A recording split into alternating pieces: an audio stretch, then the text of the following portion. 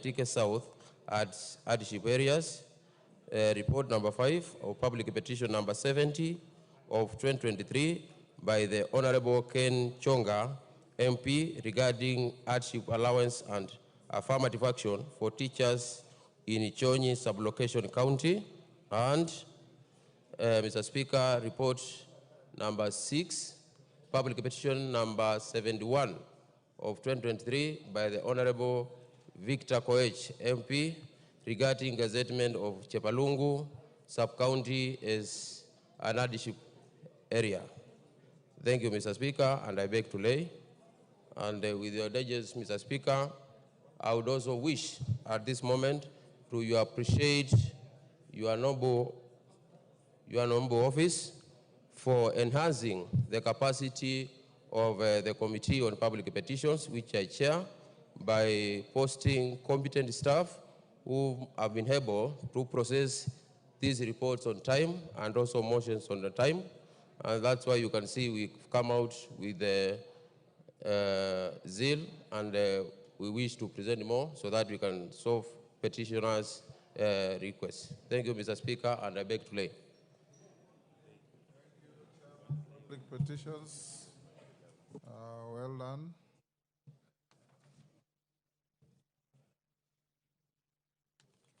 Is the Office of Majority Leader here now? Dr. Mutunga, Majority Leader, I've called you twice.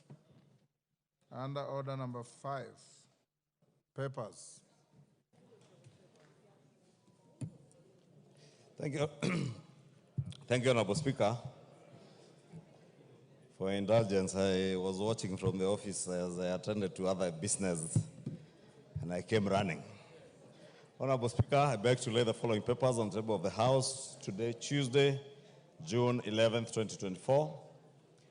Report of the Auditor General and financial statements for the year ended 30th June 2023 and the certificates therein in respect of the following: Jomo Kenyatta University of Agriculture and Technology Industrial Park Limited, 2 Jomo Kenyatta University of Agriculture and Technology Enterprises Park Limited, 3 Chuka University, 4 Cooperative University of Kenya, 5 University of Nairobi, 6 Thogoto Teachers Training College, 7 Sunset Hotel Limited, 8 Tomboya University, 9 Lafay Technical and Vocational College, 10 Kisumu National Polytechnic, 11 Mandera Technical Training Institute, 12 Machakos University, 13 Masai Mara University, and Kenyatta University being the last. Thank you, Honorable Speaker.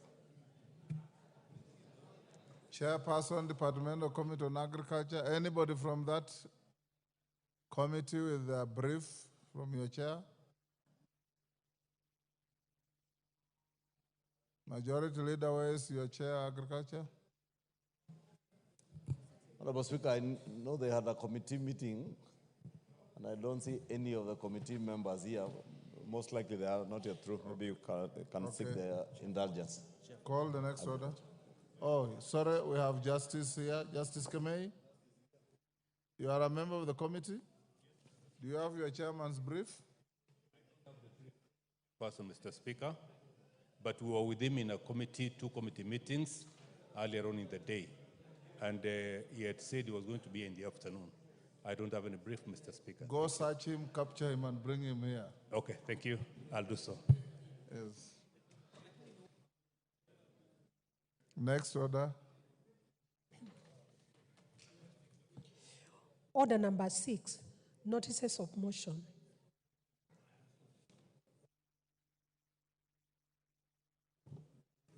Nimrod, give your notices. Yeah, thank you, Mr. Speaker. Mr. Speaker, I wish to give notice of 4 motions. That is 1. Order. You say, I beg to give notice of the following motion, and you give each notice on its own. Thank you, Mr. Speaker, for your guidance. Mr. Speaker, I beg to give notice of motion of the following motion: consideration of public petition number 7 of 2023 by Mr. Frederick Gaya regarding gazettement of Rachonyo North as an hardship area. Honorable Speaker, Number 2, Honorable Speaker, I beg to give notice of motion of that this House adopts the report of the Public Petition Committee on its consideration of Public Petition number 71 of 2023 by Honorable Victor Koech, MP, regarding gazettement of Chebalungu sublocation as an hardship area, laid on the table of the House on Tuesday, 11th June 2023.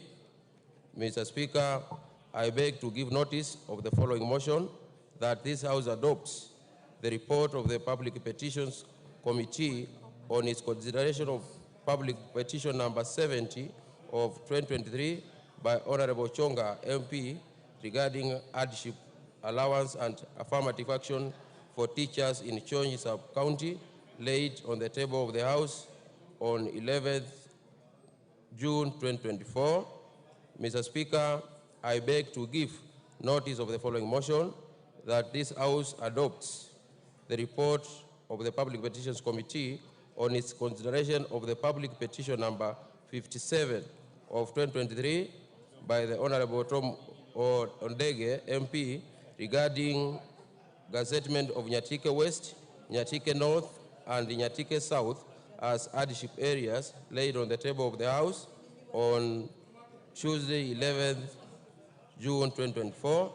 And lastly, Mr. Speaker, I beg to give notice of the following motion, that this House adopts the report of the Public Petitions Committee in its consideration of Public Petition number 7 of 2023 by Mr. Freddy Gaya, regarding gazettement of Rachonyo North as an hardship area, laid on the table of the House on Tuesday, 11th June 2024.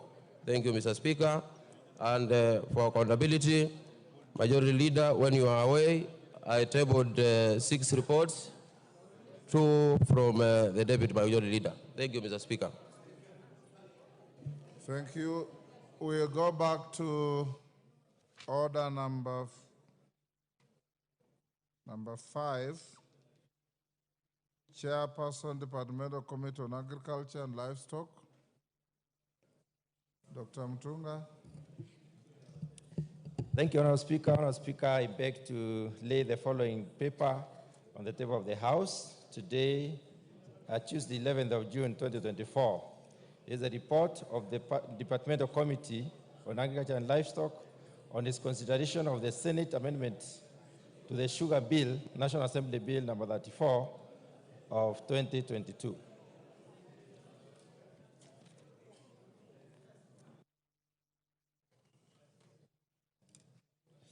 Order number 7, questions and statements. Bagendi, member for Kitutu Church South. Honorable Speaker, pursuant to provisions of Standing Order 44, 2C, I wish to request for a statement from the chairperson of the Departmental Committee on Health regarding the proposed transition from 2-test to 3-test algorithm for HIV testing in Kenya. Honorable Speaker, on 22nd August 2023, the Acting Director General for the Ministry, in the Ministry of Health, via Circular MOH Administration 1112, directed that the National AIDS and STI Control Program, NASCOP, to prescribe 3-test algorithm for HIV testing, both in the general population and the antenatal setting, to replace the 2-test algorithm. The NASCOP was further directed to coordinate a comprehensive transition plan with a target of site-level implementation by January 2024, and oversee the dissemination and publication of the HIV testing algorithm. Study findings in the task force report. The transition plan and toolkit were to include information, communication, and education materials, comprehensive training and capacity building for healthcare workers, quality assurance plans, supply chain considerations, and management, including standardized technical specifications of the algorithm kits, and risk mitigation measures to ensure service continuity during the transition period. Honorable Speaker, it is against this background that I request for a statement from the chairperson of the Departmental Committee on Health on the following. One, could the chairperson provide a report on the status of transition from 2-test to 3-test algorithm for HIV testing in Kenya, including whether the site-level implementation earmarked for January 2024 took off and the progress made so far. Two, provide details on dissemination and publication of the HIV testing algorithm, study findings, and the release of the task force report as directed in the named circular. Three, explain the status of the development and implementation of the transition plan and toolkit by NASCOP, including measures taken for information, communication, and education, training of healthcare workers, quality assurance, supply chain, and risk mitigation. Four, provide a report on the progress made in the procurement process for the new kits, the extent of adherence to NASCOP to procurement laws, and the transition plan in initiating this procurement. Five, provide an update on the revision of relevant programs, documents related to HIV testing to align them with the 3-test algorithm and assurances put in place to ensure service continuity with no stockouts of test kits during the transition period. I thank you, Honorable Speaker. Chair Health, were you listening to that? Thank you, Honorable Speaker. Honorable Speaker, I'll request that you give us 2 weeks to respond to the statement by Honorable Kibagendi. Okay, 2 weeks, ordered. Rosa Buyu. Rosa Buyu, member for Kisumu West. Minority Leader, where is your member? Or you are not the keeper? No idea. No idea. Okay, question stayed. Chairperson, Departmental Committee on Environment, Forestry and Mining. I'm here, Honorable Speaker. Yes, Honorable Kikaria. I'm ready with the statement, the response to the statement. You are ready? Yes, yes. Go ahead. Thank you, Honorable Speaker. First of all, let me thank you, Honorable Speaker. I'm sorry last week we were not able to read the statement as the response, and I want to thank you for giving us a second opportunity for us to do that today. Honorable Speaker, I have the statement which was requested, and the response is as follows, Honorable Speaker, that the ministry is aware that in the 1980s and the early 1990s, the government had embarked on the oil exploration activities in the northern region of Kenya, namely parts of the present Wajir and Marsabit counties. The findings from the exploration indicated that there was no oil deposits of economic viability to justify further drilling activities. Thereafter, the National Oil Corporation of Kenya required the oil exploration companies to decommission their activities after closure of their drilling exercise. At the time of the exploration, Honorable Speaker, there was no legal framework to support the environmental impact assessment report, and therefore no AIE was conducted. Honorable Speaker, the MCA Act came into being in 2000, and this was happening in the 1980s and 1990s. In January 2004, media reports emerged about the possible water poisoning in northeastern Kenya when the Nation newspaper published the death of over 7,000 livestock which had died after drinking water from a borehole in Kargi area of Marsabit County. Honorable Speaker, the committee collected water, the committee that had been formed collected water samples from the boreholes and wells for the affected region and conducted scientific investigation which revealed that the water contained elevated levels of nitrates and nitrates above those permissible for drinking. Honorable Speaker, further studies were carried out in a water sample collected from shallow wells and deep boreholes in Kargi village, and as well as solid samples from the sites that were decommissioned by Amoco Oil Company, being Bellatrix 1 and Silas 1.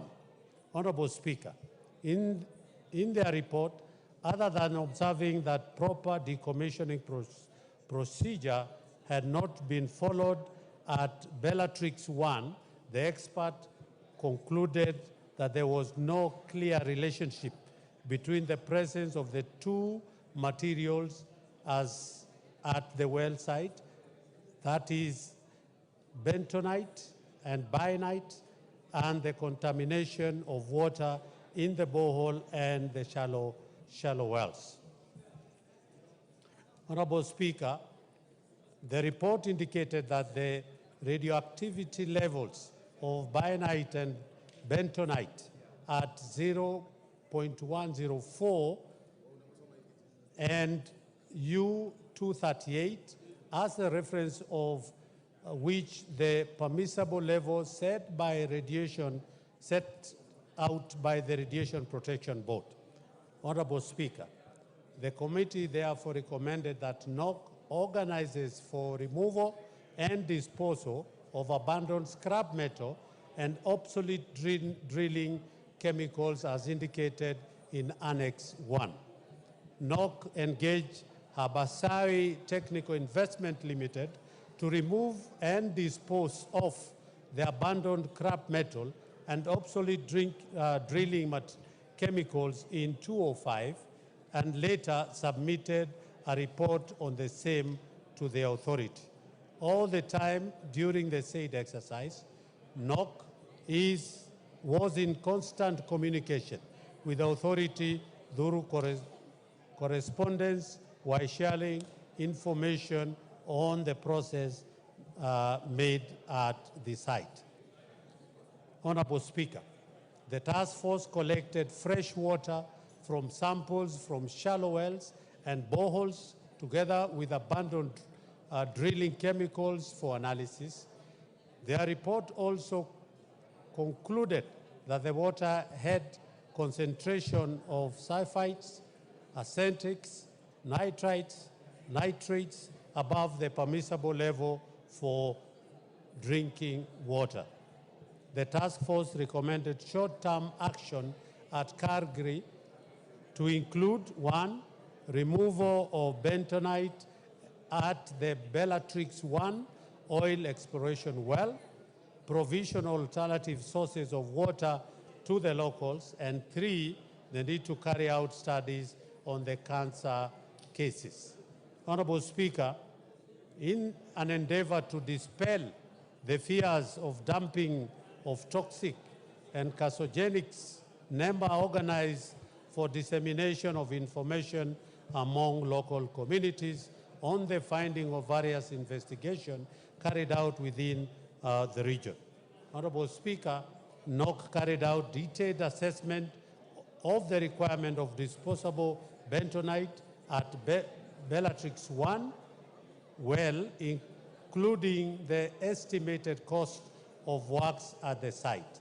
The assessment indicated that there was no appropriate 1,000 tons of bentonite at Bellatrix 1, and NOC was expected to propose to NEMA the disposal options for the ease of collaboration. After careful evaluation of the disposal options proposed by NOC, NEMA approved and proposed options under the following condition. 1, NOC undertakes an environmental impact assessment on selected site, incorporating risk assessment and management. And I want to say that, Honorable Speaker, in Annex 4, we have an EAI report license that is annexed under Annex 4.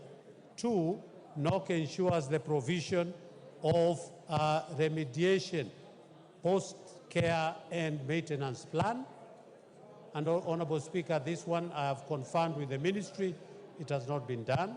NOC notifies NEMA on completion of remediation works and submit a remediation report for evaluation, and that the sampling and analysis of appropriate parameters must be provided.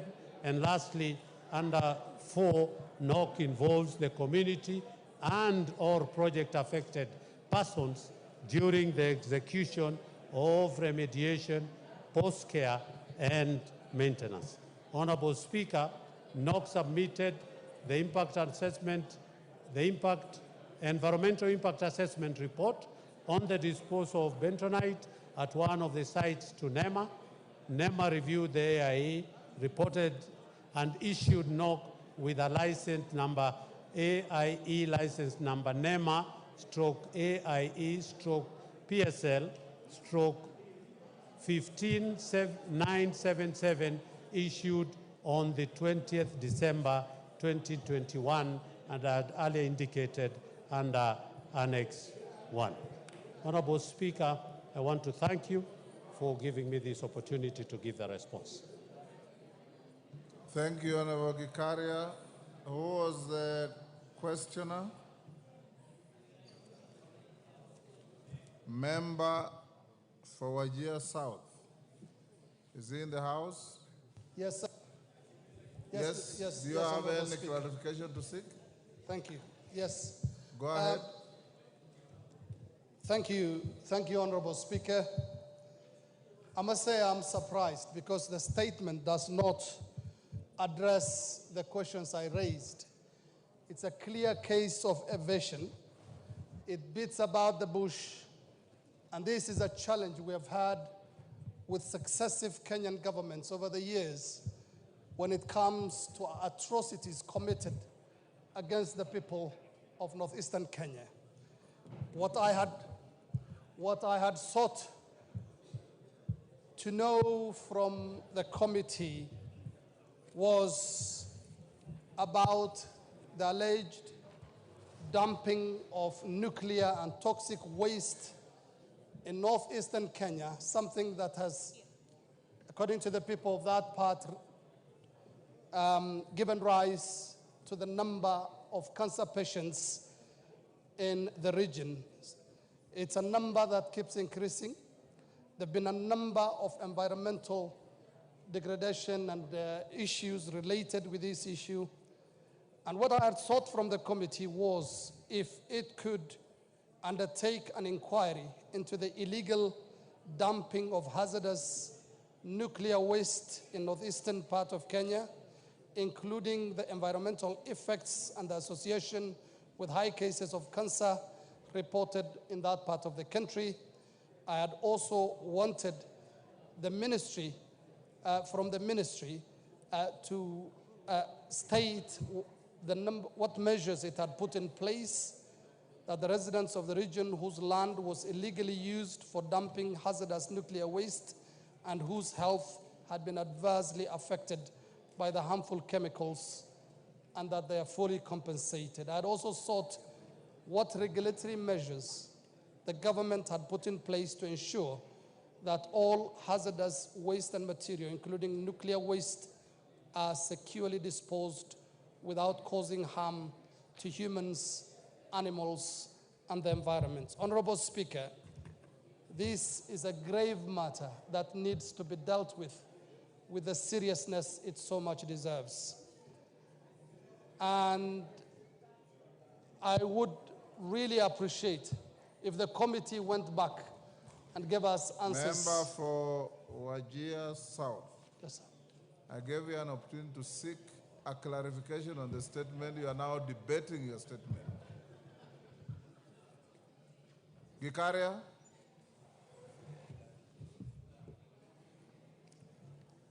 Thank you, Honorable Speaker. Honorable Speaker, I hear the member. Honorable Speaker, this statement was sought under Standing Order number 44 2C for the purpose of the toxic waste that was dumped in the early 90s, 80s and 90s. And to be honest, Honorable Speaker, when I read the request by the member under Roman 1, Roman 2, and Roman 3, it is true, Honorable Speaker, other than only Roman 1. That is where we have given a lot of emphasis, not concentrating on Roman 2, where he sought whether there were any compensation, and lastly, Roman 3, where he has requested. And to be honest, Honorable Speaker, this House has passed so many ratifications that we have had on these hazardous waste, the mercury issue, the Manimeta Convention, and so many, and that is what we expected in this statement as a response. So I totally request, Honorable Speaker, that if the member is dissatisfied, as he has indicated, as a committee, we can make an inquiry ourselves, because, Honorable Speaker, under the Standing Order number 44-2C, it is only that we sought a statement. So if we can be allowed as a committee, we could be able to make ourselves an investigation and be able to give a proper response. Thank you. Okay, we'll take two more. Major Bashir. Thank you, Honorable Speaker, and for granting me this opportunity. Honorable Speaker, this issue of the toxic waste, as the chair of the committee has actually confirmed that the response is not really what we expected. Honorable Speaker, I want to urge this House, and with your indulgence, that we form a special select committee of Parliament to look into this matter, because that is the only way we can get to the bottom of this matter. Major Bashir, you know what to do. If you want a select committee, bring a motion. I will. Thank you very much. Yes, we cannot form a select committee by your intervention. Thank you very much, Honorable Speaker. We will do that necessary and ensure that we bring a motion to have a select committee so that this matter is dispensed with once and for all. The lives of the people of northern Kenya and Kenyans at large is at risk because of what has been done in the previous years, that issues of drilling of wells, oil, and so forth have happened. And it's important that we have a conclusion on this matter. So I will, in my capacity as the chair of the Pastoralist Parliamentary Group, bring a motion to have a select committee for this matter to be concluded. Thank you very much, Honorable Speaker. Thank you. Member for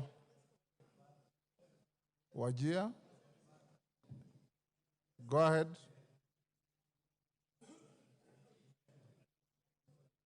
Give the member the microphone. Thank you, Mr. Speaker. Mr. Speaker, I think the issue raised by the MP for Wajir South is a very important issue. The chairman of the Committee on Environmental only dwelt on specific area of Kargi, and the issue was for northern Kenya. In my constituency itself, I have an issue of the same nature, where wells were dug, were drilled, and even if you listen to him, the report he gave back to this House is that these things happened in the late 80s and early 90s. But the environmental impact assessments were done in the year 2000, 2000 and even today, the last 2 years, 2021. I think this committee should have gone into details of every region in this of northern Kenya that had wells drilled, so that they come out with a comprehensive report on what happened. Mr. Speaker, our people are in fear. There's so much panic on this issue of because people already knew that there was a problem of cancer in the area, and now that when this allegation came, that there were actually toxic waste which were dumped in those areas, that has also brought up again another fear and panic into the society of northern region. So I think the chairman should go back and get a comprehensive report on this issue so that we address it once and for all. Thank you, Mr. Speaker.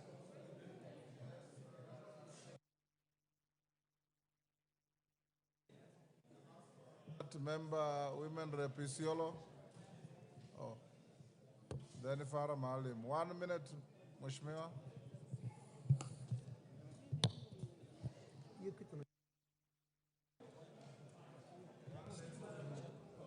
All right. Thank you, Chair. Chair, I rise to... Please, Speaker. Honorable Speaker, sorry about that. Speaker, this is a matter that we've all lived to experience in terms of the impact that our people have encountered as a result of the waste that has been dumped in that part of the country, that is northern Kenya. Personally, we do have a number of people who are suffering cancer as a result of that. And it all happened between 80s and 90s. It is not something you can deny. It is something probably will require as a country to investigate thoroughly and put it to a conclusion. So even if we try to run away from it, we will not run away from this matter. We will keep experiencing burden in our health sector because it continues to affect us every other day. If you look at the number of people who are suffering cancer in that part of the country, it is so much that it should concern everybody in this part of the country, and we get into investigation to get to the bottom of the matter. So, Mr. Speaker, kindly guide us on the same. We are concerned as members of parliament from that part. Thank you. Farah Maalim, the last on that. Give Farah Maalim the mic. Mr. Speaker, thank you very much for giving me this opportunity. Mr. Speaker, I want to add my voice. Mr. Speaker, when we came to this house, me and you, late 1992, as early as 1993, I brought up this matter on the floor of the House. And the most strange thing about this, and I really want to see, to get the attention of my colleagues in this plenary, is that there were American soldiers, in some cases in uniform, who were moving around with drilling rigs, with very big containers that were in what you call vehicles, and everywhere where they were going to do the drilling of a borehole, they literally cordoned off that area. And the impression given is that these people are trying to drill for water to assist the community. But they will drill whatever they're going to drill. They put whatever they were going to put, and they cap it. And then, of course, this epidemic again of people around that place all ending up with cancer cases. Mr. Speaker, this thing has got a serious responsibility. At the time, I remember very well, the Minister for Energy was the late Biwott, Nicholas Biwott. I think there's need for us to get to the bottom of this thing. It's my considered conviction that serious money changed hands between outside countries and interests in outside countries and people who are in the system at the time from our own country. And it's because of that then people have decided to dump this thing because it's easier for them to dump it outside. Seek a clarification from Gikaria. Yes. So my position to the chair is that can we lift the veil on this thing and get to the bottom of it? Get to the bottom of this, because if we don't, any government in place is going to do the same things to different sections of the country, and this problem will be with us for hundreds of years, if not thousands of years to come. Thank you. So, Honorable Gikaria. Thank you, Honorable Speaker. Honorable Gikaria. Yes. Take your seat. In your preparation of order, in your preparation for this response, did you visit the affected areas? or you just listened to public officers? Because listening to your statement is a total variance with allegations being raised by members. Did you visit the affected areas? Honorable Speaker, this is just a response which was given by the CS in charge of environment, climate change and forestry, signed by her. And the committee was, once we got when the statement was sought by the honorable member, it was taken to the ministry. So that is why I had said, actually indicated that we are also dissatisfied with the going by what the request was done and the response. And some of the issues, the Honorable Speaker, I want to agree with the members, is that they are talking about cancerous issues.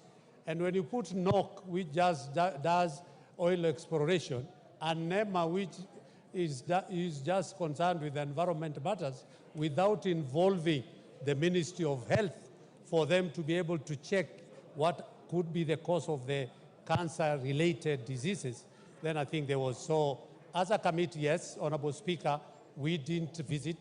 This is just a response from the ministry. So I'll give you direction, take time and interrogate that statement from the minister. As a committee, visit the affected areas and bring back a comprehensive report in the next 1 month. Speaker. Most obliged, Honorable Speaker. Honorable members, before we go to the next order, allow me to acknowledge the following schools in the public gallery. Isiolo Boys Secondary School from Isiolo North, Oshol Academy from Mombasa, Nyali,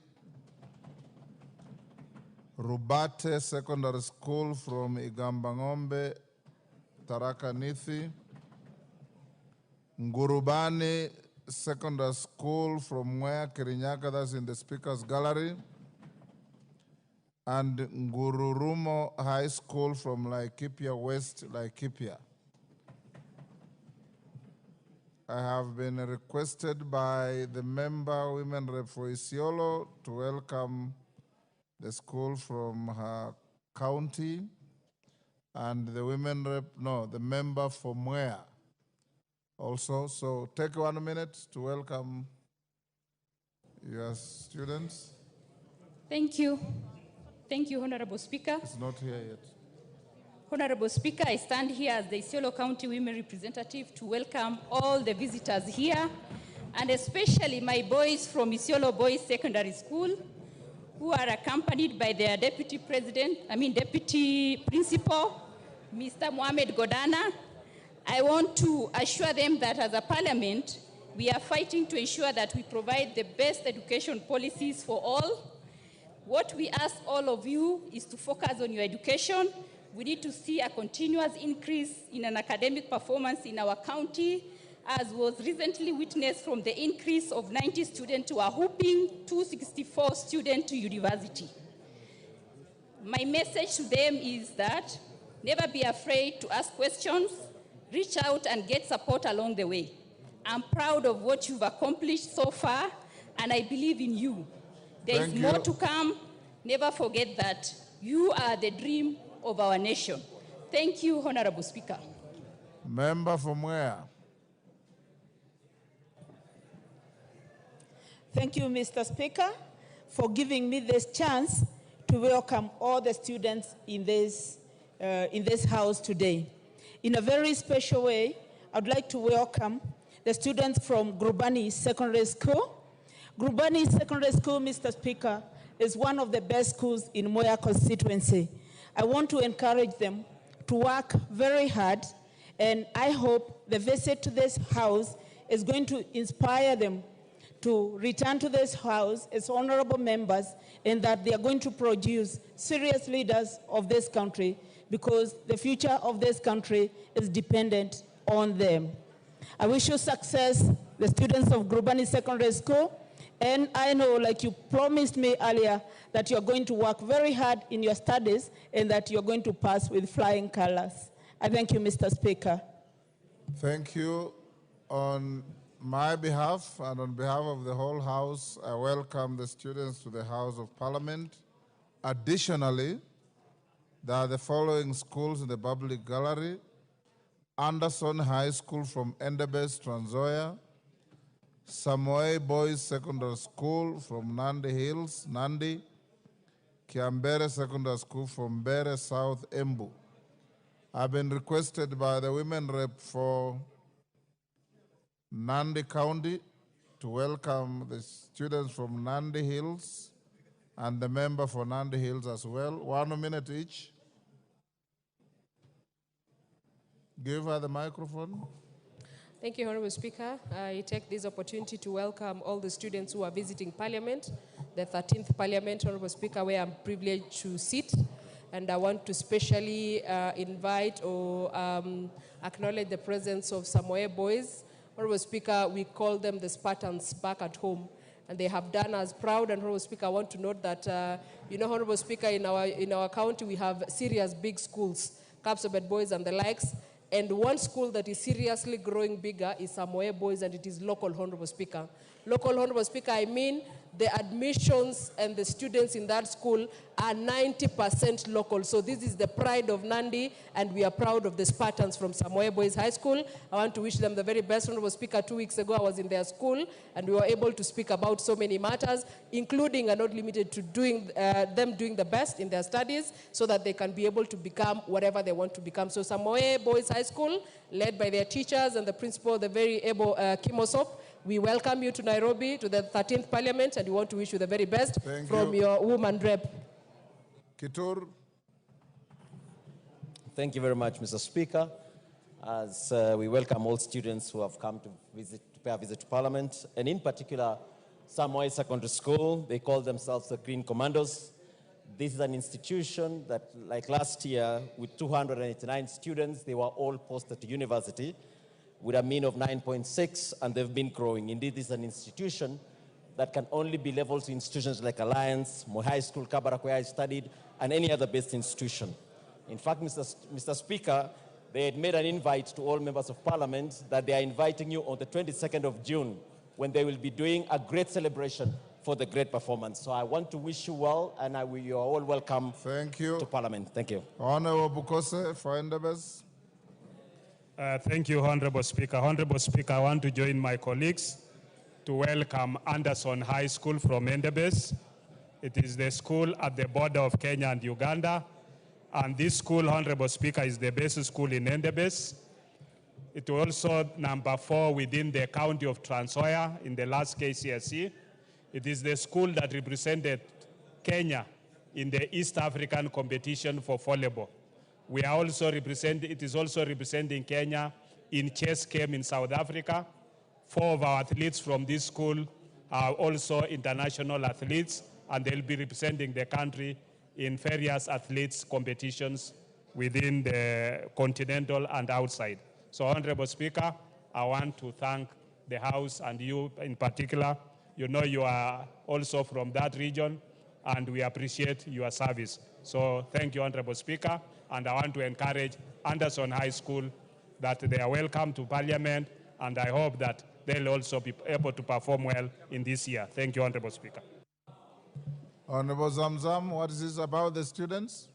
Go ahead, 1 minute. Asante sana Mheshimiwa Spika, na mimi kama mama Mombasa County niweze kuwakaribisha rasmi watoto wangu wa shule ya Visual Loshan, na niwaambie kuwa nyinyi mmetuinua sana katika anga za Kenya, mmetuinua sana katika ramani ya Kenya kwa kutoa wanafunzi bora sana katika Kenya hii, kutoa madaktari na ufundi mwingi kutoka katika shule yenu. Kwa hiyo mimi nawahusia mzidi kushika kasi katika masomo. Kama ni wasichana, mcheze boli, msishike boli, tuweze kujenga taifa pamoja na muweze kufocus na masomo yenu. Asante sana Mheshimiwa Speaker. Thank you. Still on order number 7, Rosa Buyu. Thank you, Mr. Speaker, for your indulgence. I was slightly held up in the office attending to one of the constituents who'd come from Kisumu. Mr. Speaker, this is a request for a statement regarding compensation for land compulsorily acquired to construct Kisumu Northern Bypass. Honorable Speaker, pursuant to the provisions of Standing Order 44.2c, I wish to request for a statement from the chairperson of the Departmental Committee on Lands regarding the inordinate delay in compensation of landowners for land compulsorily acquired to construct the Kisumu Northern Bypass.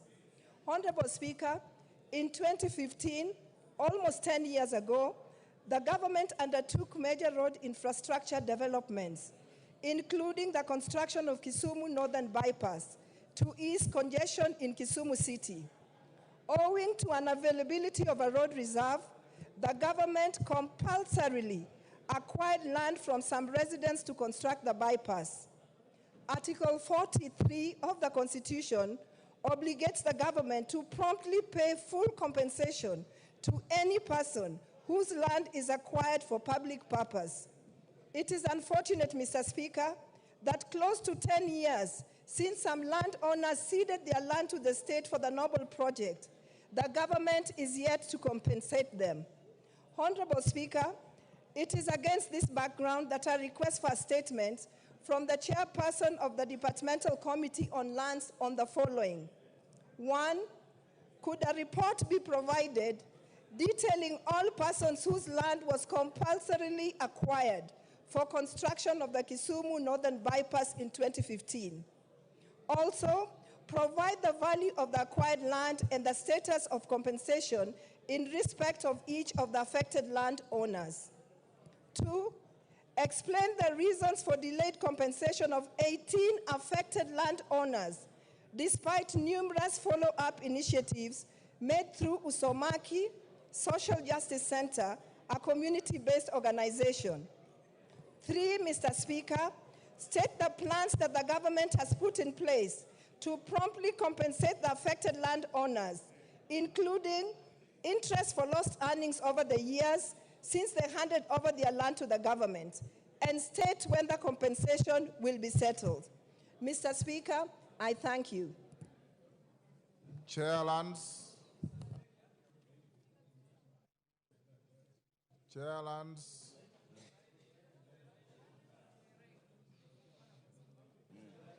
Hold Nyamoko. Yes, Jared. Thank you, Mr. Hold on, Nyamoko. Jared, what is it? I thank you very much, Honorable Speaker, for allowing me to joyride on the statement as read by Honorable Rosa Buyu. Honorable Speaker, the situation is actually uglier than she's putting it. When this idea was birthed in the year 2015 to come up with the Kisumu Northern Corridor that joins the airport road to Mambuleo, to Muhoroni, and ultimately Londiani Junction, Honorable Speaker, the owners of parcels along that corridor were forcefully evicted from their homes to create a pathway. Honorable Speaker, it was done under the premise of compensation, which has not happened to this very day, almost 10 years down the line, Honorable Speaker. Honorable Speaker, some of the family members were plugged into other relatives' homes, overstretching budgetary allocations for individual families, Honorable Speaker, with the hope of getting compensation at the end of the day. 10 years they have been waiting. Those families got tired with the family members and relatives, and most of them do not actually have where to stay because their boards were demolished by the government.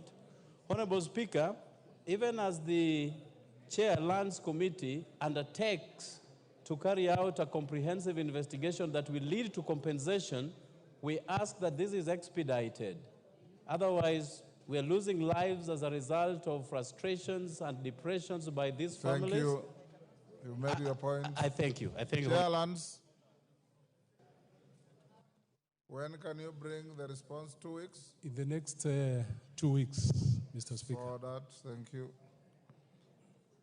Next order. Order number 8, The Statute Law Miscellaneous Amendments Bill, National Assembly Bills number 67 of 2023. Resumption of debate.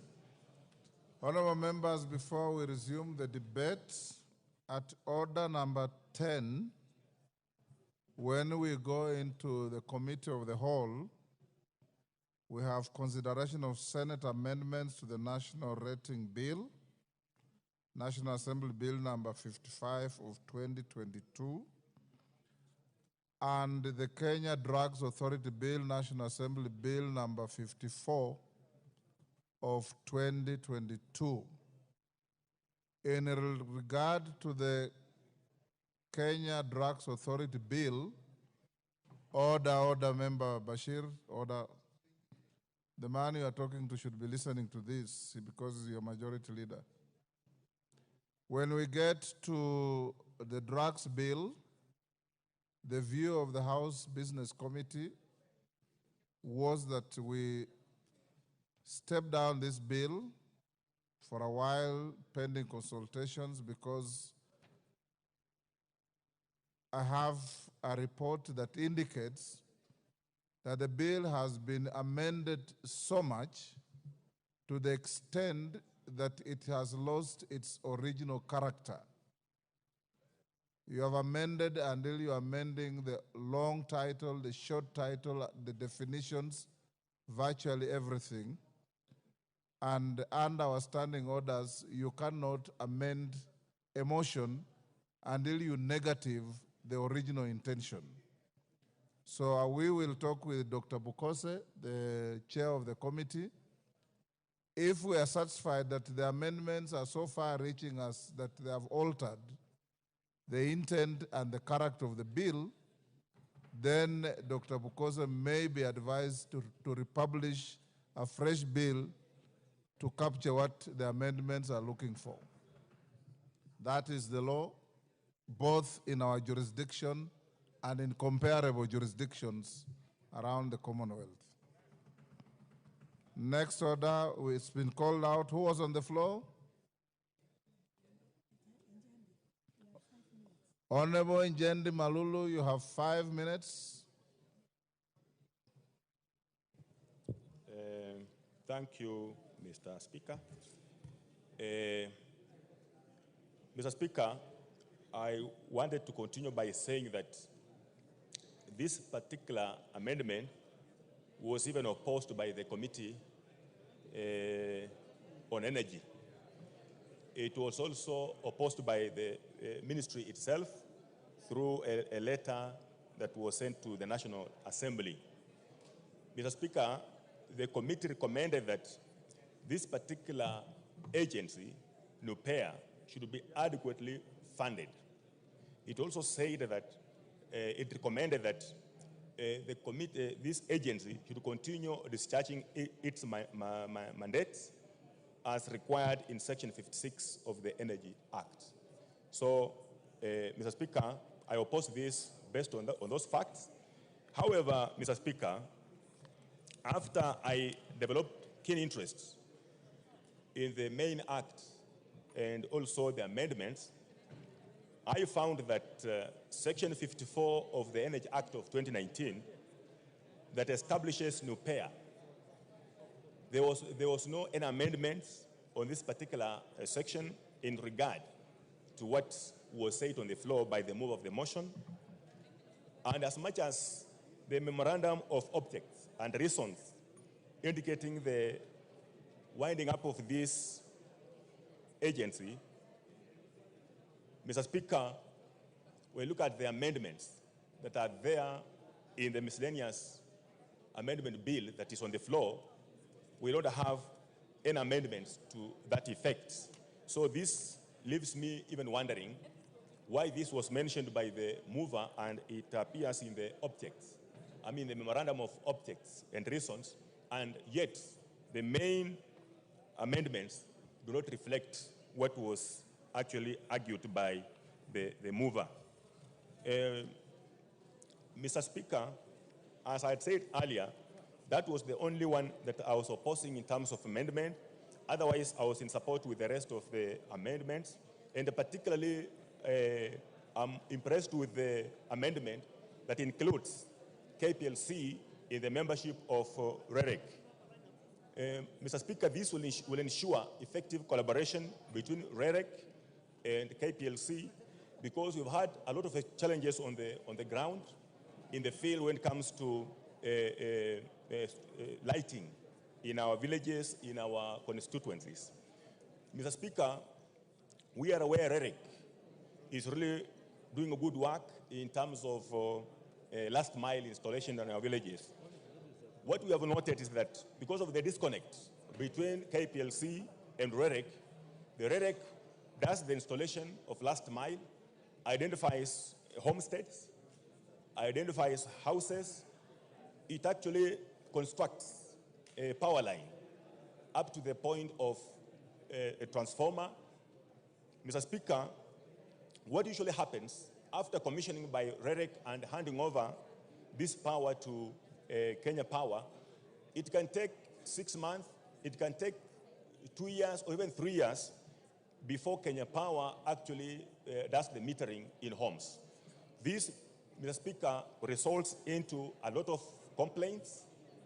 It results into a lot of vandalism of property that belongs to Kenya, to REREC, so that at the end of the day when the meters normally come, you find that Kenya Power or REREC is spending further in terms of repairing and purchasing the property that was destroyed. Mr. Speaker, also, this will enable us not to lose any opportunity in terms of using the power that is normally at our doorsteps, and yet because of lack of metering, we don't enjoy it. Mr. Speaker, also, we've had a lot of challenge that after we have, REREC has installed the transformer, powered the transformer. When it takes time to install, to put meters in people's homes, and scrupulous contractors normally come and start laying illegal lines, so that you find many other homes have been connected outside the 600-meter requirement. You find that when the time comes for metering now, we have also a problem now, conflict, and then an MP is involved, household complaining that how come I have a meter and I've not been connected to the power line. So I support all these except this particular one of winding up NUPEA and transferring resources of NUPEA to the Ministry of Energy. Thank you, Mr. Speaker.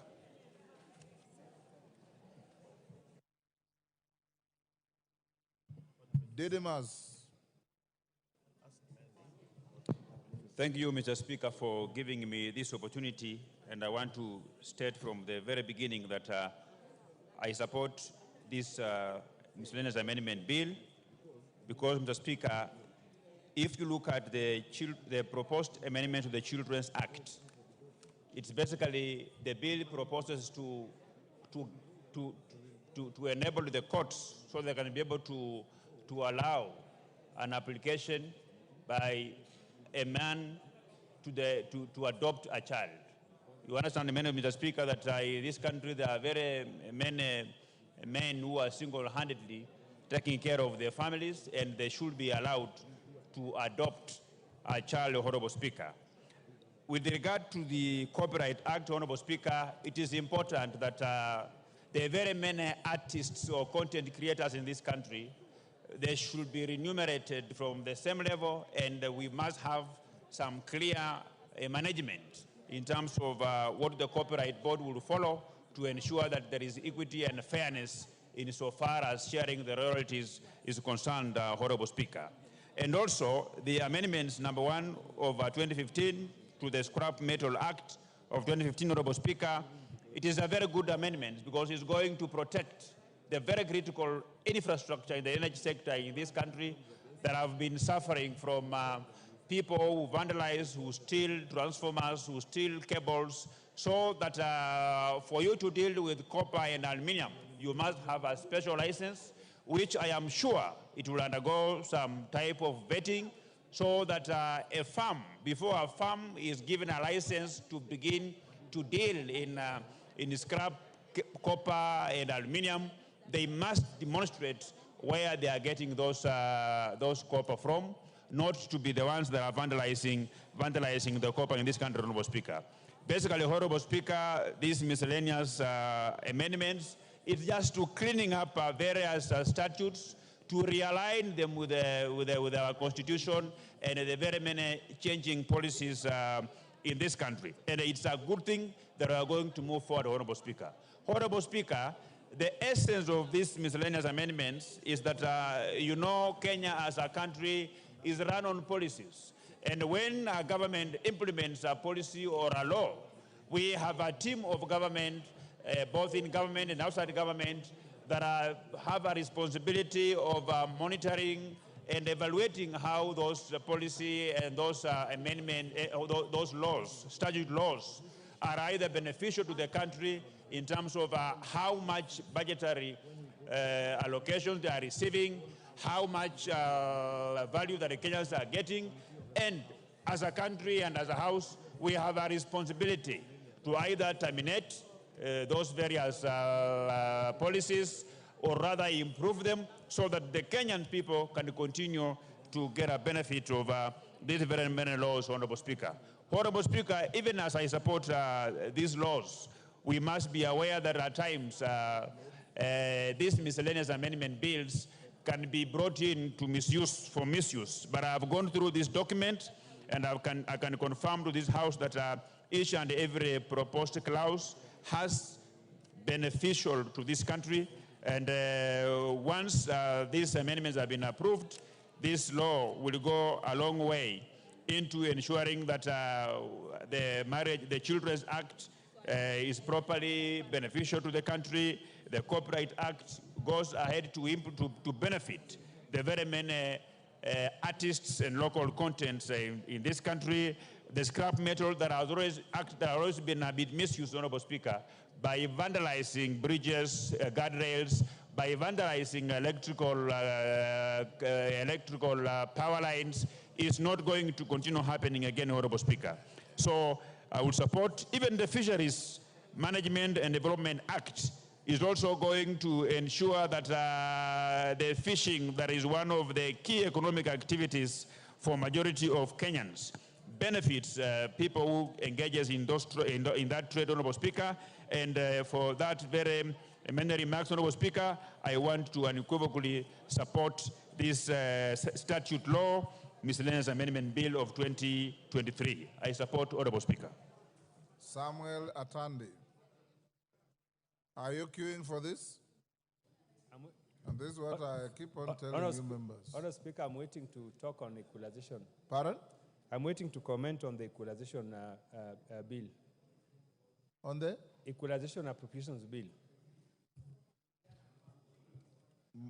Kibet Komingoi. Absent. Moses Kirima.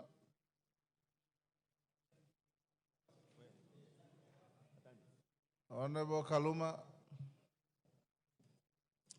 Thank you, Honorable Speaker. Honorable Speaker, I support... Just before Kaluma, you go on, Clerk, can you wipe the screen?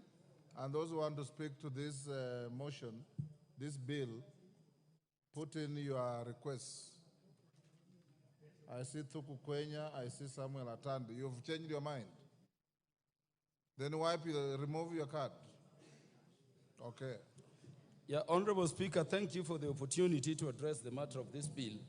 Honorable Speaker, I support the proposed amendments to the Judicial Service Act, just as I also support the proposed amendments to the Parliamentary Service Act. Honorable Speaker, I support these particular provisions because the mandate of these particular commissions are in the Constitution. The Parliamentary Service Commission has to deal with matters of facilities and welfare for members. We've had situations in the past, Honorable Speaker, where sister commissions are encroaching into the mandate of the Parliamentary Service Commission. And I support this particular amendment because it would make it clear those matters which the Parliamentary Service Commission and the Judicial Service Commission should be dealing with. Honorable Speaker, we must remember there is a good reason as to why we have a Parliamentary Service Commission for this arm of government, and then we have a Judicial Service Commission for the other arm of government. We need those commissions to protect these two arms within the areas of their constitutional mandates. But, Honorable Speaker, I oppose amendments proposed to the Children's Act, as I do also the amendments proposed to the Adoption Act. Honorable Speaker, it is proposed to amend the Children's Act to delete Section 184, subsection 4. And Honorable Speaker, just to put the Parliament in good light, let me read what Section 186, subsection 4 deals with. Honorable Speaker, the subject under Section 186 is the matter of who may apply to adopt a child. Who may apply to adopt a child. At subsection 4, it says the court shall not make an adoption order in favor of a sole male applicant, unless the applicant is a blood relative of a child. We are proposing to delete this provision to allow any male applicant, even if not related to a child, and in spite the gender of that child, to adopt a child. Honorable Speaker, that is a very dangerous amendment proposition. Why would I, as a male person, seek to adopt a child I'm not related to, and I'm not living with a female? Number one, what am I to do with the child if there is no distinction, Honorable Speaker, as to the gender of the child? Honorable Speaker, I'm addressing a proposed deletion of Section 186, subsection 4. A very dangerous proposal, Honorable Speaker, coming through this statute law miscellaneous amendment. And Honorable Speaker was explaining that when you read Section 186, Honorable Speaker, it is at page 1815 of the bill. 186, subsection 4, proposed to be deleted. At that page, it says the court shall not make an adoption order in favor of a sole male applicant unless the applicant is a blood relative of the child. Honorable Speaker, we know what it takes to take care of a young child. How can a male person who is a sole male person, not in marriage, not with any other person, adopt such a child? And we are not talking about the gender of the child. How can I be allowed to adopt a child I'm not related to, who is a girl, and I go with this child? Honorable Speaker, I want to say this provision is very dangerous. And I wanted to say, Honorable Speaker, that we took a lot of thought into the current Children's Act. And we had very good reasons to have this provision. We could risk children to defile us. Order, Honorable Kajwang. Stop cheering. Go on. Honorable Speaker, you could have people who are not related to a child. We have not specified even the gender of the child. These people can mess up a child beyond measure and beyond the control of the court. And as Honorable Speaker, I wanted to ask the members that there is a good reason as to why we prescribed the subsection 4 of Section 186, which is sought to be removed. We oppose this one. Number two is that this particular provision, Honorable Speaker, is quite substantive to be considered, casually within the context of a statute law miscellaneous amendment bill. Honorable Speaker, at Section 186, subsection 6F, Honorable Speaker, you'll again see at that same page 1815, the deletion being proposed. And Honorable Speaker, this is very serious. I wished particularly our county members of parliament would look at these provisions. Very critical for the family. Honorable Speaker, this deals with adoption of a child. And the provision which is sought to be removed at 6F says, the court shall not make an adoption order in favor of an applicant or joint applicants if the applicant or joint applicants or any of them is a foreign applicant, except where the applicant is a biological relative of the child. What is the problem with that provision? It is protecting our children. Honorable Speaker, we've had cases of child trafficking. We've had cases of organ harvesting sourced from children being moved from jurisdictions to other jurisdictions. We have cases of child pornography. I mean, how do you want to delete a provision which is securing our children from foreigners unless they are biological relatives? What protection do those children have after they are moved out of jurisdiction? Honorable Speaker, these are very fundamental provisions. And I wanted to say that if we are dealing with the provisions of Article 53, particularly the rights of the child as protected under Article 53, if we read it keenly, we cannot delete these provisions proposed. And an honorable Speaker, on these two proposed deletions, I'm opposed. Otherwise, I support every provision, even though they are substantive. I thank you, Honorable Speaker. Kwenya Thuku. Kwenya Thuku is in the house. Thank you. Yes, Kwenya. Thank you, Mr. Speaker, for this opportunity to contribute on this miscellaneous amendment bill. And Mr. Speaker, from the onset, I am in support of some of the amendments herein, but I also want to give my thoughts in a few as far as I'm concerned and the feel of the people of Kinangop. Mr. Speaker, I want to support from the onset the inclusion of Kenya Power and Lighting Company in the membership, to be in the membership of Rural Electrification and Renewable Energy Corporation. We have had issues of electrification in our constituencies, Mr. Speaker, and once work is done by REREC, there have not been proper transition from REREC to the body now that takes charge of the power lines and serves our people with electricity. Because of lack of proper, the lack of proper transition is because Kenya Power is not represented in the board of REREC, and therefore inclusion of KPLC in the same, that would be a step in the right direction. Mr. Speaker, of importance in this bill that I wish to give my thoughts is on the issue of this amendment that is proposed on the Scrap Metal Act of 2015. Mr. Speaker, I see a lot of mischief in this bill. Reason being, we are proposing, or there's a proposal that scrap metal dealers, and especially those dealing with copper, aluminum, and copper and aluminum alloy, to have special license to export copper, aluminum, and the two combined. And Mr. Speaker, this should worry everybody. One of the biggest issues that we're dealing with today is transformers vandalism. Vandalism as far as extraction of copper is concerned, because we know they are pricey. And Mr. Speaker, we all know that the Republic of Kenya, we do not produce copper. And therefore, why are we licensing people to deal with copper?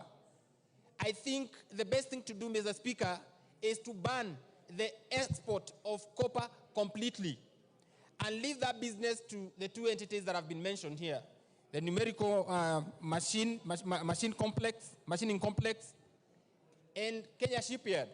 So that then if there are any scrap metals as far as the two metals are concerned, then they are consolidated, they are smelted, and therefore have billets that are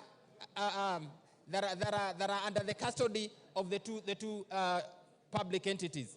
Then they can be auctioned in public, Mr. Speaker, as opposed to giving special licenses. And actually, this is now being left to the hands of ACS, who now will decide who to issue these licenses to. And therefore, Mr. Speaker, we may be forming cartels that are going to be responsible of vandalizing our transformers, and this is a challenge that we've been having every year. I had a conversation with one of our officers in REREC, and actually they brought my attention on this issue, Mr. Speaker. And because we represent people and we know the kind of losses that this country is running into because of this illegal, or maybe let me just say legal trade, whereby we have licensed vandalizers. Mr. Speaker, I am opposed to this amendment, and in fact, I am going to bring up amendments that are going to delete any form of licensing of scrap metal dealers and as far as copper is concerned, because we do not produce the same, and therefore exporting the same would be a question that we need to answer as a house. Let us leave this to the two public entities that have been mentioned in this bill to deal with the consolidation of the same and maybe selling the same in public auction. Otherwise, Mr. Speaker, I support anything else that is in this bill, but on that one, I'm opposed and I'm going to bring an amendment. Thank you, Mr. Speaker. What is the point of order? Mr. Speaker, something troubles me. You know, bills come before us, we process them in second reading, and it would appear as though the normal situation is to pass bills.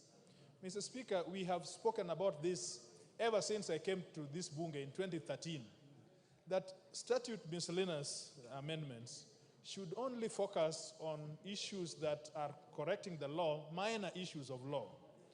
Now, Mr. Speaker, with you, because you are a doyen of authority, and you are the chairman of the rules and procedure, if we are unable to tame the executive from where these bills are coming, are we able to change our rules so that we make sure that when the clerk is perusing a bill, if the clerk finds, and in the speaker's discretion, if it turns out that a legislation is so fundamental and substantial that requires policy, the speaker or the clerk would refuse to process that kind of bill? Because even as we speak, Honorable Kaluma has spoken, and the member there has eloquently spoken, you will see that all this, in spite of what they have said, except for committee of the whole House, we will still pass them, notwithstanding what they are, notwithstanding the fact that there is no policy, notwithstanding the fact that they have not been clearly thought of. Mr. Speaker, I just want to harvest from your from your experience. Is it possible that your committee, the Rules Committee, we could come up with a change of the standing orders? Because presently, nothing like that appears. Thank you. Bring your petition, the Rules Committee, to be looked out. I have no reason to believe that this bill will go through or not until you vote. So we leave it there. Bring a petition to look at it. Let me summarize, Mr. Speaker, by saying I am opposed to this amendment. I am going to bring in further amendments so that then we align and make sure that there is no trade that is going to happen in this country in as far as exportation of copper is concerned. Mr. Speaker, I support with reservations. Zamzam Chimba.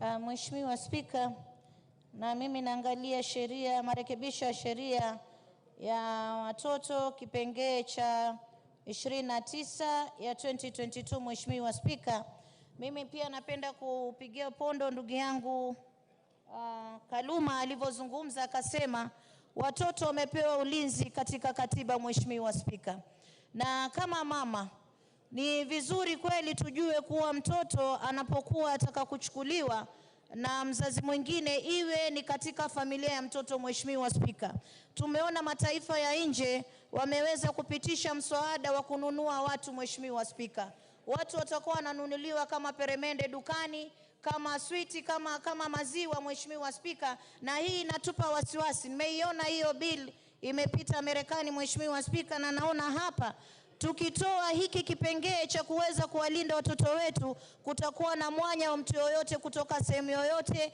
kuchukua mtoto kwa jina la adoption, lakini pengine wanaenda kutumika kwa mambo mengine. Mheshimiwa Spika, na hasa kipengee kile kimemlinda mtoto kusema kuwa mtu wa kiume, mwanaume asiweze kuchukua mtoto, kwa sababu kwanza mwanaume hajapewa ile nguvu ya kuweza kulea mtoto kama vile mama. Kwa hiyo mimi napenda hichi kipengee kisiweze kuguswa, ili wale watoto wetu waweze kupata ulinzi, wasiweze kujipata katika mikono ya watu ambao si watu wazuri. Mheshimiwa Spika, watu wengi wanaingia na jina la adoption, Mheshimiwa Spika, lakini mwisho wa kwisha wanaenda kutumia watoto, wengine wanatoa viungo vya mwili, huwezi kujua mtoto kama anakaa vizuri, hakuna mtu ambaye anafuatilia kule mtoto alikokwenda. Kwa hiyo ni vizuri mtu wa karibu wa damu ya mtoto ndio aweze kuchukua mtoto, Mheshimiwa Spika. Kwa hii mimi nasema hichi kipengee kisiweze kubadilishwa. Asante sana Mheshimiwa Spika.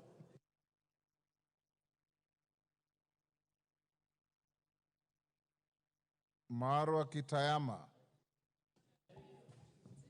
Mheshimiwa Spika, ingawaji nilikuwa nataka kuchangia kwa hoja ambayo inafuatia, lakini Mheshimiwa Spika, ni wazi kwamba kuna matatizo. Kama hizi ile ulitaka, yield the floor to somebody else.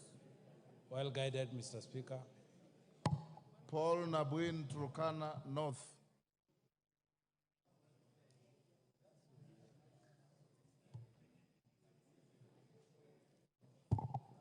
Speaker, I wasn't keen on which one was coming through. Thank you. Honorable members, let me repeat what I've been telling you. If a motion is on the floor by way of a bill such as this, if you have no intention of contributing to it, don't log in so that you fill the screen, you make it difficult for whoever is in the chair, including the speaker, to know who wants to speak on this and who doesn't. Wilberforce Oundo, are you on this or yes, anticipating something else? No, it's on this matter. I had actually been checking with the state. I was on top. I don't know how I've been just lost my position all of a sudden. Go ahead. Honorable Speaker, as a matter of principle, since I came here to the 12th Parliament, I have always had reservation about miscellaneous amendment bills. They are miscellaneous, but they are mischievous. The mischief has always come out very apparent once the bill is completed as required by law. Honorable Speaker, the bill, as published, has got very fundamental amendments to the law, and some go to the core of the various bills of rights under the Constitution of Kenya, and therefore should not actually meet the threshold of a miscellaneous bill to rectify minor changes. Honorable Speaker, let me start with the Children's Bill, Children's Act, amendment to the Children's Act, Honorable Speaker, which proposes to delete Section 186(4) of the Principal Act. Honorable Speaker, I totally oppose, and I oppose it on various grounds. Number one, the way Section 4 is styled gives some kind of protection against child abuse. Honorable Speaker, ordinarily, child abuse is invariably in many cases perpetuated by male. Honorable Speaker, allowing the courts to allow a single man, or a single applicant, a sole applicant who is a male, to adopt a child, regardless whether it's a relative or not, is indeed a precursor for abusing that particular child. Honorable Speaker, I cannot fathom why a drafter would want to do this and put a Kenyan child in harm for purposes nobody understands. So, Honorable Speaker, I stand to oppose, and I will indeed, that particular law, make amendments accordingly. Honorable Speaker, when we go to the Scrap Metal Act, the amendments are long overdue because of the issue of critical national infrastructure. And indeed, the definition of critical national infrastructure has been inserted and expanded, Honorable Speaker. Many of us suffer, many Kenyans suffer, vandalism of the railway line, vandalism of the guardrails, vandalism for electrical installation, and all those kind of things. Styling them as national critical infrastructure and barring their trade other than designated state agencies is the right way forward. But Honorable Speaker, we again conversely introduce the issue of monopolistic practices in the market. Probably in the wisdom of the Committee of Energy, we need to find it in such a way that the Cabinet Secretary can license any competent national agency, state agency, sort of restricting to only the two, Numerical Machining Complex and Kenya Shipyard Limited, Honorable Speaker. Honorable Speaker, when we look at the amendments to the National Employment Authority Act, it is sad reading, Honorable Speaker. Sad reading in two senses. Honorable Speaker, in this bill, we perpetuate the old stereotype that a job must be one where somebody is formally employed. And that's why now we are introducing a job seeker instead of what was there as a youth. A job seeker, Honorable Speaker, therefore it means even a 70-year-old person could still be categorized as a job seeker. That will defeat the essence of the National Employment Authority Act, which focus was on the youth. Even, Honorable Speaker, when you read the other provisions, then by changing of the word from youth to job seeker, you defeat the amendments contained in clause 2, or dealing with section 37, which says the authority shall establish incentives to reward a private institution that employs Kenyans within 6 months of completing their certificate or undergraduate studies and who do not possess more than 5 years' experience. Honorable Speaker, inevitably those are the youths. They're the ones who are in active training. So, Honorable Speaker, if you introduce the word job seeker, then you expand the application of this incentive to anybody else.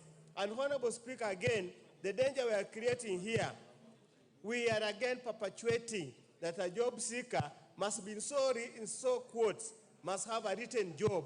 Yet, under Vision 2030, MTP3, and as expanded MTP4, a job does not need to have been a formal employment.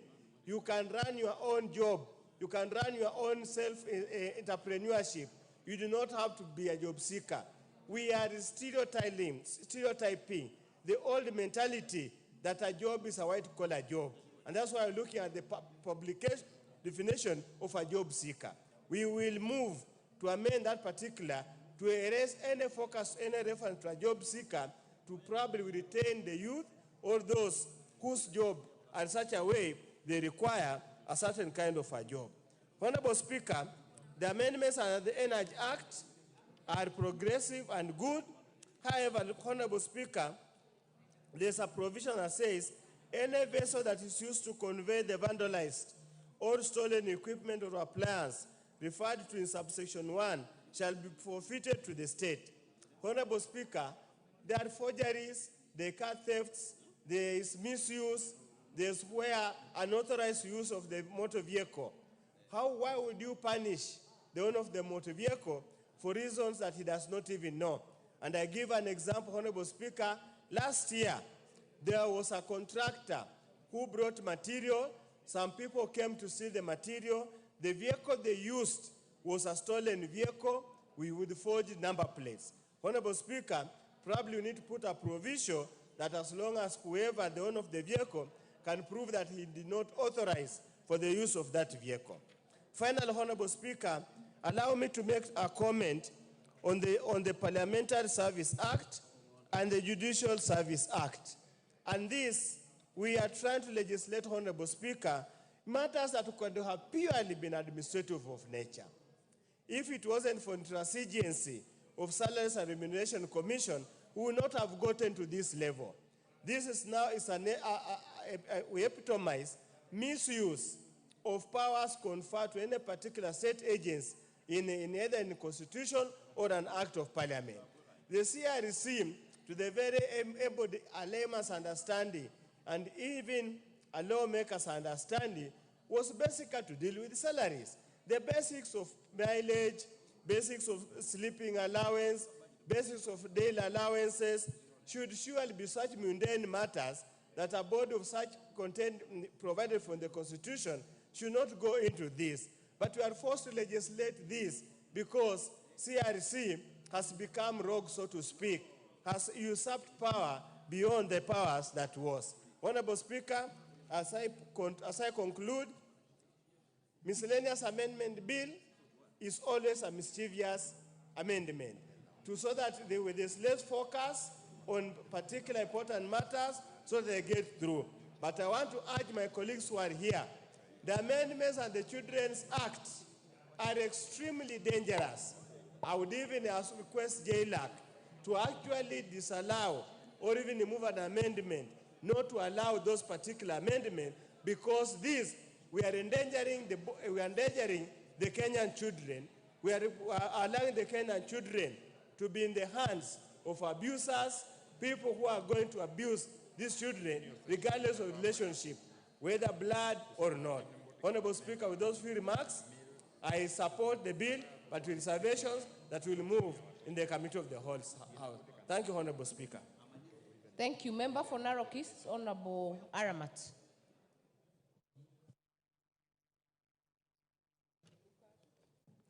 Thank you, Madam Speaker. Madam Speaker, I rise to support the amendment bills. Madam Speaker, there is an amendment bill of winding up the nuclear agency. And Madam Speaker, we feel as a committee that winding up of the nuclear energy agency would not be of interest to this country.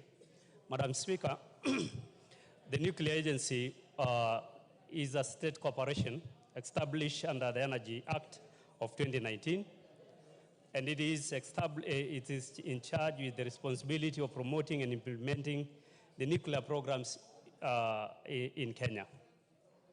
Madam Speaker, Kenya has been a member state of the International Atomic Energy Agency since 1965, and this United Nations specialized agency responsible for safety, secure, and peace use of nuclear technology. Madam Speaker, we saw fit as a committee that the Nuclear Energy Agency, NUPEA, which has not been adequately funded by the Exchequer, should be funded adequately. And secondly, Madam Speaker, that the NUPEA should continue to discharge its mandate as stipulated in subsection of 56(1) of the Energy Act. Madam Speaker, we don't intend or we request this House to support the nuclear agency so that it should not be winded up. Madam Speaker, in our recommendation, Madam Speaker, that we intend to bring in the floor of this House, the committee proposes amendments that were supposed to be amendment to section 210, 12(1)E, 20. And Madam Speaker, we intend to table them in the committee of the whole House when it comes to the whole House, so that our recommendation as the committee should also be taken in or taken into consideration. Thank you, Madam Speaker. Thank you. Member for Marakwet West, Honorable Timothy Toroitich. Thank you, Honorable Speaker. Honorable Speaker, I rise to comment on this particular proposed legislation. Honorable Speaker, from the onset, I associate myself with the sentiments of Honorable Kaluma and Honorable Undo. Honorable Speaker, that sometimes it seems like we are sneaking in substantive amendments to certain legislations using statute law miscellaneous, which is an omnibus. Honorable Speaker, I believe, and I want I believe that this kind of miscellaneous amendments using a statute law are only meant to correct certain minor amendments. Honorable Speaker, looking at this bill in its entirety, it introduces very substantive amendments, which ideally should be amendments in the parent legislations. Honorable Speaker, for example, if you look at the provision on the Children's Act, the amendment of the Children's Act, which touches on adoption.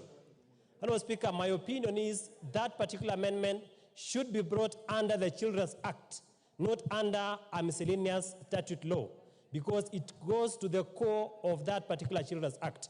Honorable Speaker, if, for example, you look at that particular provision on the issue of adoption, Honorable Speaker, it provides for deletion of Section 186(4) of the Children's Act. Honorable Speaker, that provision provides that the court shall not make an adoption order in favor of a sole male applicant unless the applicant is a blood relative of the child. Honorable Speaker, in my opinion, the wisdom behind that particular provision of the law under the Children's Act was to protect the best interest of our children.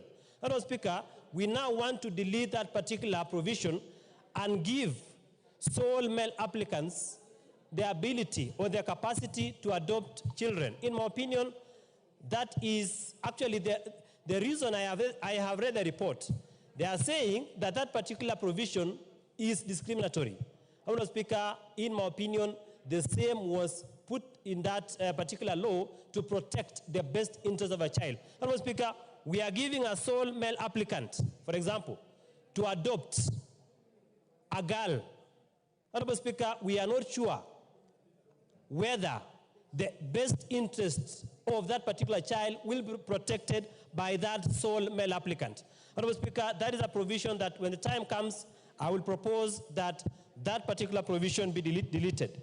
Honorable Speaker, subsequently, this also provision provides under 186 that 186F be deleted. Honorable Speaker, what does 186F say? Honorable Speaker, it provides that the court shall not make an adoption order in favor of an applicant or joint applicants if the applicant or joint applicants or any of them is a foreign applicant, except where the applicant is a biological relative of the child. Honorable Speaker, so we are opening up adoption of foreigners. Honorable Speaker, it must be with exemptions. If you read at this, so if we open up adoption for foreigners to our children, then it must be with moderation. So, Honorable Speaker, we must look further. If, for example, in the unlikely event that we adopt this particular amendment and we allow foreigners to adopt our children, then we must set up exemptions to that. As we speak, there are no exemptions to foreigners adopting our young children. So, Honorable Speaker, I oppose those two provisions, but Honorable Speaker, the others that I support. There is a provision to amend the National Youth Employment Act to delete the word youth. Honorable Speaker, that is an amendment that I support because that law must not only be in respect to the youth. Honorable Speaker, the issue of unemployment in this country is something that we must be able to address. And the wisdom behind that particular law was to address the issues of youth unemployment.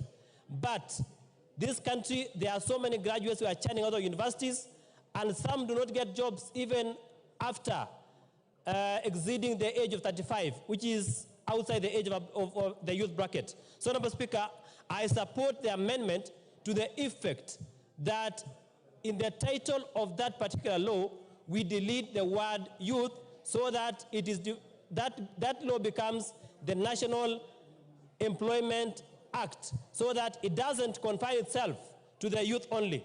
There are people in this country who are 38 years, they are 40 years, they are 45 years, they are 50 years, but have not been employed. So if we have this act only apply to the unemployed youth, then it is discriminatory upon those who have attained the age of 35 because this particular law will not apply to them. So I support the amendment to the extent that the word youth is deleted so that it becomes the National Employment Authority. So, Honorable Speaker, I rise to express my mind on this particular statute law amendment, but to the extent that we shall have time to express our reservations when it comes to the second reading. Thank you, Honorable Speaker. Member for Aldai.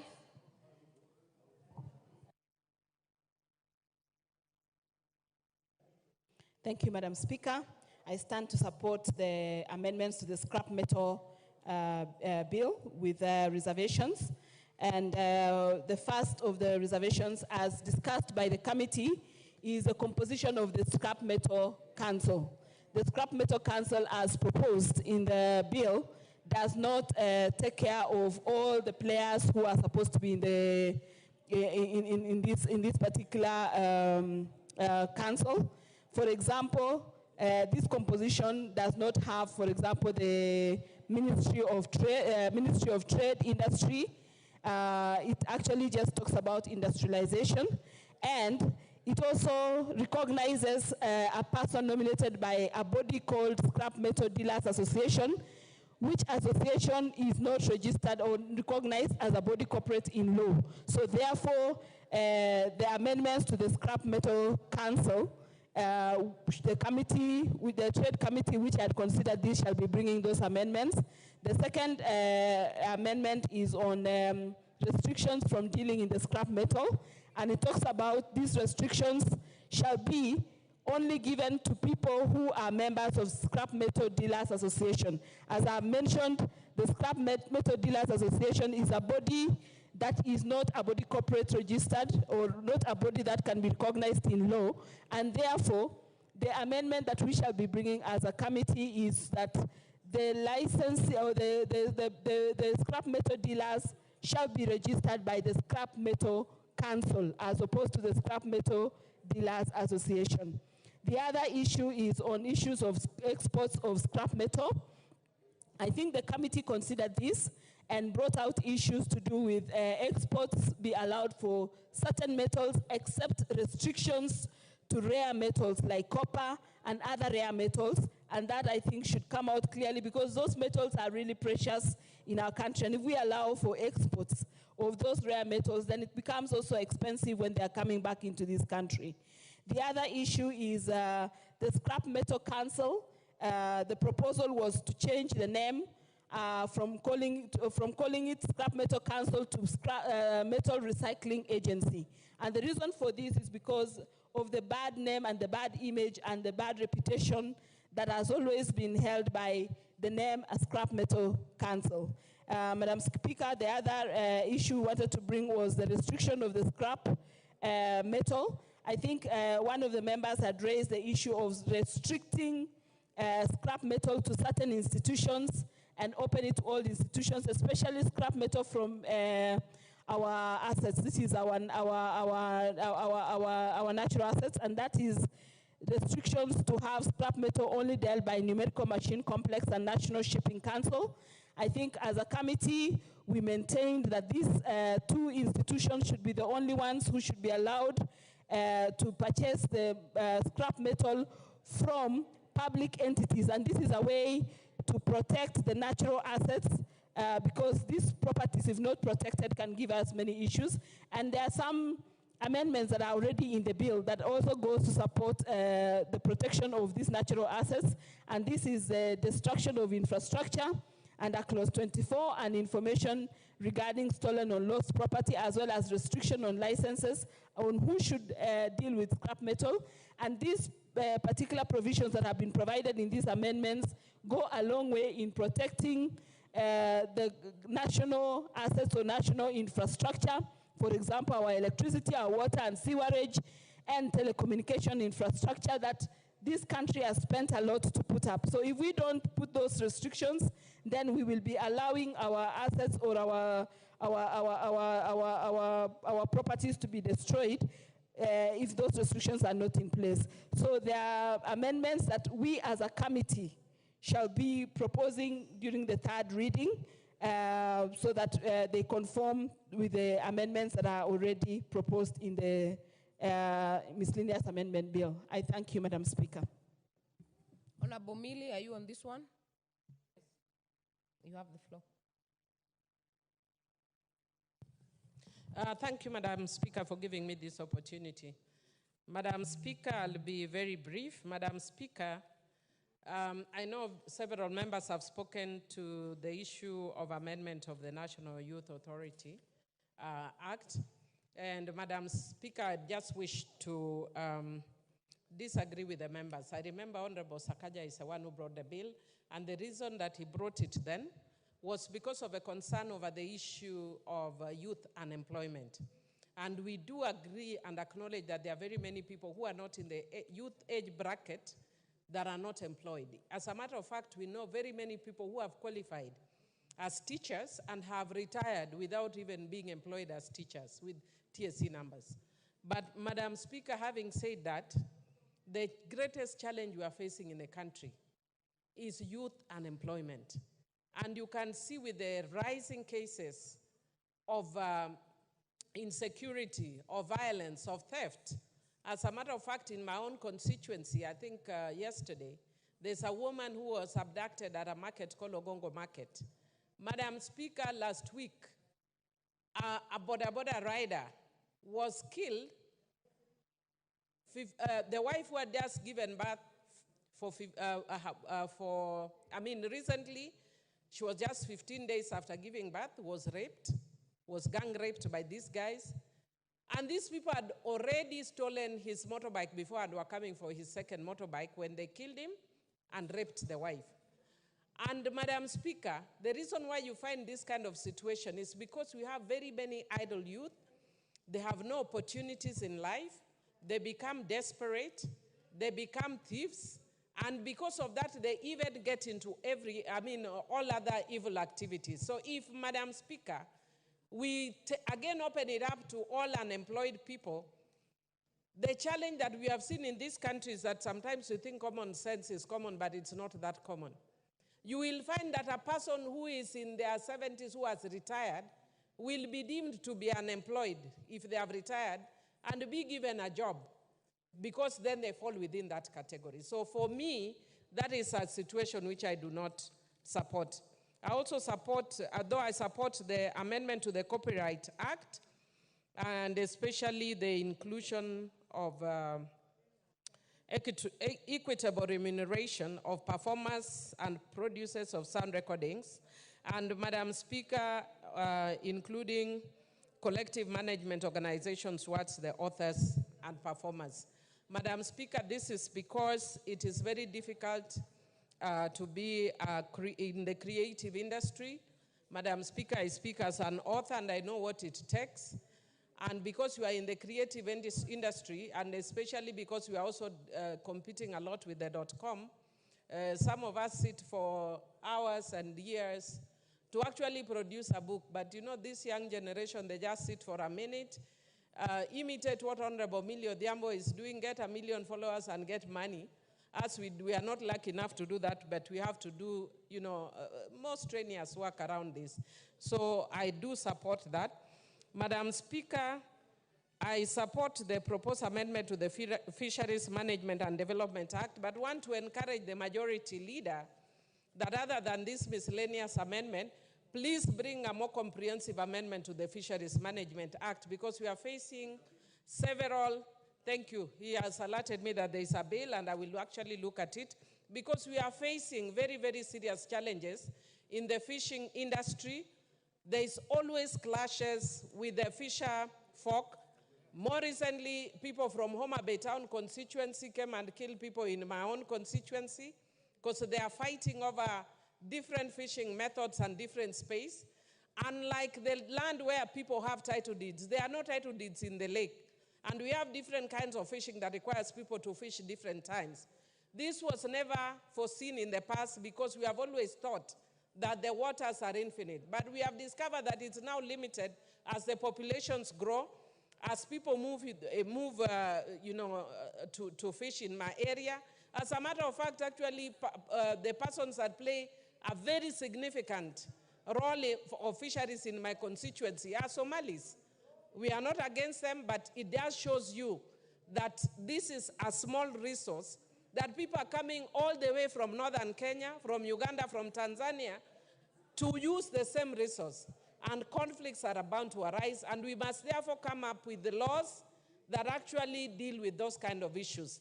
Finally, Madam Speaker, I want to agree to some extent with Honorable Kaluma on the issue of adoption.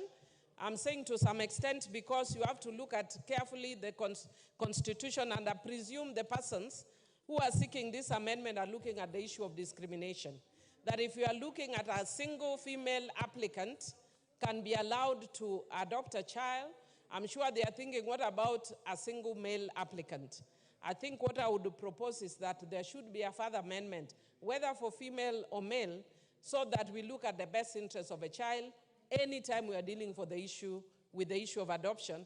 Because, Madam Speaker, we have very unique and special circumstances relating to children in adoption spectrum. And Madam Speaker, as a person who actually brought the bill on counter-trafficking in persons, as a consequence of being the director of the Cradle the Children Foundation, then I'm not the director now, and I dealt with many cases of trafficking, one which even forced us to exhume a body to confirm whether one of the children was actually a child to the parents or the alleged parents. And Madam Speaker, because of that, if we want to stem that, it is important that we stem the issues of trafficking in person.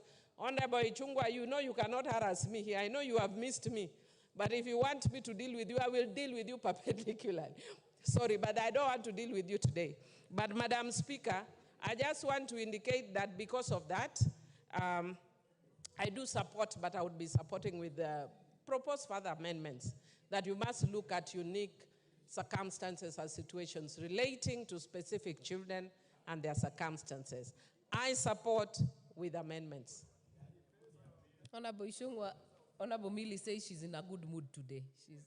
She's not willing to deal with you. I'll call you to reply. There being no further request on this one. Thank you, Speaker. And as a reply, I don't know if you also heard the first sentence from the Honorable Millie. She says she knows I miss her, but she's not going to deal with me today. Honorable Speaker, and she knows I was not harassing her because I know how passionate Millie is on child welfare and child care matters, and indeed matters touching on women's rights and gender equality. Therefore, I cannot harass her, and I know she was also missing me, and she's happy to see me, just like as I'm happy to see her. But Honorable Speaker, allow me as a reply to begin with the issue, that particular issue of the provisions relating to the Child Care Act. And Honorable Speaker, as I mentioned, I think the Honorable Owen Bayer mentioned during the time he was moving this bill on my behalf, this emanated from a court ruling that allowed now single males to be able to adopt children. But there are concerns, Honorable Speaker, and I want to agree with many members who have raised this issue, that indeed there is a major concern on matters touching on issues to do with child trafficking. There are also issues touching Hold on, Honorable Kaluma, what's out of order? Yeah, Honorable Speaker, the Honorable Majority Leader, whom I respect very much, has mentioned proposed in this bill, which is arising from some court ruling. Would we have that court ruling so that we are rightly informed? Because I'm not aware of any. And I doubt any legitimate court, proper court, and we have very competent courts, can make such a ruling in the light of the provisions of Article 53 of the Constitution. Honorable Ishungwa, do you have that? Do you have the court ruling? Yes, Honorable Speaker, and if the Honorable Kaluma was here during the time the Deputy Leader of Majority moved this bill, he actually, and if you go back to the Hansard, you'll be able to see, he actually quoted the actual case and the actual court ruling that exists. But that is not to say, Honorable Speaker, that there are no concerns even without the court ruling, and we can get to the Hansard then for the Honorable Kaluma, who is a very polished lawyer, to be able to go through the ruling, and he should be able to tell us whether they can be able to challenge that particular ruling in court. But also,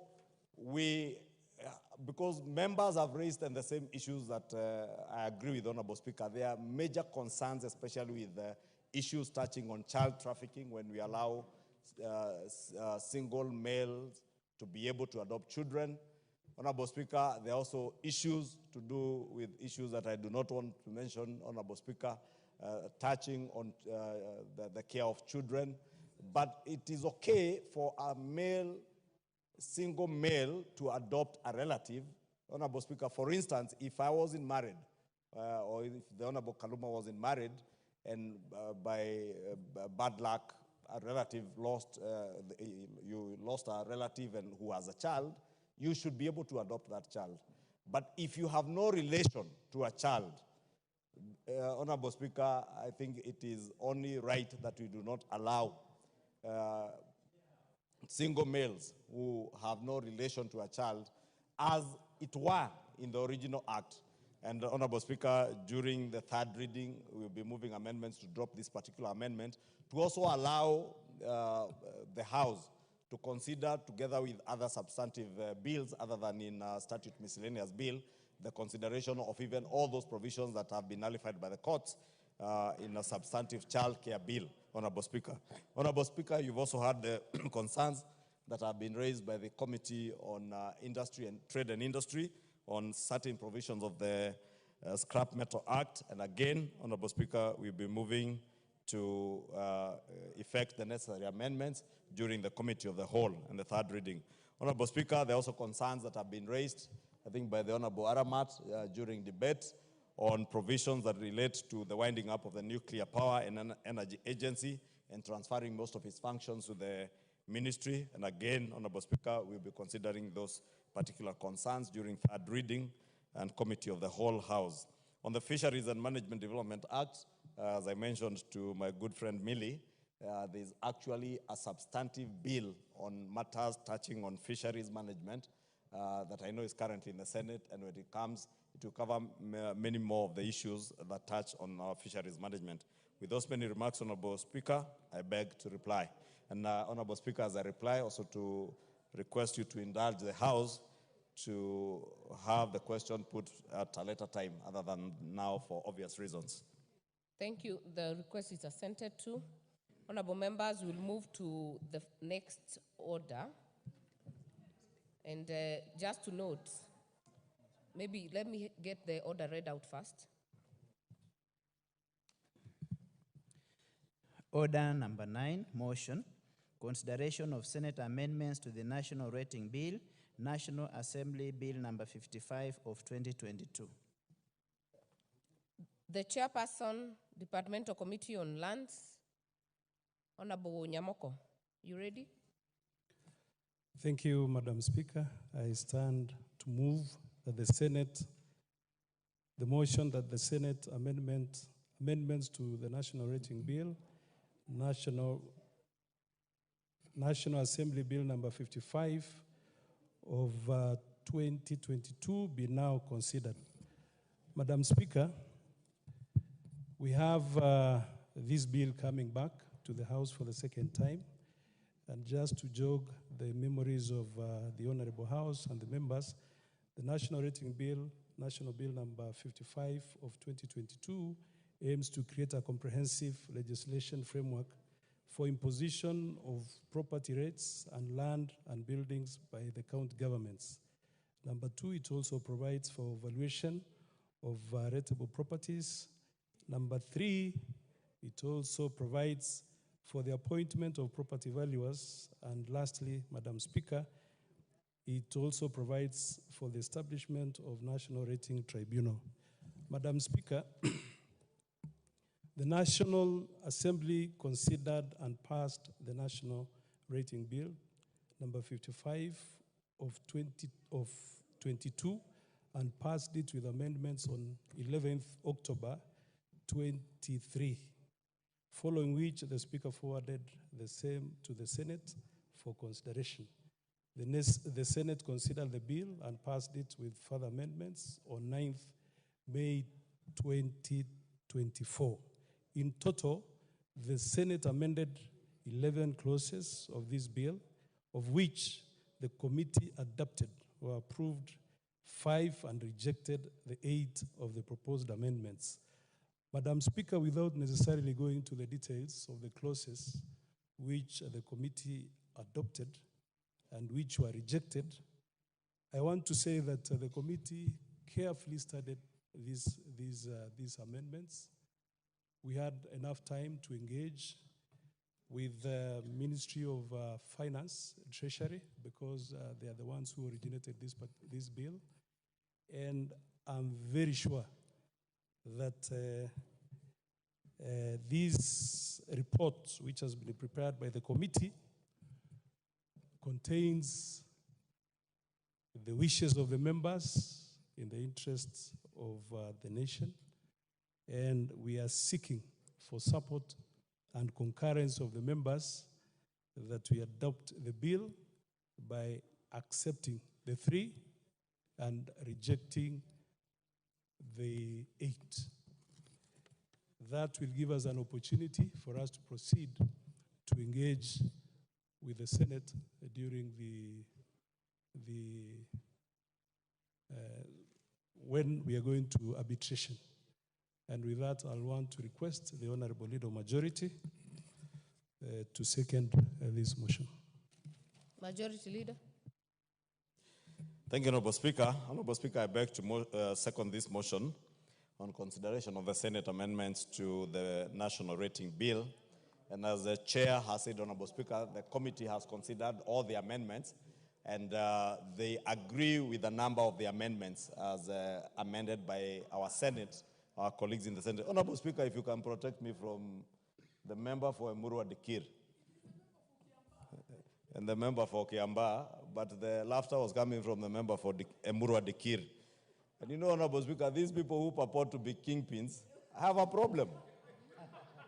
You have seen the problems that we have in the Mount Kenya region because of this kingpin syndrome. Now the member for Emurua Dikir, who purports to be the Kipsigis kingpin, is now harassing the Honorable Kawanjiko because the Honorable Kawanjiko is able to withstand kingpins from the Mount Kenya region. We will just ask Honorable Member for Emurua Dikir to keep the consultations low. That's it. And especially the laughter. That's it. The laughter is choking.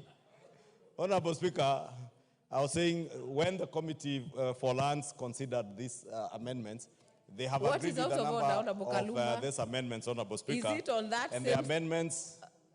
Hold on, Majority Leader. Honorable Kaluma, I hope you are not on member. Honorable Speaker, I hope you are attentive to Honorable Ichungwa, who is our Majority Leader and the Leader of the House. Honorable Speaker, did you hear Honorable Ichungwa say the Honorable MP for Emurua Dikir is purporting to be the kingpin, when it is something of which judicial notice can be taken, something which is acknowledged, that Honorable Joanna Ngeno is the kingpin of Rift Valley, something which was done in public, all elders, and it was duly enthroned. Why should our Majority Leader, who is our leader, Member for Homa Bay Town, undermine our exploits in leadership? Honorable Kaluma, whatever flaw that was agreed on is not the flaw of this House. So Majority Leader, kindly focus on the bill. Thank you, Honorable Speaker. And the Honorable Kaluma knows I said purporting, because as you rightly say, Honorable Speaker, all kingpins purport to be kingpins, but are never appointed by anybody. Honorable Speaker, I was saying the Committee for Lands has also disagreed substantially with a number of amendments. And therefore, Honorable Speaker, it would only be right that we allow the committee and this House to have a second shot at this bill and the amendments that have emanated from the Senate, to agree with the Senate on the ones that they agree on, but also to move the House to disagree, so that we can have an opportunity through the mediation process, as provided for in our standing orders in the Constitution, for the two houses to be able to have an opportunity to sit. And I'm certain our Committee for Lands, or rather the members that this House may appoint in mediation without preempting debate, would be able to sit with our colleagues in the Senate and agree on those that are contentious, and we consider a mediated version of this bill, Honorable Speaker. Therefore, beg to second and do request the House to disagree with the amendments in the Senate, so that we may cause the setting up of a mediation committee. Thank you, Honorable Speaker. I beg to second. I therefore propose the motion that the Senate amendments to the National Rating Bill National Assembly Bill number 55 of 2022 be now considered. And before I give the members to indulge on this one, just to note that if this motion is lost, then order number 10, Roman 1 will not happen. If it is lost, the committee of the whole will not happen. And Roman 2 had already been stepped down by the Speaker. That is the Kenya Drugs Authority Bill. So if this is passed, then we'll go on with committee of the whole. If not, order number 10 shall not be called. Member for Funyula. Honorable Speaker, thank you for this opportunity to say one or two words on Senate amendment, and specifically this motion. And Honorable Speaker, I can remember very well the acrimonious way we passed this bill in this House in October last year, when together with other technical professionals in this field, we had raised some far-reaching amendments that would have enriched the bill, so to speak. And the Honorable Speaker, I'm again afraid when it went to the Senate probably also just went to bed and slept and failed to pick out the genesis and the gist of the bill. But regardless of what has come here, that's what we have here now.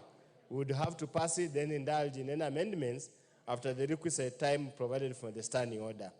Honorable Speaker, I want to join the committee in rejecting some of the amendments proposed by Senate. And this, I must say, it was either done in ignorance or impunity or lack of due diligence on how rating and evaluation for rating ought to have to be done and the international best practices. Honorable Speaker, if you look at the Senate amendment to clause 12, it's outrightly unconstitutional. Is outrightly unconstitutional because the mandate conferred to the National Land Commission and Article 67 is exclusive and cannot be shared by an amorphous body purporting to call itself Council of County Governors. There is no way, probably even a body that has got a passing mention in a legislation can purport to share the mandate with the Constitutional Commission.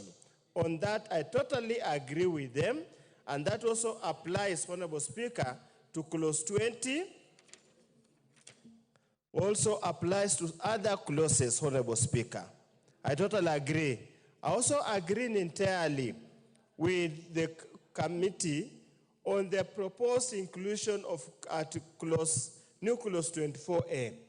Honorable Speaker, you cannot purport to create an office in public service through such kind of a bill.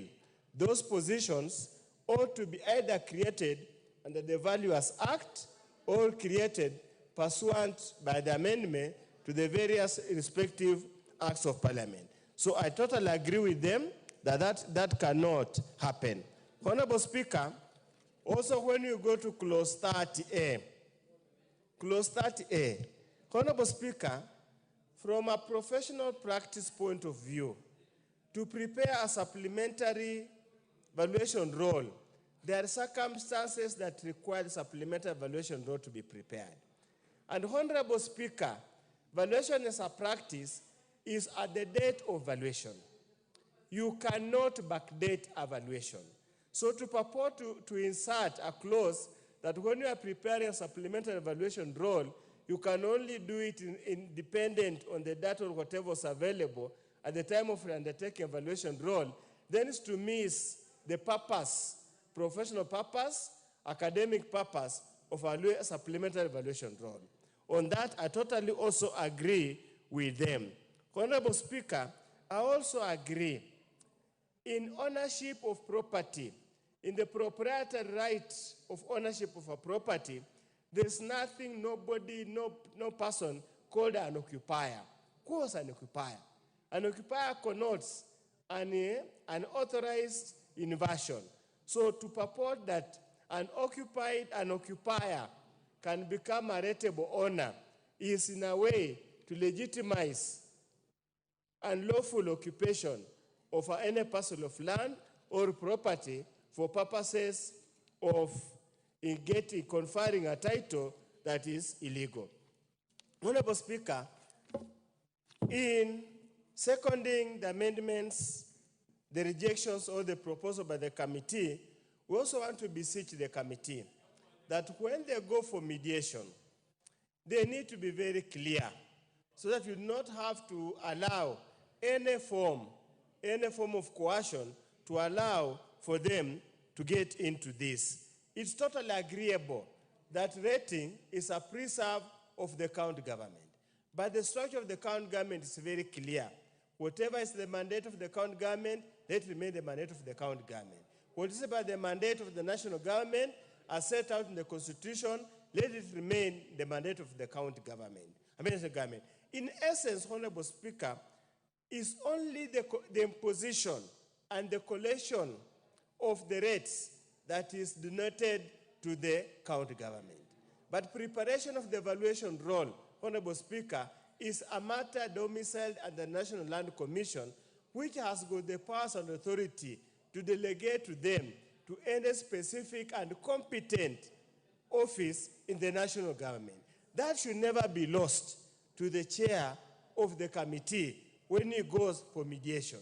And I hope the technical team in the committee will aptly and appropriately guide the committee so that we do not lose the gist of rating and evaluation for rating. Then we go to somebody moves to court, and then Parliament in totality, he says, seems to lack competent technical and legislators to guide in such a specialized area. With those few remarks, Honorable Speaker, I support the report by the committee. Thank you, Honorable Speaker. Thank you. Member for Gatundu North, Honorable Kororia. Honorable Kawanjiko, you both are out of order. Go to the bar and bow, then come in. You know how to do it. Member for Emuru Adikir, are you on this one? Member for Sotik, are you on this one? Madam Speaker, I think I spoke to this. If it is Honorable Ngeno, you have put an indication of your card that you would like to speak. But you know, Madam Speaker, I was anticipating a very serious debate ahead of this one. And that is why I had to put myself in front of, ahead of everything. So, but on this one, I think I not made on some, this one. Member for Sotik, is it on this one?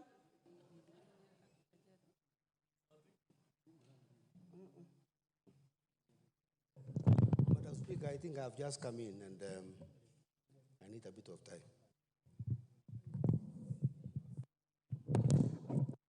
Bongeno, you have had a kamukunji there that is very long. The miscellaneous we are done with, actually. You missed it. This is the national rating bill from the Senate.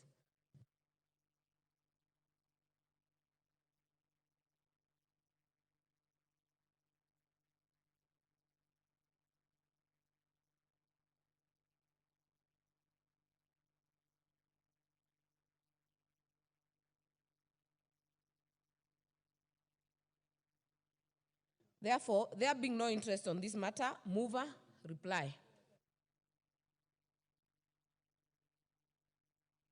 Chair for lands. Thank you, Madam Speaker, for the opportunity again.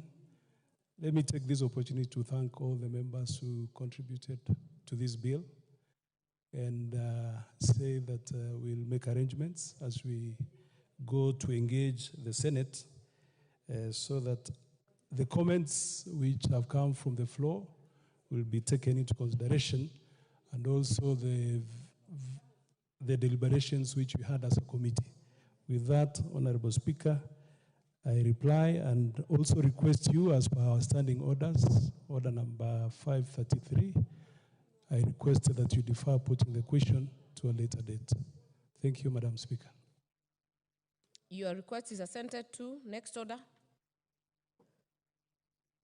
Order number 11, the Equalization Fund, appropriation number 2 bill, Senate Bill number 30 of 2023, second reading.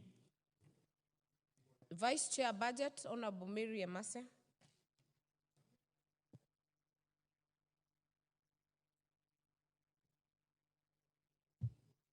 Thank you, Madam Speaker. Madam Speaker, I beg to move that the bill on the Equalization Fund appropriation number 2, Bill 2023, Senate Bill number 30 of 2023 be read a second time. Honorable Speaker, the Equalization Fund Appropriation Bill 2023 was published on the 20th of July 2023 and introduced in the Senate. The Senate considered the bill and passed it with amendments on 21st of February 2024. Consequently, the bill was referred to the National Assembly for concurrence as per Article 110(4) of the Constitution and Standing Order 161 of the Senate Standing Orders. The Equalization Fund, Madam Speaker, is established under Article 2041 of the Constitution, which requires that 0.5% or 0.5% of all the revenue collected by national government each year be paid into the fund. The amount is calculated on the basis of the most recent audited accounts of revenue received and as approved by the National Assembly. Madam Speaker, Article 2042 of the Constitution provides that the national government shall use the Equalization Fund only to provide basic services, including water, roads, health, electricity, uses it to facilitate marginalized areas to the extent necessary to bring the quality of those services in those areas to the level generally enjoyed by the rest of the country. Madam Speaker, allocations from the fund to the marginalized areas are undertaken in line with a predetermined policy developed by the Commission of Revenue Allocation, the CRA Commission, as mandated in Article 2164 of the Constitution. Currently, the second policy, which identifies 1,424 marginalized areas across 34 counties, is under implementation. Each marginalized area is allocated a share of the Equalization Fund based on allocation factor and as determined by CRA. Madam Speaker, the Equalization Fund Appropriation Bill for the financial year 23-24 proposes to appropriate a total of 10.87 billion. Out of this 10.87 billion, 8.57 are allocations for the financial year 22-23, and 2.5 is arrears. Sorry, for the financial year 23-24, and 2.5 are arrears. Out of this amount, 10.54 billion is to be shared among marginalized areas in the 34 counties for development expenditure. But there is an allocation of 326 million for recurrent expenses, for recurrent expenses of the board, which is in line with Regulation 10.3 of the Public Finance Management, Equalization Fund Administration Regulations 2021. The 326 million is to be used by the Equalization Fund Advisory Board, recurrent expenditure. The law provides that the board expenses shall not be more than 3% of the annual approved equalization fund. And therefore, the 326 is the 3% of the total proposed 10.87 billion. Madam Speaker, the bill outlines the conditions for the usage and operation of the fund in the Equalization Fund Appropriations Bill number 2, Bill for financial year 2023-2024. The conditions include the following. 1, exclusion of funds from being paid into the county revenue fund. This condition is anchored in the provisions of Article 2071 of the Constitution and Section 1092C of the Public Finance Management Act 2012. In conformity to this condition, the bill provides that each beneficiary county to the funds are to be transferred. Each beneficiary county, which funds are to be transferred, shall open an account with the Central Bank of Kenya and such funds shall be utilized for the development expenditure and shall stay in that account until those projects are completed. 2, the approval granted shall not lapse until the projects identified in each of the counties specified in the first column of the bill are completed. Amendments of the bill by the Senate. The import of the amendments by the Senate, one is basically to safeguard the monies in the fund from lapsing until the identified projects are completed. The other one is that it simply captures the expenditure, the 326 million expenditure of the board, which had been omitted in the published bill. And the other one is basically to differentiate. It's meant to differentiate the act from the Equalization Fund Appropriation Bill Act 2023 for financial year 2021-22 and 2022-2023, which was enacted in June 2023. Basically, that is the import of the amendments. What our committee did make observations. In considering the Equalization Fund Appropriations Bill as amended by the Senate, the Budget and Appropriations Committee made the following observations. Honorable Speaker, the first observation is that while the bill intends to appropriate a total of Kenya shillings 10.87 billion to the fund, the money available in the approved supplementary estimates 2023-2024 is Kenya shillings 10.077 billion.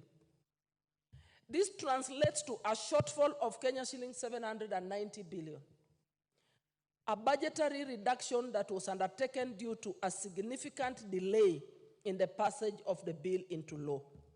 Owing to resource constraints on account of revenue underperformance, the committee noted that it would be a challenge to reinstate this amount into the budget.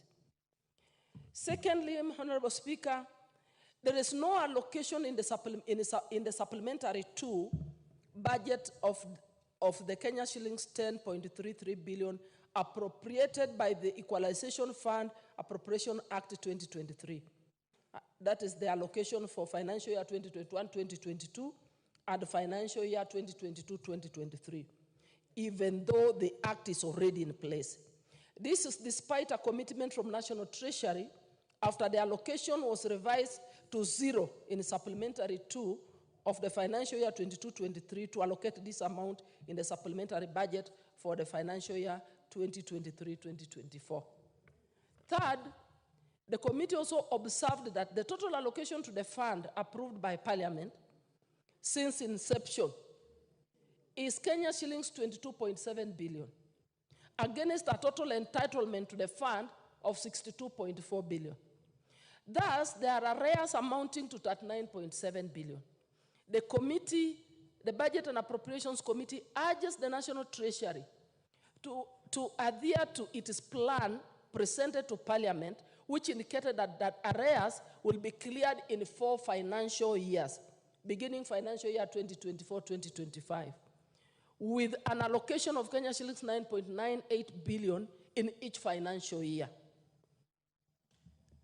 Notably, in financial year 24-25, the National Treasury has allocated Kenya shillings 3.5 billion as arrears to the fund, and not the Kenya shillings 9.98 billion as earlier committed. Finally, on observations, the committee noted that the Equalization Fund Appropriations Act 2023 and the allocation in the Equalization Fund Appropriations Bill 2023 for financial year 23-24 will be utilized to implement the second marginalization policy. However, the second policy lapsed in June 2021, and the third policy is yet to be implemented. Committee recommendations. The committee, considering the above matters, the committee recommends the following. Non-financial recommendations.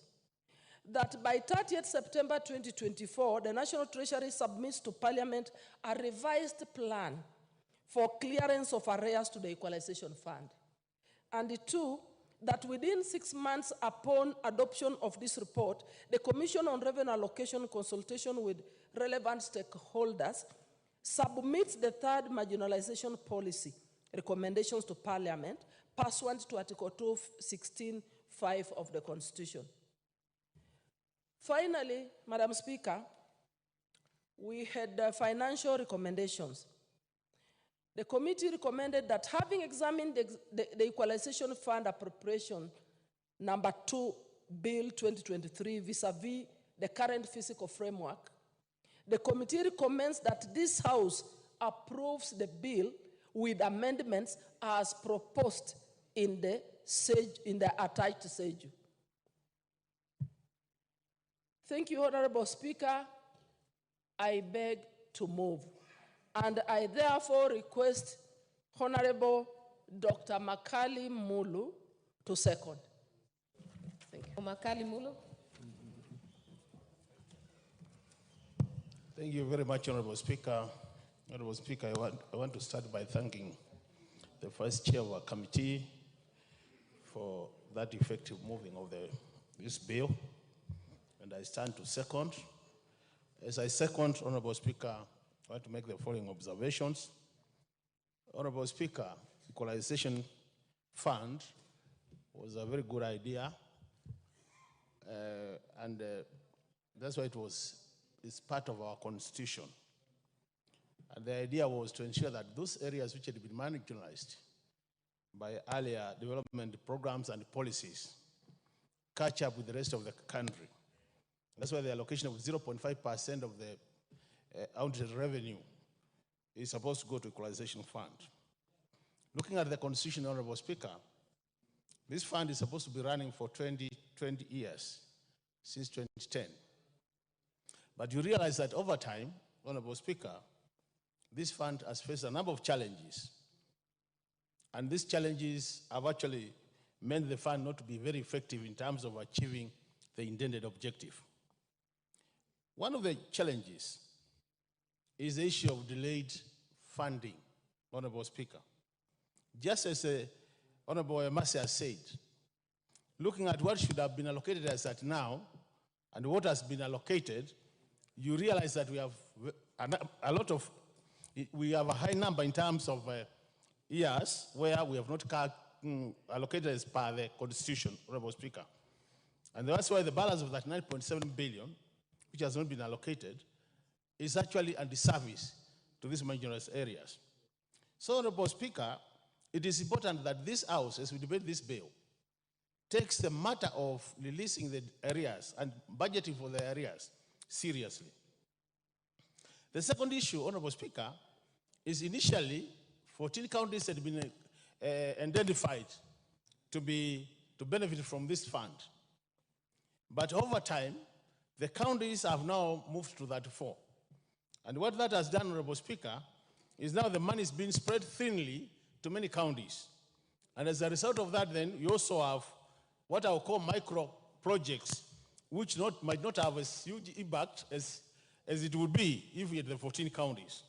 So even as we spread these resources thinly, Honorable Speaker, it is important we think about the impact. Because if you look, initially it was supposed to cater for infrastructure, electricity, health issues, and in a situation where you start now addressing the small dispensaries all over the country, it might not have as much impact as it should be having. The other thing which is important, Honorable Speaker, is the implementation challenges. This fund has faced serious implementation challenges. And through the board, we thought by having a board, things would move smoothly. But over time, Honorable Speaker, we are realizing that this issue of the board is also a major hindrance to the implementation. And I think really we need to streamline this process, the implementation process. Otherwise, Honorable Speaker, we might have no choice as a House, but then to extend the allowed period of 20 years so that it goes beyond 20 years. Because like now we have done over 10 years, nothing is moving on the ground, and if anything is moving, it's very little. So imagine whether we'll be able to capture all these resources in the next 10 years. So I think matters implementation should be taken up seriously by this House, and that's why I want to support the recommendation where we are saying, as we approve this bill, that within 30 days, we need to come up with a very clear framework in terms of how things are going to be done, in terms of realizing the areas, and also implementation, Honorable Speaker.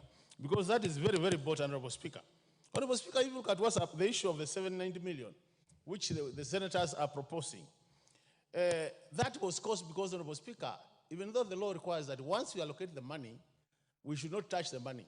But Treasury has come up with a practice whereby every year, if they want to get money from anywhere to sort another problem in the country, they always go to the Equalization Fund, reduce the resources, and claim that in the next financial year, they will be able to replenish the balances. And I think this is a serious matter, Honorable Speaker.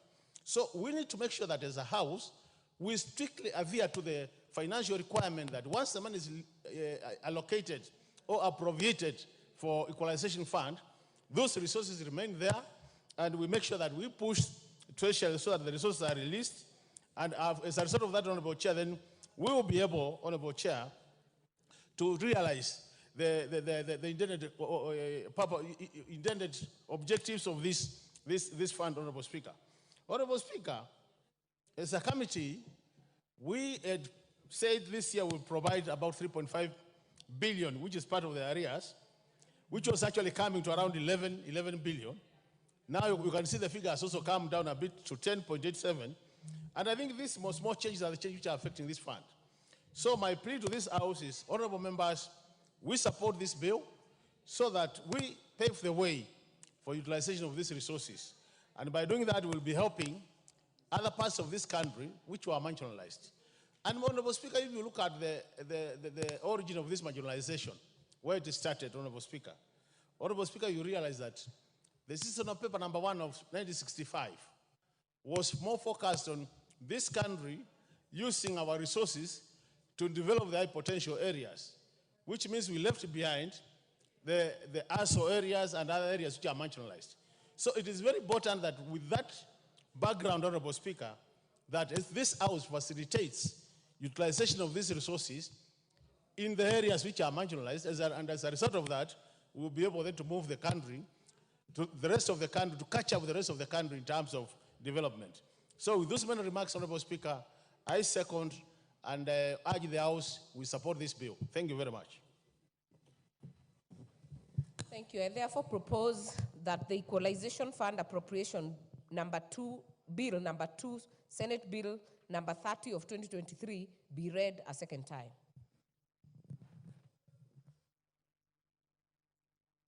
I can see there's quite some interest on this. I will give the member for Mwingi West.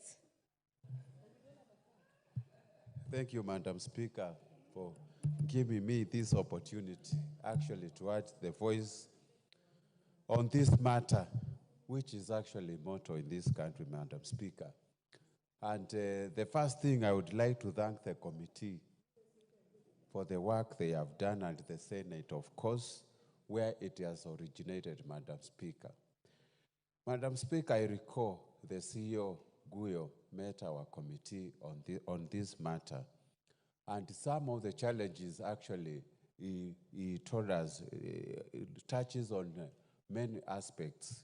And this fund was established constitutionally in 2010 to address the disparities among the counties in terms of development in issues to deal with the water, electricity, health care, and roads, Madam Speaker. And you have heard there are challenges facing this implementation, challenges of the Treasury delaying the releasing of the funds has been the main issue. We are talking in less than actually 6 years, we have got a deficit of 40 billion, which has not been remitted to these counties, Madam Speaker. Madam Speaker, we need to address this issue and also inform the Treasury that this fund is a constitutional fund and implementation must be taken to avoid lacuna state of our constitution, Madam Speaker. The other issue, of course, in terms of implementation, we need to challenge the Commission on Revenue Allocation to come up with a proper policy, Madam Speaker, of addressing the policy of marginalization policy. If you look at this list, the counties which are benefiting, Some of them have got similar characteristics like mine in Mwingi West. And most of these counties, my place, I'm not even getting equalization fund. We need to come up with another criteria of selecting the areas that are already marginalized. And without even arguing, Mwingi West is one of the most marginalized area in this country. There is no explanation you can tell me Garissa, Tana River, and most of the constituencies surrounding me are getting equalization fund. And when it comes to Mwingi West, we are not there, Madam Speaker. We are being told we are developed. Majority of the population in my constituency is still lacking access to good roads, access to clean water, access to electricity, access to other health facilities, Madam Speaker. So we need to come up with a clear policy of adding more areas that have already been marginalized, Madam Speaker. And with those few remarks, I support, but still we need to press very hard for Treasury to make sure the areas that have already been incurred in this fund are fully remitted to benefit the Kenyans without necessarily delaying them. With those few remarks, I support, Madam Speaker. Honorable Michael Mushira. Thank you, Madam Speaker, and I start to support the Equalization Fund Appropriation Bill as laid by the Vice Chair Budget. Madam Chair, this fund, as everybody knows, is important to taking care of the marginalized counties. But Mr. Speaker, as I am supporting, Madam Speaker, as I am supporting, I'd wish to really this House to consider the effectiveness of this fund, because, Mr. Speaker, this fund was meant to bring the marginalized counties at par with other counties in the country. But looking at it critically, Madam Speaker, as the report has stated, we started with 14 counties, and one would have expected that with time, as we bring these counties at par with other counties, the counties would reduce below 14. But, Madam Speaker, as you can see, the counties that are marginalized continue increasing. And that means that probably this fund is not being used effectively. Madam Speaker, we've seen some of the counties advertising projects that are not of any significant importance or that are not likely to create any impact to those counties. When you use this fund to do a road of 5 million, to do things that are not sustainable, Madam Speaker, we would wonder whether these marginalized counties will ever become removed from that bracket of marginalization. Speaker, but having said so, now that the CRA is doing the third marginalization policy, I would ask the Commission to really do a proper study so that the counties, we would want to know the counties, the 14 counties that were being considered since 2010, how far have they come out of the marginalization? And we also now speaking for Nyandarua, Madam Speaker, you find that in Nyandarua, we have an area called Daragwa. Daragwa is really marginalized. And Madam Speaker, I've always wondered why CRA has never thought of considering Daragwa, which is dry, completely dry. People are given food there. A very marginalized constituency in Nyandarua. And therefore, I would wish CRA,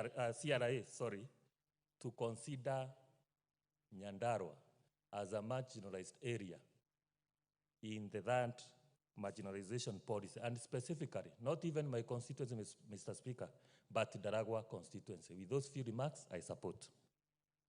Kiona Bonaisula Lesuda.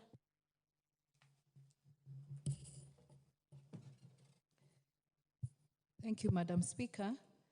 I also join my colleagues and rise to support the Equalization Appropriations Bill as tabled by the Vice Chair, Honorable Emase, of the Budget and Appropriations Committee. Madam Speaker, I just want to point out a number of issues regarding the Equalization Fund.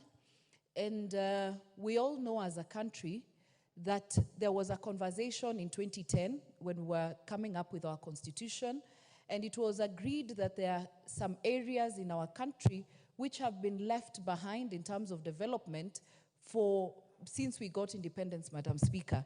And this is something that was canvassed across the country, and it was agreed, and the Equalization Fund was captured in the Constitution. Madam Speaker, it is unfortunate that since the realization of the Equalization Fund, this is just the second time that funds have been released to the counties that are supposed to benefit from the Equalization Fund, Madam Speaker. And we have had a lot of pull and push in this House, pushing for the release of this money, Madam Speaker. And I'm happy that recently 10 billion was released to the 14 counties. It is unfortunate that when we still have a balance of 39.7 billion counties, Madam Speaker, CRA opened another Pandora's box of going against the 14 counties. Now we are at 34 counties. We are going to the third generation formula, Madam Speaker. I don't know how many counties again. You know, there was a reason, a well-thought process why we had the 14 counties, Madam Speaker. You know, when I listen to my colleagues talking about pockets of underdevelopment in their counties, Madam Speaker, while some of us talk about underdevelopment in an entire county, Madam Speaker. For example, in Samburu County, we were able to get tarmac just a few years ago, 2 that get to Maralal Town, our headquarters, Madam Speaker. While some people are talking about tarmac roads connecting to villages, Madam Speaker. And so it is important for us as a country to appreciate the role that Equalization Fund plays and why these counties were thought through when we were doing our constitution, Madam Speaker. Madam Speaker, I want to talk about the Equalization Fund, the monies once they are released to the counties. The challenge that we see is that once the committee or the people who sit at the county level, Madam Speaker, to come up with the projects that should be funded by the Equalization Fund, we find it that we are looking at very minute, small projects, Madam Speaker. A road of 8 million, a road of 10 million, a road of 11 million, Madam Speaker. Those are functions that the county governments can do. The whole potent or the reason why the country thought about Equalization Fund was to do mega projects that actually uplift the lives of those people in those counties. And so if it's a major dam, if it's a major water supply issue, if it is a road that is connecting a sub-county and a sub-county, or even inter-county, Madam Speaker. Otherwise, the lapse of this Equalization Fund will get here, and when you look at our counties, we are still at the same place. And so I will also urge the governors and even us members of parliament, because we have representatives in that board, Madam Speaker, that we should look at the bigger picture. It will not sail again. It will not fly. In another 10 years, 20 years, we are still talking about marginalization in our counties, Madam Speaker. Kenyans will say, you've had your time, you've had the fund. What exactly can people see that this fund has done in our counties, Madam Speaker? And so I would urge the governors, because they are the ones who are actually controlling most of this money now. And one other thing, the things that are agreed by the board, Madam Speaker, that these are our priority areas. The governors should stop going again to sit with their own finance people and sitting with a few people and rearranging what the people on the ground have prioritized to be done through Equalization Fund, Madam Speaker.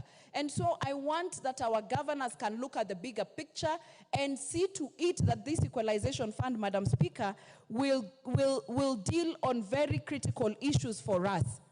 Finally, And that is what I want to conclude with, Madam Speaker. This whole issue of us as a country, when we see something working for other people, we say that even us, we want from the same place, or we want from that place. There is a reason, and I keep telling some of my colleagues, please come and be a member of parliament of Samburu and stay one day there. They will not even survive. First, from the heat, from the no roads, no water, they will not survive there. And so let the people who benefit from the Equalization Fund benefit until when we are at a certain level of development. You can fight for your Honorable own Naisula, fund. hold on. Honorable Kwenya, what is out of order? Madam Speaker, the gracious member should be seated when I'm on point of order so that I can address the Speaker effectively. Mr. Speaker, you see, the member for Samburu is insinuating that we do not have the capacity to represent people anywhere in this country. I don't know from what premise she's speaking from, because she doesn't have the measure, so to say, to know what we go through as members of parliament from. I come from a very cold area, and I believe that any member who is in this house can represent members of Kinangop. Honorable Kwenya, when your time comes, you can also refer to the same, that they cannot survive in the cold of Kinangop. It's a point of debate. Honorable Naisula, continue.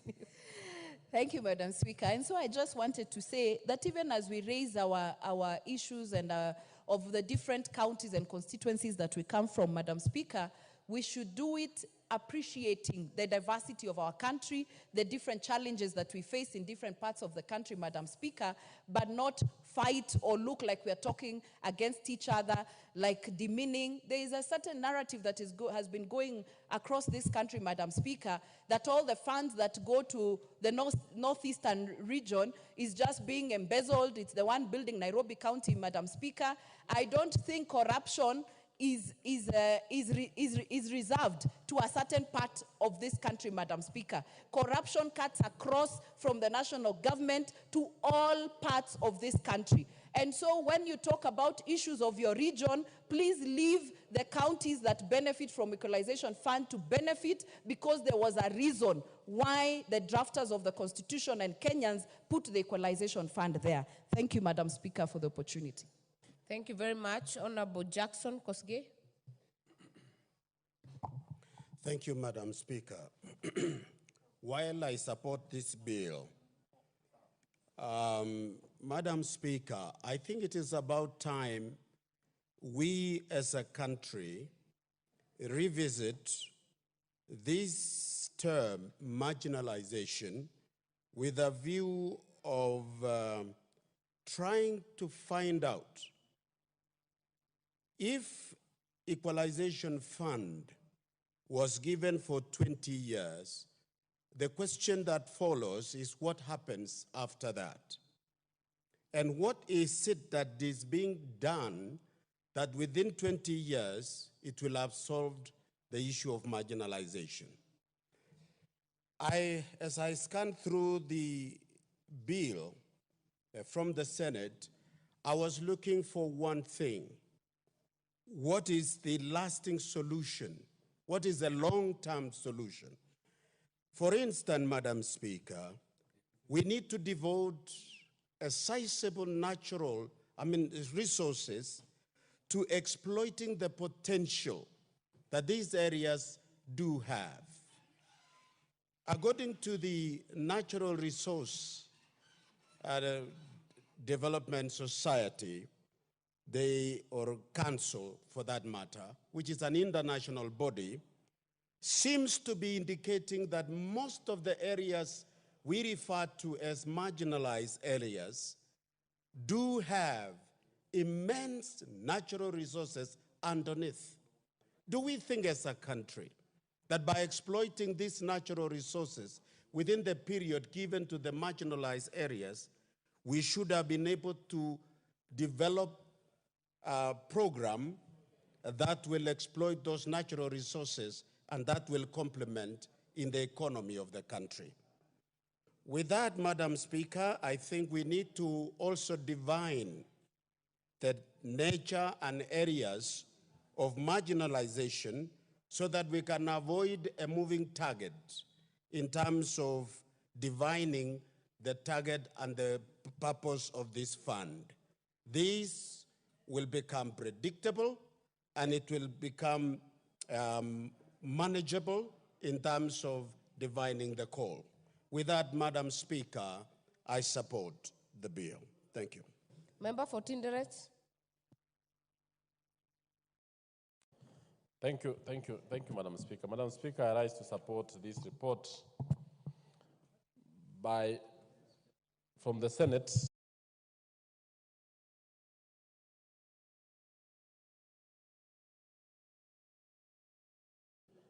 The drafters of the Constitution looked at the problems, looked at our country with very objective mind.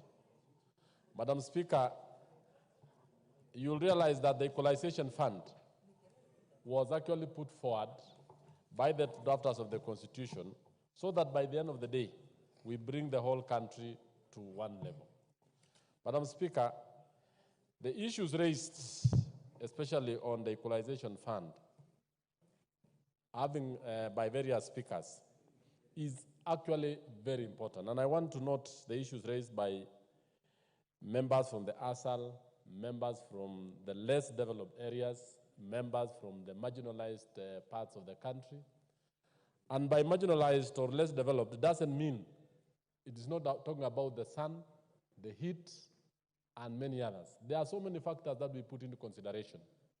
The inaccessibility of places, the level of development, the poverty index, and many others. So, Madam Speaker, the drafters of the Constitution in 2012, in 2010, realized that for us to be one nation, one people, we must bring all to almost an equitable level playing field so that Kenyans in various parts of this country will feel that we are one nation, one people, one society, and therefore, this fund actually is trying to bring areas that are poorly developed in terms of infrastructure.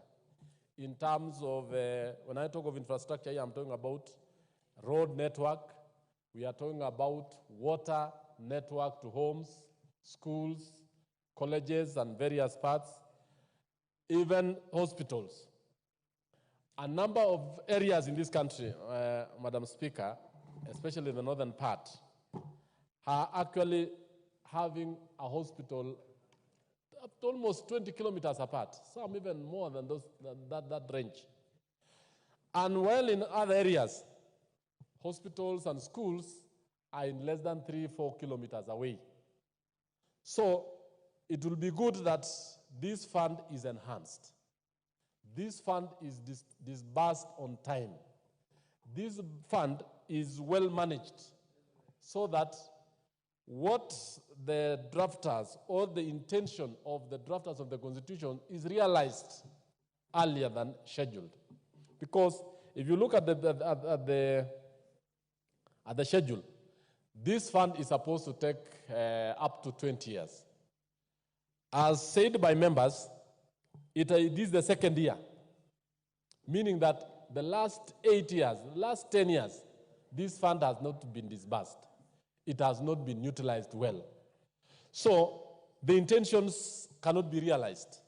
And in fact, it will even mean that there is need to extend the time frame beyond the scheduled 20-year period when the drafters felt that if this fund is utilized well, other parts of the country will come to par with the developed parts of the country.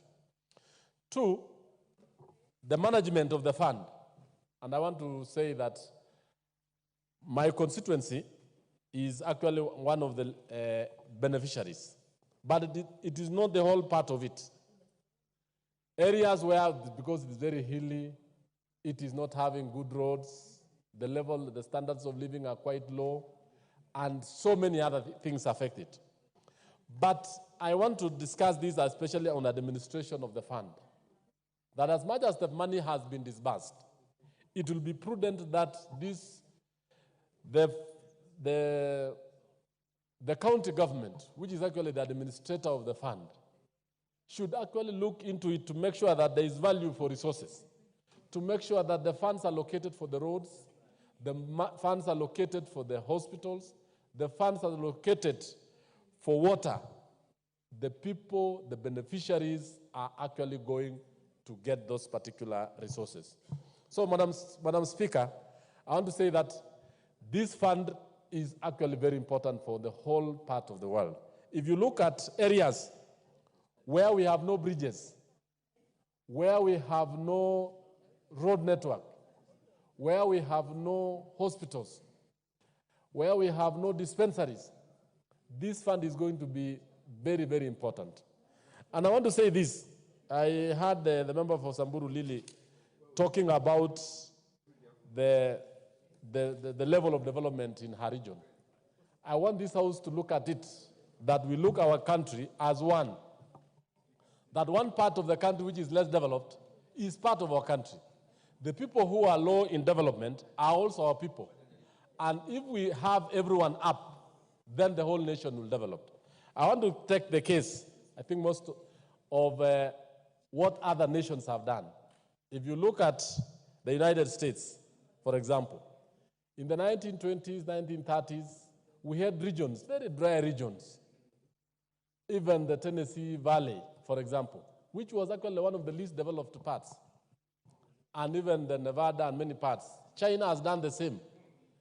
Many parts of the world have done the same. This is not something that we have picked it from the blues. It is something that any national leader, any leader who wants to bring his country to the same table, so that when Turkana is doing well, when Mandera is doing well, then anyone else could also feel to be part and parcel of that particular part of the world. So in effect, I'm just calling that, let these funds be disbursed on time, let this fund be increased, not to be at the same level as it were, and then this fund, let it be administered in a very, let it be managed very efficiently to make sure that the benefits that were intended to achieve, even the construction of hospitals, the construction of roads, the having water in those particular areas, electricity, and many others, will be realized at a faster rate, and therefore we will come at the same level as Kenyans and as one people. I support Madam Chair. Thank you. Honorable Ngeno. Thank you, Madam Speaker. Thank you, Madam Speaker, for allowing me also to ventilate into this issue of Equalization Fund. Madam Speaker,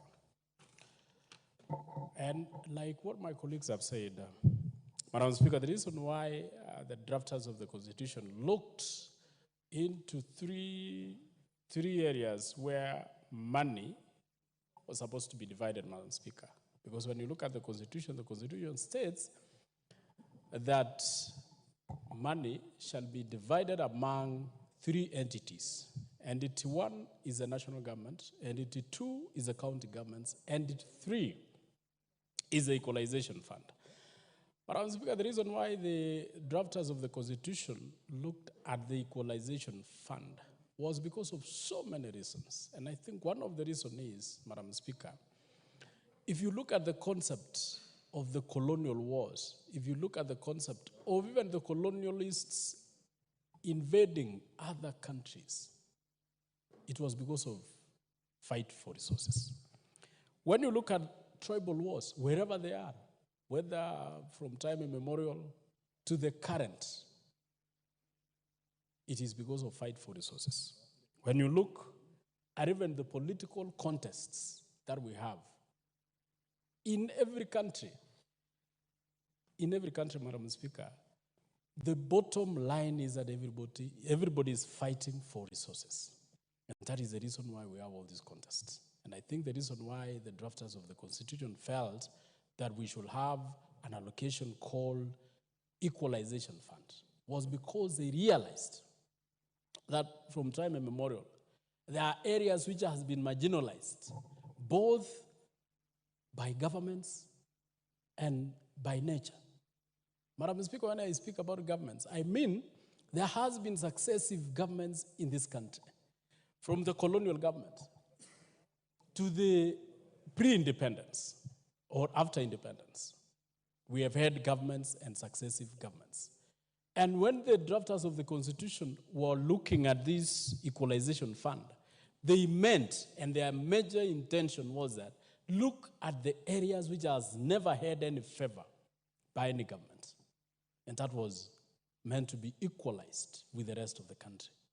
Madam Speaker, there are also areas which have been marginalized by nature or by natural causes, areas which do not or is not even able to do agriculture and any other agricultural activities or economic activities, Madam Speaker, that can help those areas. This is an area where the drafters of the Constitution intended to allocate this money. Madam Speaker, the Constitution Article 204 states that there shall be 1.5% of allocation to the equalization. Madam Speaker, it also talked about the marginalized areas, and it talked about the marginalized communities. That is on Section 6, I think Section 4, Section 5, where it is talking about the marginalized communities and marginalized counties. Madam Speaker, when the CRA started working on these particular marginalized counties, Madam Speaker, it picked 14. And the reason why they picked 14, Madam Speaker, was based on several issues, just like what my brother here said, poverty index, and so many other issues, Madam Speaker.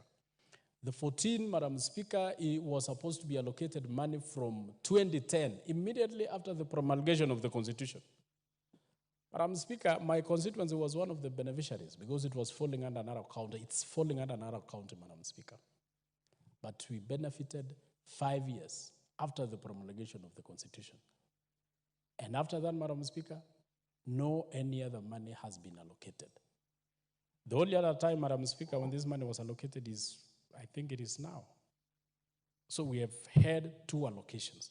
And when you read, Madam Speaker, Section 6, Section 5 of Article 204, it states the unspent money. What is supposed to be done to the unspent money? It is supposed to be kept and utilized. But if you were to do a simple math, Madam Speaker, from 2010 up to 2024, which is 14 years, how much money is that? Who has been spending that money? Where is that money? We are 6 years to the sunset of this particular fund. Madam Speaker, and not even that, before the CRA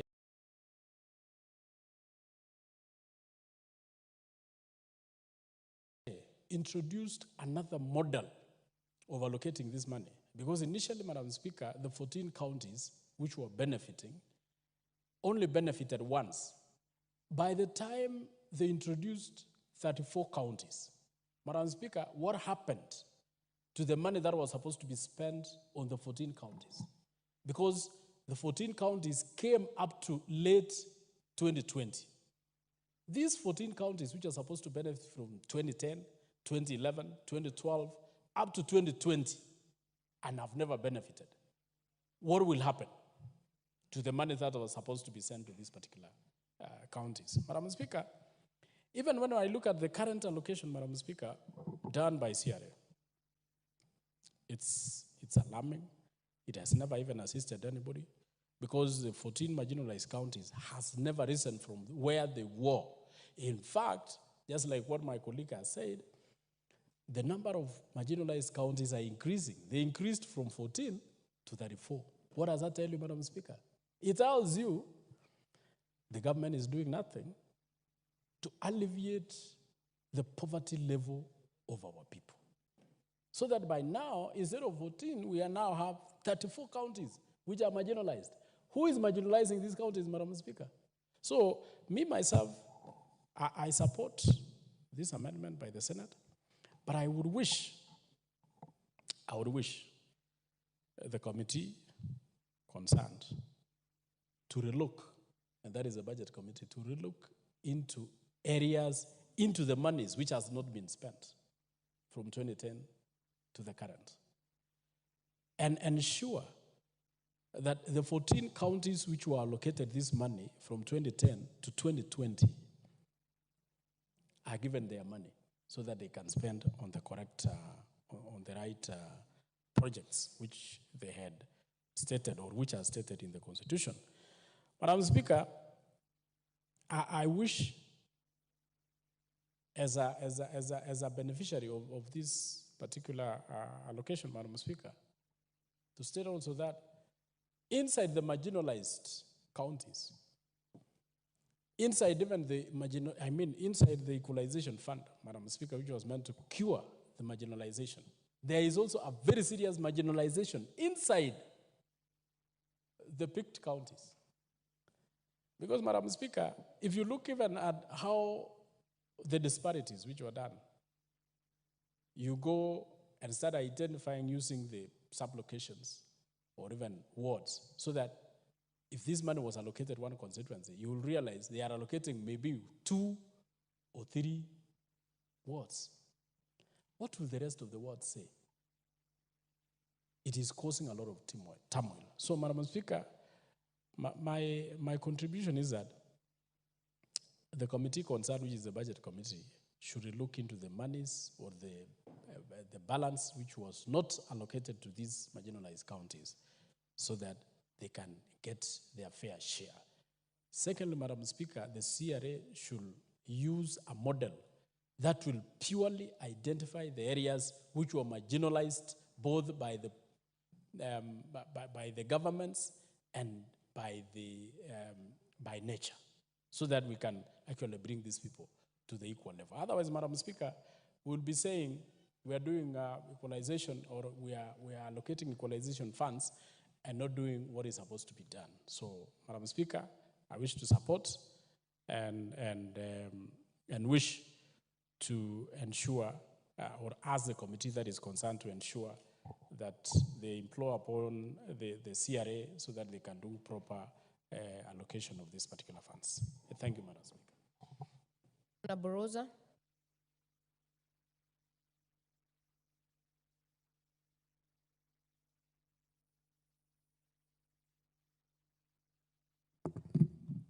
Madam Speaker, I want to thank you for this opportunity.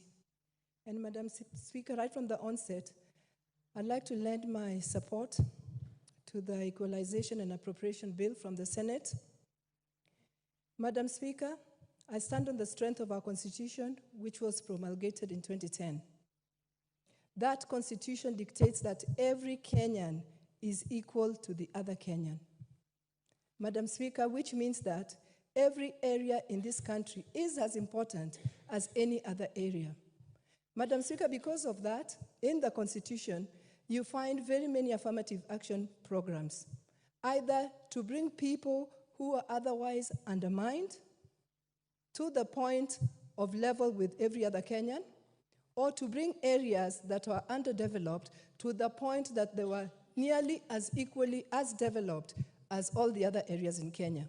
And Madam Speaker, that's where the Equalization Fund comes in, to bring up those areas which are underdeveloped in key elements that are necessary for human life, like education, infrastructure, including hospitals, including schools, including roads, so that we all feel like, indeed, we are all Kenyans. Madam Speaker, I served as a commissioner in the IIBRC Commission, also known as the Legale Commission. Madam Speaker, I went around the whole country. And Madam Speaker, I'd like to let you know that there are parts of this country that are so remote, parts of this country that do not have what we call roads. Madam Speaker, many of those children in those parts of the country have not even seen cars. Madam Speaker, Equalization Fund was meant to make these people who are in such parts of the country to actually feel like they belong to this country called Kenya. And Madam Speaker, for this reason, I support this bill, because this bill will bring those areas that are undermined or underdeveloped to the fore, so that they are also developed nearly as possible as the other parts of this country. Madam Speaker, it's a shame that we are almost getting to the 20 years time limit for this equalization fund. What will then happen when 20 years lapse and we've not benefited from this equalization bill, affirmative amendment, affirmative action opportunity?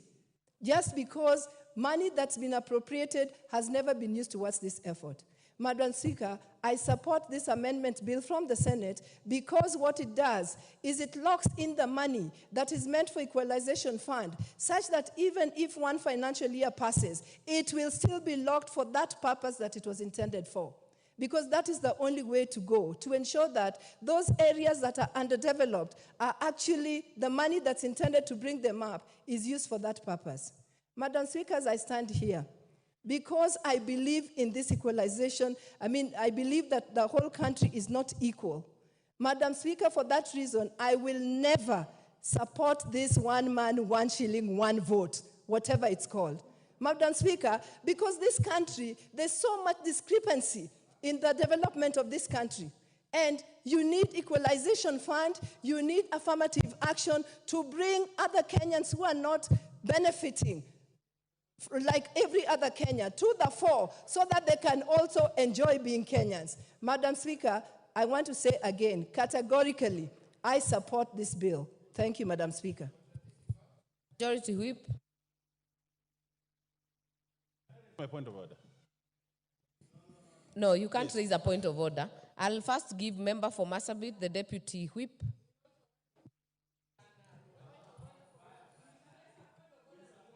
How do you contradict your party leader? Honorable Speaker, Honorable thank Ako, you. you're on the floor. Thank you for allowing me to contribute to this Equalization Fund Appropriation number 2 bill. And from the onset, I want to confirm that I fully support this. Honorable Speaker, it is unfortunate that so many years down the line, we are still debating and no much progress has been recorded as a result of this. Honorable Speaker, we should be guided by the purpose of this equalization fund. Many honorable members have already said that this was to address the marginalized areas. When we talk of marginalized areas, many people do not understand the situation in those areas. These funds initially was to bring at par the 14 counties, namely Turkana, Mandera, Wajir, Marsabit, Samburu, West Pokot, Tana River, Narok, Kwale, Garissa, Kilifi, Taita Taveta, and Lamu. But unfortunately today as we stand, the number of the counties that need to come at par with others has grown, not because of clear justification, but just because others want to compete with these areas that have been marginalized since independence. The purpose of Equalization Fund is, number one, to improve on roads, road network, water, electricity, and hospitals. Madam Speaker, I come from Marsabit, which is part of the 14 marginalized area, the initial 14 marginalized areas. And in that part of the world, it is just like 7 years ago that we saw tarmac 2 passing through our county.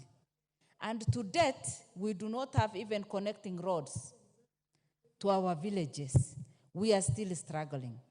Water is a real problem even where I come from, and yet I live in town. Electricity, many people still live in the same problem that we used to live in, where we do not have electricity connectivity to the villages. These are basic needs. And any responsible government has to work hard to make sure that every part of the country is at the same level, progressing and developing at the same rate. Unfortunately, for over 50 years, most of these counties have been marginalized. And these funds have been sitting somewhere without supporting any county, any individual. And that is why today we are debating on the same. But the unfortunate bit, the counties that needed to benefit from this has grown from 14 to 34. What does this mean? It means that the funds that was to support and help the real marginalized areas is now scattered and distributed among many counties such that it will not make any positive impact on the counties that have suffered for the last many years since independence. We need our education system to be improved, infrastructure, we need water, roads, our hospitals. Up to today, in some of our counties, people travel for over 300 kilometers. And imagine of an expectant mother who is in labor on a rough road traveling for 300 kilometers.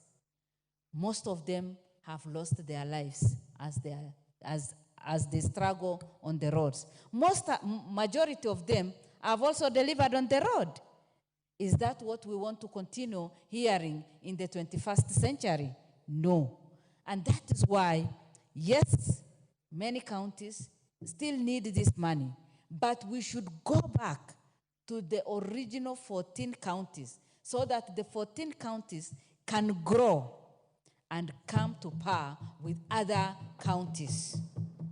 Honorable Speaker, as we talk of this, again, any fund that goes to the counties, most of the time are mismanaged. It is unfortunate because we fight for more resources to go to the counties. But unfortunately, at the county level, corruption, again, is practiced at a very high level. And so the monies that are meant to bring development and growth goes into people's pocket. In fact, most of the time, it does not even benefit the counties, but it gets out of the counties because those individuals in the counties invest out of their own counties. And that is why we should demand for proper usage and accountability of any funds that will be released under Equalization Fund.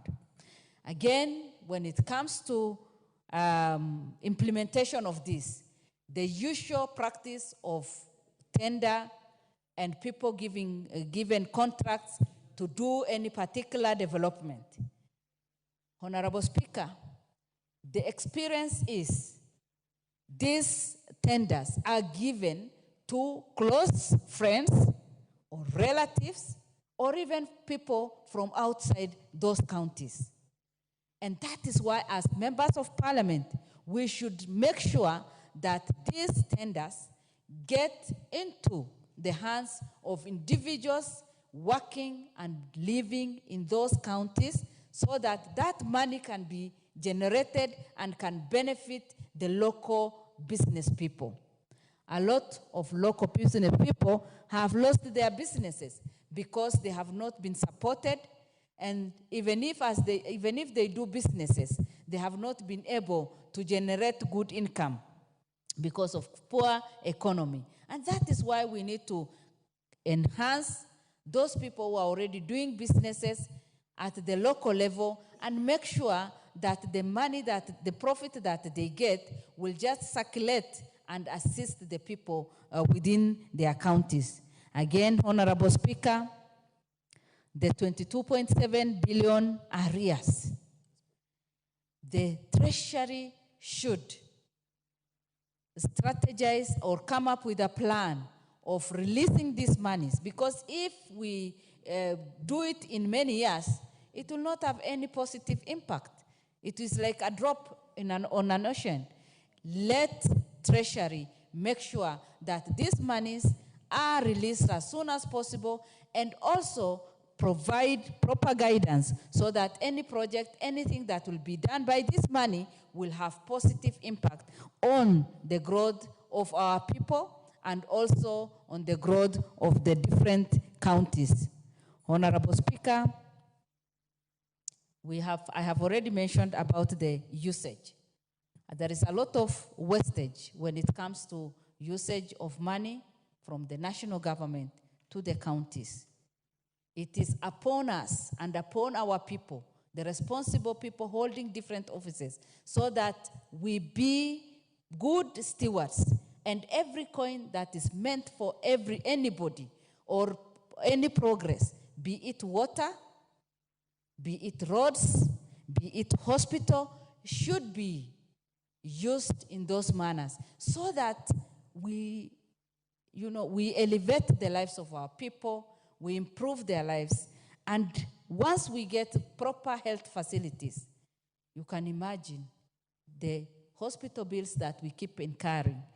Today, all politicians, over the weekend, we normally, get a lot of requests from people and do a lot of fundraising. Once we do this and invest in hospitals, health centers, then we will overcome that. Proper roads, the many accidents we have, and especially after the destruction that has been made by the rains, we can be able to reduce the suffering of the people on the ground. Honorable Speaker, I support and I believe that Kenyans will make good use of the money and also plan well, so that the counties can really benefit and their lives can be transformed. Thank you, and I support. Majority Whip. Majority Leader. Honorable Speaker, thank you very much. Honorable Speaker, I want to say this. I am one of the proponents of this fund, because this fund is one of the very important funds in the Constitution. The Constitution is very clear. It talks about funds should be given counties, national government, and third, this fund that we are talking about. Those three funds. But what has happened over the time, the other two funds have been very important. But this other fund, the Equalization Fund, has been neglected. But it is a constitutional provision.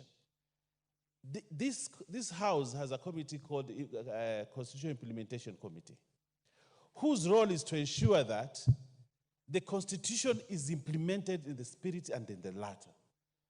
But for the many years I've been in this House, that committee has never spoken about the Equalization Fund. Neither has it brought a motion here, neither has it interjected during budget to say that it is important that the Equalization Fund must be given as money is given to the counties, so is the Equalization Fund given to those counties that have been earmarked for equalization. That is the tragedy of the committee we have here, and that is the tragedy of Kenya. That at the onset of the Constitution,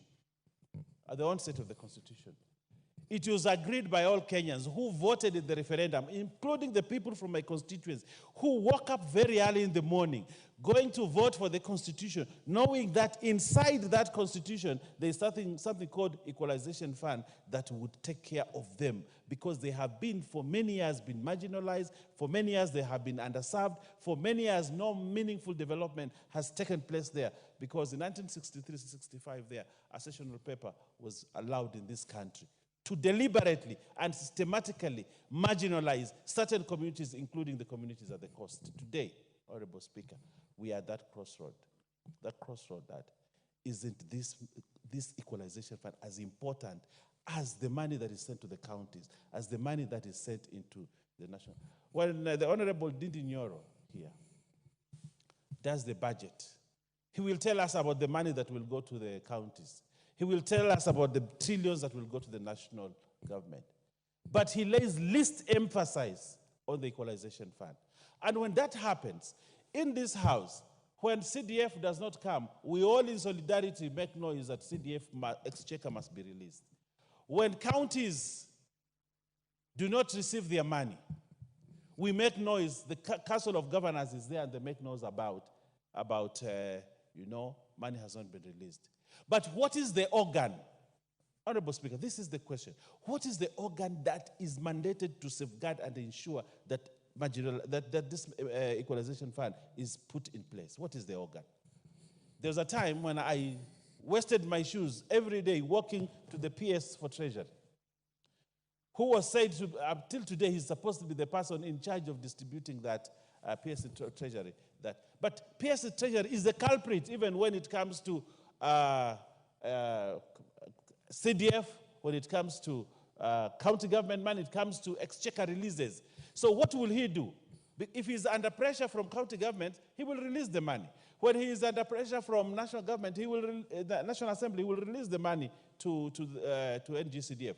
But who puts pressure on the equalization fund? And that is the structure that is missing in the implementation of the equalization fund. Because when this is a fund, I remember Kamket tried to propose some changes. And even we looked at that act and we said, let's form a board. A board like the NGCDF board. A board like the Council of Governors, who will ensure that equalization fund is disbursed at the same time when NGCDF is disbursed. But the politics that has been there, Honorable Speaker, and this is why I will want to challenge the lawyers in this House, including the Honorable Emilio Odhiambo. We need to amend that law. That we must amend.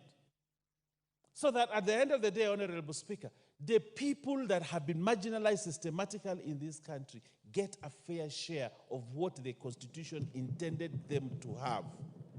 Get a fair share.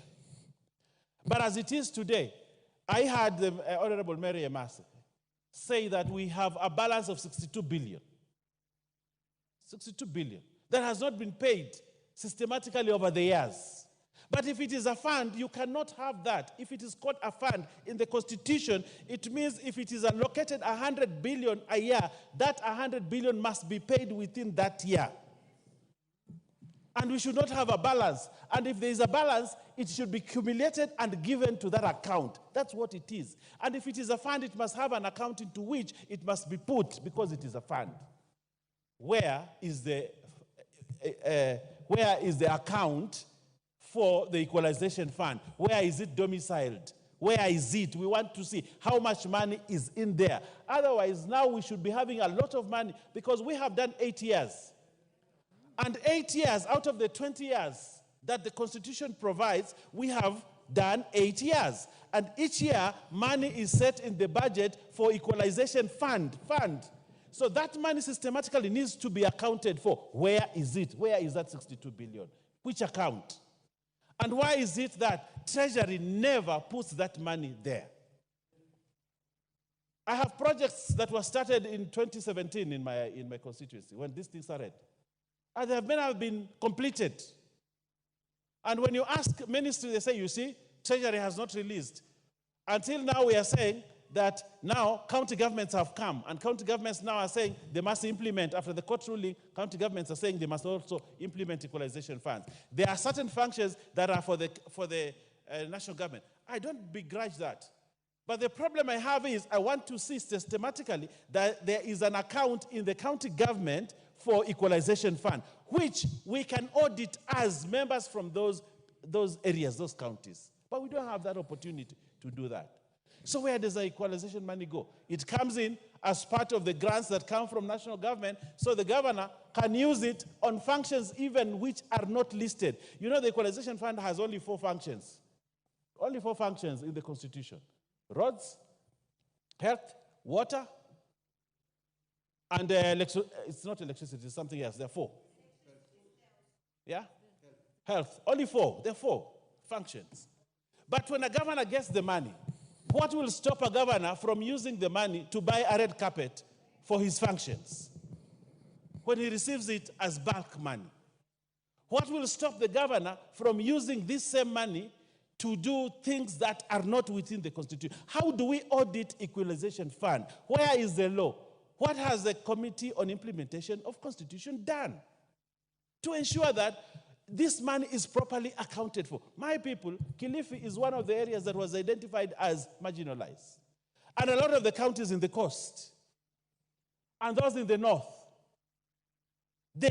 this nation, when we went to vote for the Constitution, we knew. And I went to vote for the Constitution knowing that I have money that will fast track my county to be at the same level as Kiambu, as Kakamega, as others. But that dream is buried in the soil, dead, that dream of my people. Why? Because we have, and previous government, have systematically ensured that there is no proper law to put into account the use of equalization. I think that has been the trick, that as long as we don't have a law, we can run away from disbursing equalization fund. But the law, Honorable Speaker, you know, you're a lawyer, you know.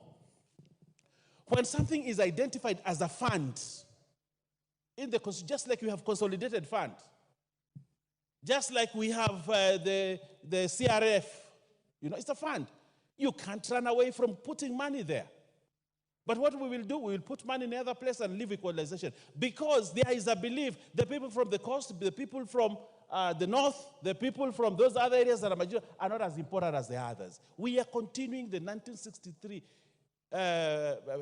sessional paper. We are continuing the same thing. But we have a constitution we must obey. Just like you can obey giving money to the counties, we must obey giving the equalization fund. That is the constitution of this republic.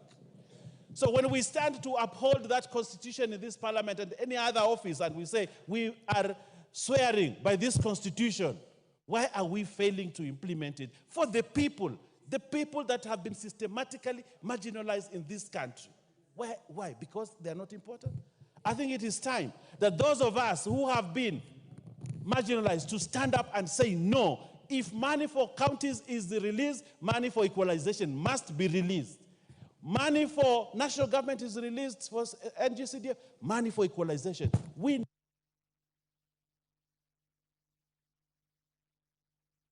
Bro and Baya, why are you looking at me like you want more minutes? The Honorable Millie Grace Akoto Diambo Mabona, the MP for Subo North. Thank you, Mr. Speaker, for giving me this opportunity. Mr. Speaker, I wish to support this bill.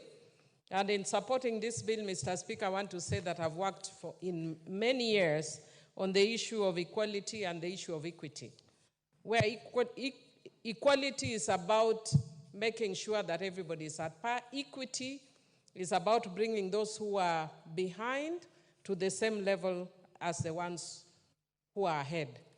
Mr. Speaker, the Equality Fund seeks to realize equity. And I want to say very proudly that I played a big role in the provision of this also in the Constitution, amongst other people. And Mr. Speaker, even though I agreed with some of my colleagues, I want to disagree in some respects, and especially in relation to the member from Samburu. I know that when we had the first policy, it had 14 counties. And I know that, there's a member who was contributing and kept referring to 14 counties. It's no longer 14 counties with good reason. There are no 14 counties in the Constitution. And the first policy tried to identify 14 counties based on history of what we have considered as marginalized in this country. And Mr. Speaker, after the implementation of those 14 counties, one of the things that was coming out clearly is that there are definitely pockets of marginalization in this country. I'll give you an example of my own constituency. And I'm glad that Mfangano Island and Gembe wards in my constituency, Mfangano is actually in our sub-county, have been included. And I want to say that one of the reasons that Mfangano Island has been included is one, for you to reach Mfangano Island, you can only go by water. There is no road. There is no public transport by the government for you to go there. So if you have no money, you have no way of getting there. Let's start from there. Secondly, the ring road on Mfangano Island, for the very first time, has been done. And the president himself went there to launch the ring road. Why was he launching it? Not because he was doing a tarmac, but because they are doing a Maram road. Because in Fangano Island, there is no Maram road. So if you want to tell me, let us be equal and look at counties in general, when will we ever reach Mfangano Island, where there is no Maram? If I go to in Fangano Island, sometimes I take my photos in my constituency, and I hear people who are ignorant, when they see me in a motorbike or walking, they say you are doing PR. In Fangano Island, I will use a four-wheel, I'll use a boat to reach there. I will use a four-wheeler up to a point. I will use a motorbike up to a point. And then the areas I just have to walk. Even a motorbike can't reach. When we say that we are only going to areas, counties that are generally marginalized, when will we ever reach Mfangano Island? You can say the same thing in relation to parts of Gembe that has also been included. There are areas that have no schools, no roads, and they are perennially cut off. In fact, recently, when we had the rains, a place in my constituency called Sikri is always cut off. And people have to go by boat. Students' schools stop in order for, the rains to stop. And if you are to wait for that, so that the places that are generally marginalized as counties to be reached, then when will we get there? We are creating new areas of marginalization. We must carry everybody together. I know that there are areas that are expert at pushing the agenda and by screaming marginalization, which is okay because they are marginalized. Our areas, we don't scream marginalization. We tend to scream democracy. But I can tell you, Mr. Speaker, we will be screaming democracy and marginalization. And if you want to know that there are areas, especially Luo Nyanza, I'm sorry to use the word Luo Nyanza, that have been marginalized because of our political leanings over years. Opposition areas never get money. In fact, I am so happy that we get CDF. The first time I saw a school, a wonderful school as I was passing in your constituency, actually. And when I was passing and I saw a nice school, and I was like, before I became an MP, and I said, wow, that's a nice school. Because it was a very transformative school. And I was told that school is built by CDF. And I was so proud to discover that it's my grandfather that actually donated that land. But if it weren't for CDF, a lot of schools in our areas would still be mud-walled because of our politics, which is opposition. And Mr. Speaker, it is unfortunate that even if you look at even the US, that they are going through elections now, there are people who are in government and people who are in opposition. That's the essence of democracy.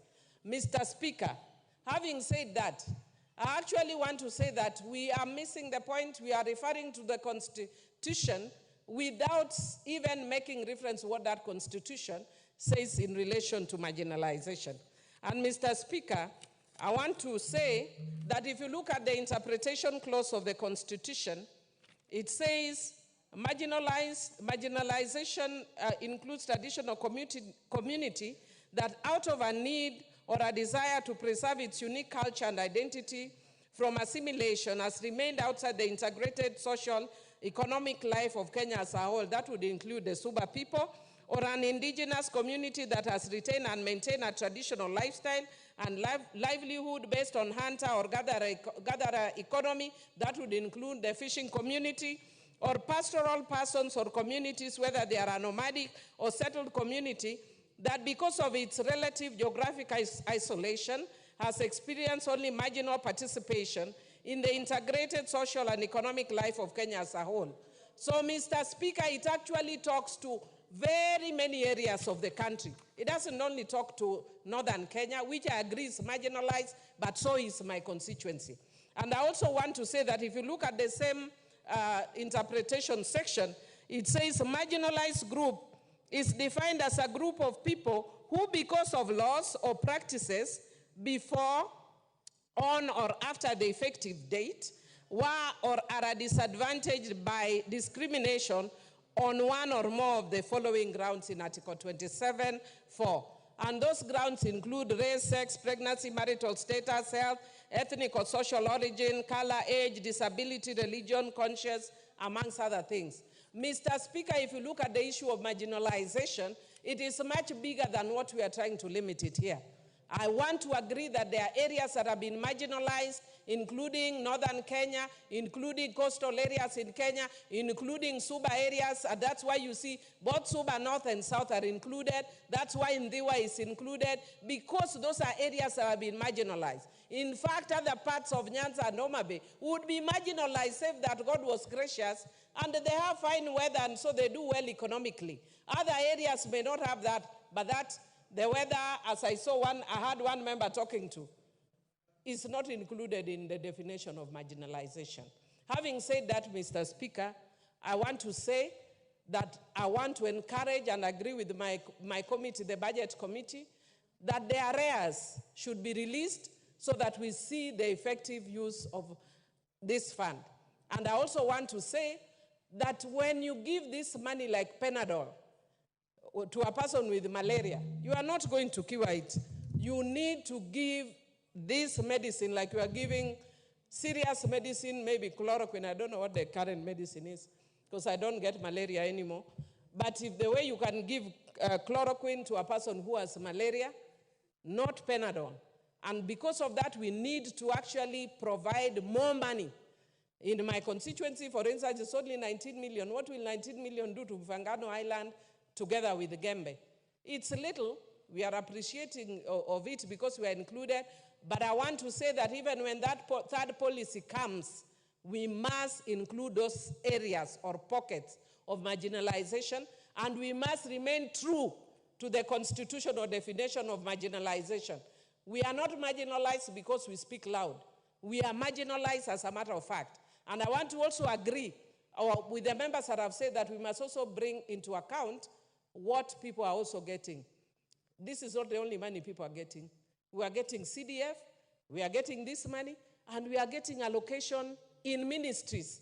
And I sit in budget, and I can tell you that there are areas that are getting marginalization. They are getting money through public participation.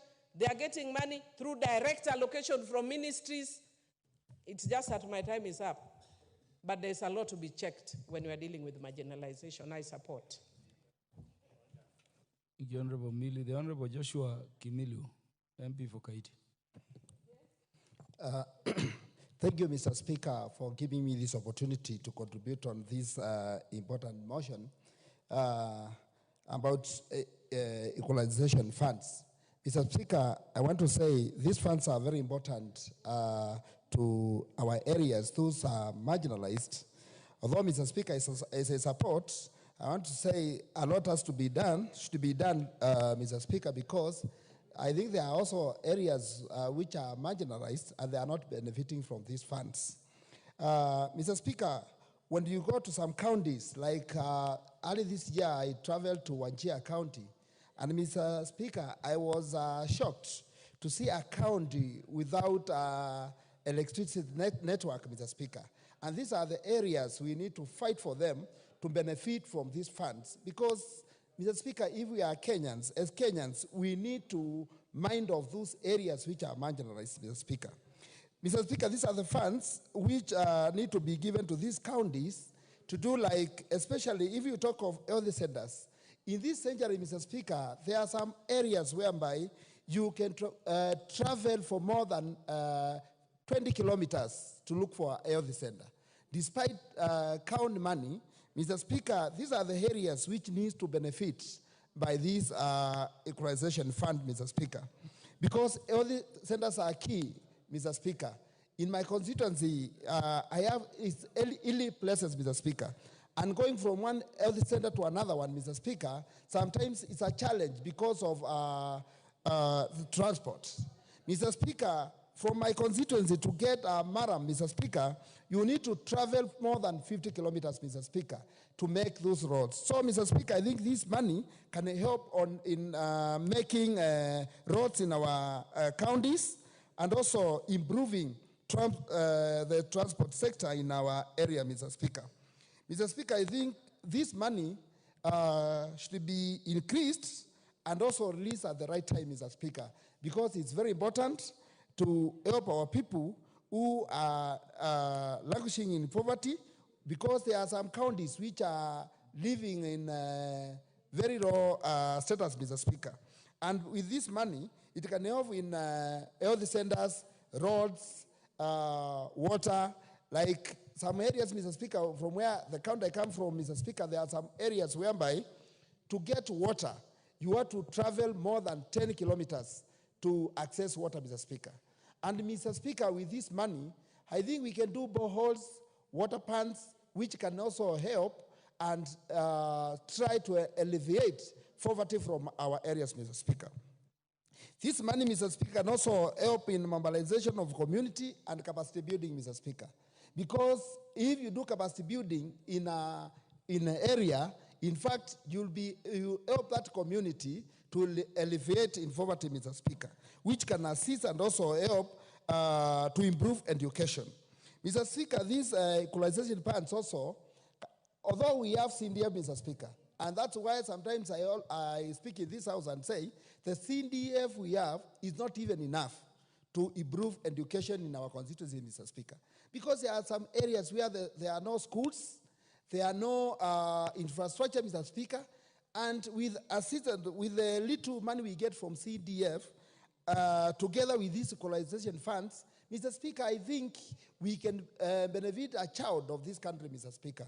So I think, Mr. Speaker, I want to support this motion, and I want to say that as Kenyans, we need to stand with this fund and try when it comes to accountability, Mr. Speaker, because the counties are the custodian of this money, Mr. Speaker. We need also to look on checks and balances should be done to those counties to make sure that this money is well spent and goes to the right people, Mr. Speaker. Thank you. I support. The Honorable Francis Igei, MP for Sotik. Mr. Speaker, I want to thank you for giving the opportunity to also talk on this topical issue and support this bill, Mr. Speaker.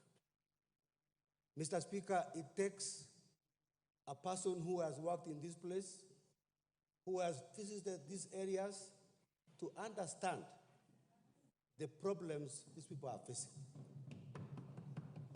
And I know the MPs from these areas, and those of us like myself, Mr. Speaker, who has worked in these areas for many years.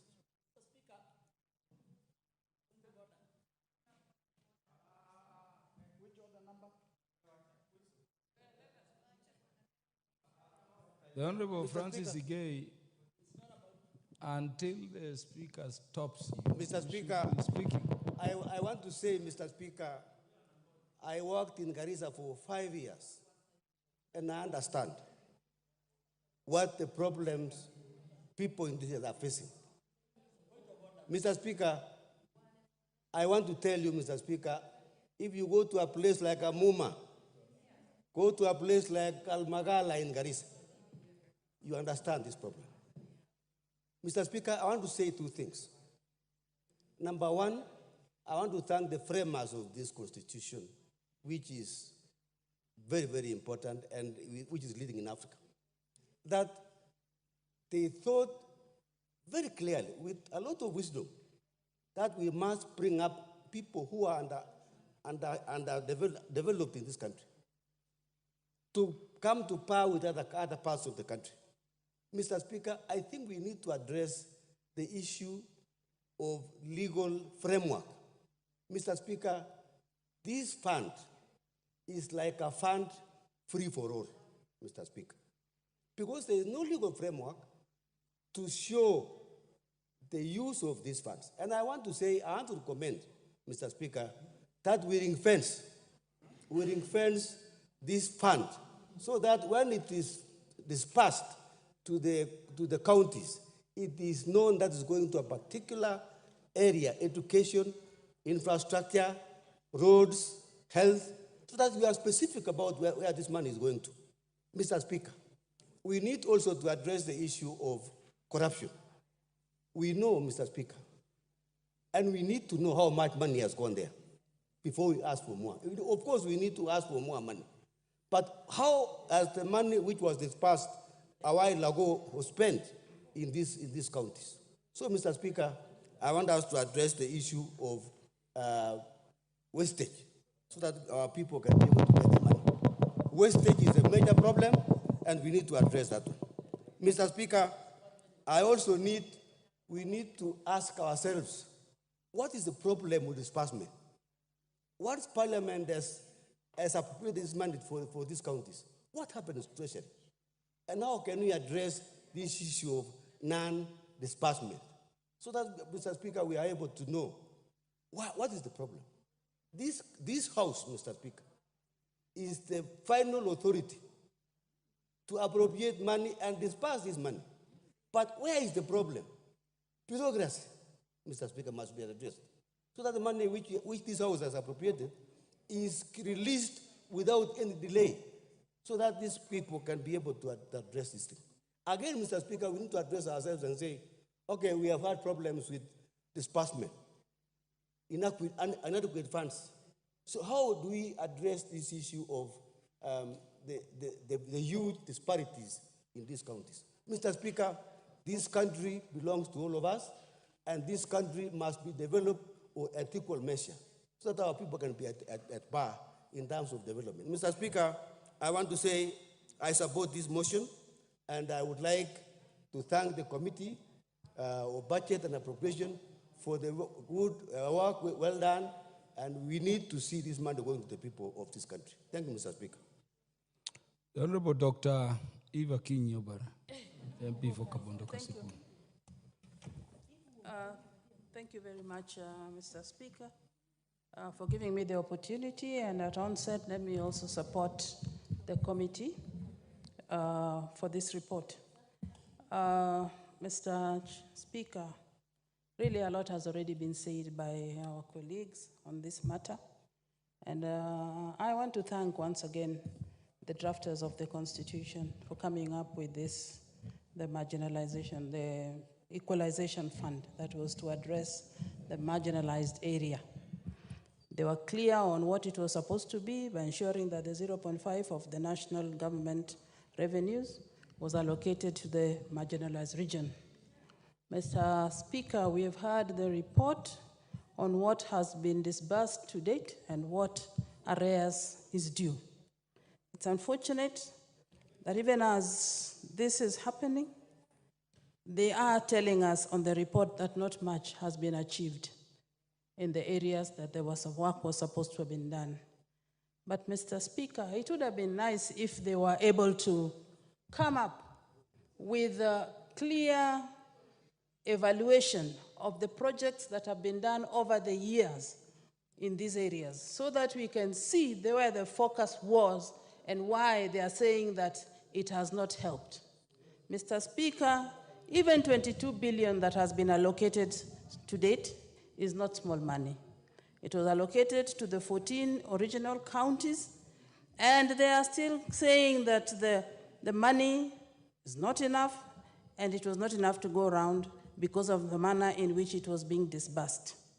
At this point, I want to call upon the Treasury to please prioritize the funds of the Equalization Fund so that the counties are able to carry out their programs as planned. Mr. Speaker, we've been told that now we have 34 and the list is here, and yet at the same time, the sunset clause is soon to set in on this fund. We only have 6 years to go, and it may be prudent to come up with another bill to extend the fund, because as we have been told, not much has been done. Mr. Speaker, on even the areas that they have touched in, I was sitting here and wondering that what actually was the priority when they were disbursing the funds for the programs. What priorities? Did they do public participation with the people for the people to tell them what they wanted to do?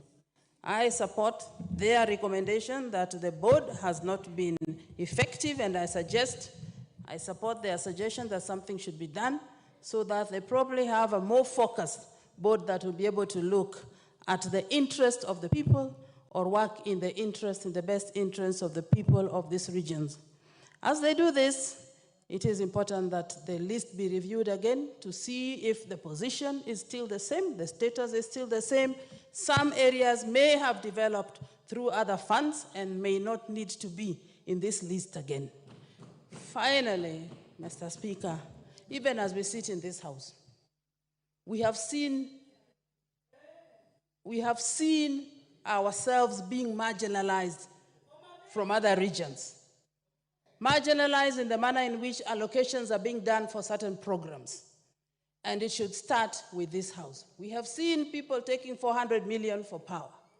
One region, not even a region, one constituency. We have seen people taking a lot of money for roads, one constituency. And this, in other words, is also marginalization. So let us address these issues. Let people be fair. Let's look at this country as one where each one of us pays tax and deserves services. Thank you very much. And once again, I support. Thank you. Honorable Geoffrey Mwangi, the MP for Tetu. Thank you, Mr. Speaker, for giving me the opportunity to also lend my voice to this very important bill.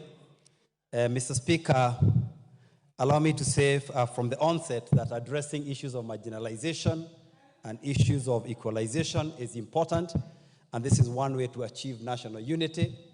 It is sad to learn that today, many years after this fund was conceptualized, there are arrears, the disbursements have been minimal, and it is only good that going forward, that the National Treasury ensures that the funds that have been earmarked for this fund are released and used for the interventions for which they were intended.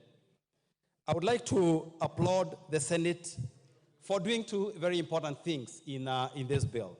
The first one is ensuring that they safeguard the bill from the usual cycles of government expenditure, whereby some of the funds that are allocated would lapse, and also ensuring that they include the administration of the fund by operationalizing the Equalization Fund Advisory Board. But Mr. Speaker, having said that, I think a good thing can be made better. And there is actually a lot of opportunity to improve this fund going forward. And Mr. Speaker, I wish to submit the following.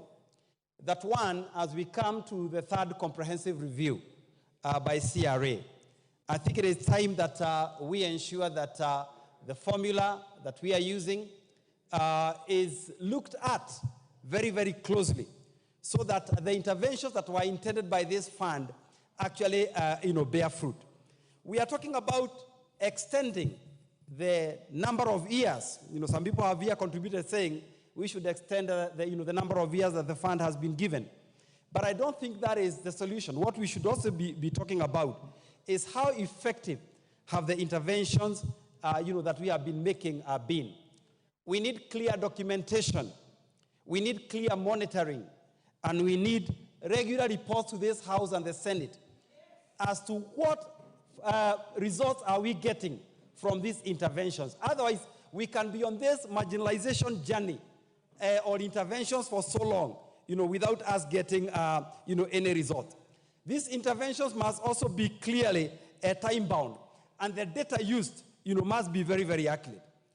Mr. Speaker, also giving counties almost the full leeway of how this fund is utilized may not be, the most appropriate channel.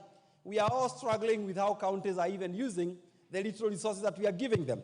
So how do we come up with a hybrid solution where members of parliament, through the NGCDF, where parent ministries and counties come together so that the interventions envisaged in this fund, can be much more, effective. And Mr. Speaker, if you also look at the money that has been provided, it's a drop in the ocean. We cannot be able to provide, the solutions that we are looking for by allocating only 10 billion shillings. So for some of these counties, the Equalization Fund, while a necessary measure, may not necessarily be the solution we are looking for. We require a Marshall Plan, to also ensure that we can be able to accelerate the development that we are looking at these marginalized areas. But having said that, Mr. Speaker, as I conclude, We also need to think about what is the definition of marginalization. For example, my own constituency, Tetu, does not appear in this list. But it does not have a level 4 hospital. So from a health point of view, we are marginalized. So I would expect that such intervention is included. I have not seen any sub-county from Nyeri County, where I come from. Kieni is actually a very dry area, almost the same as Samburu, or the same as Wajir. And it requires intervention for water, for schools, for electricity. So, Mr. Speaker, as we expanded from 14 to 34, maybe it is time we took it to 47, and then we look at specific areas and specific issues of marginalization, because indeed, every county in this country has some level of marginalization. I rise to support, and it is important that we get it right going forward. Thank you. The MP for Wajir West. Thank you, Mr. Speaker, for giving me this opportunity to support this equalization.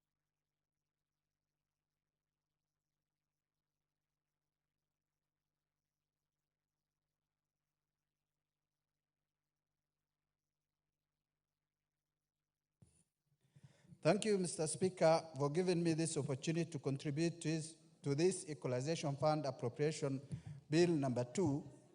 And I want to start from onset. I'm supporting this bill. Mr. Speaker, the essence of this bill, of Equalization Fund, was to give 0.5% of the annual revenue of the budget specifically allocated to marginalized areas. The question begs, Mr. Speaker, where are these marginalized areas? And how did it came to the minds of the drafters of the Constitution during 2010? 2010 Constitution was drafted by brilliant minds who went all over this country, came to understand where is marginalized and where it's not marginalized. And they included this fund to bring some parts of this country at a par in the rest of the countries. Mr. Speaker, it becomes now very worrying when all the counties in this country is classified as marginalized in the same marginalization fund, which never grows from the 0.5%. Mr. Speaker, 34 counties have been indicated in this bill to benefit from the marginalization fund. Mr. Speaker, now I want to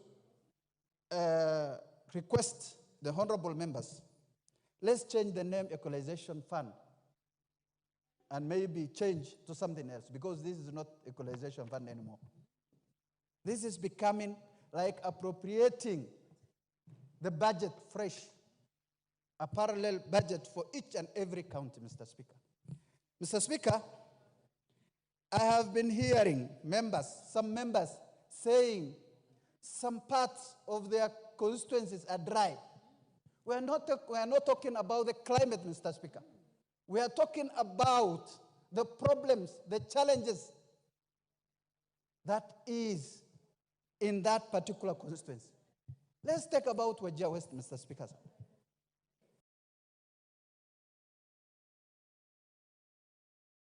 From one point, one health center to another is 200 kilometers, Mr. Speaker.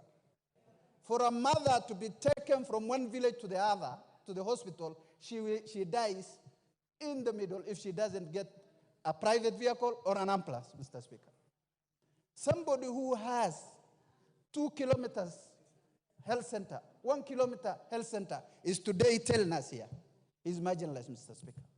I want to appeal to the members of this House to come and visit my constituency at my expense, Mr. Speaker, so that they see and appreciate the problems the people of North are feeling, Mr. Speaker. Mr. Speaker, the marginalization in northern Kenya is still continuing as we speak.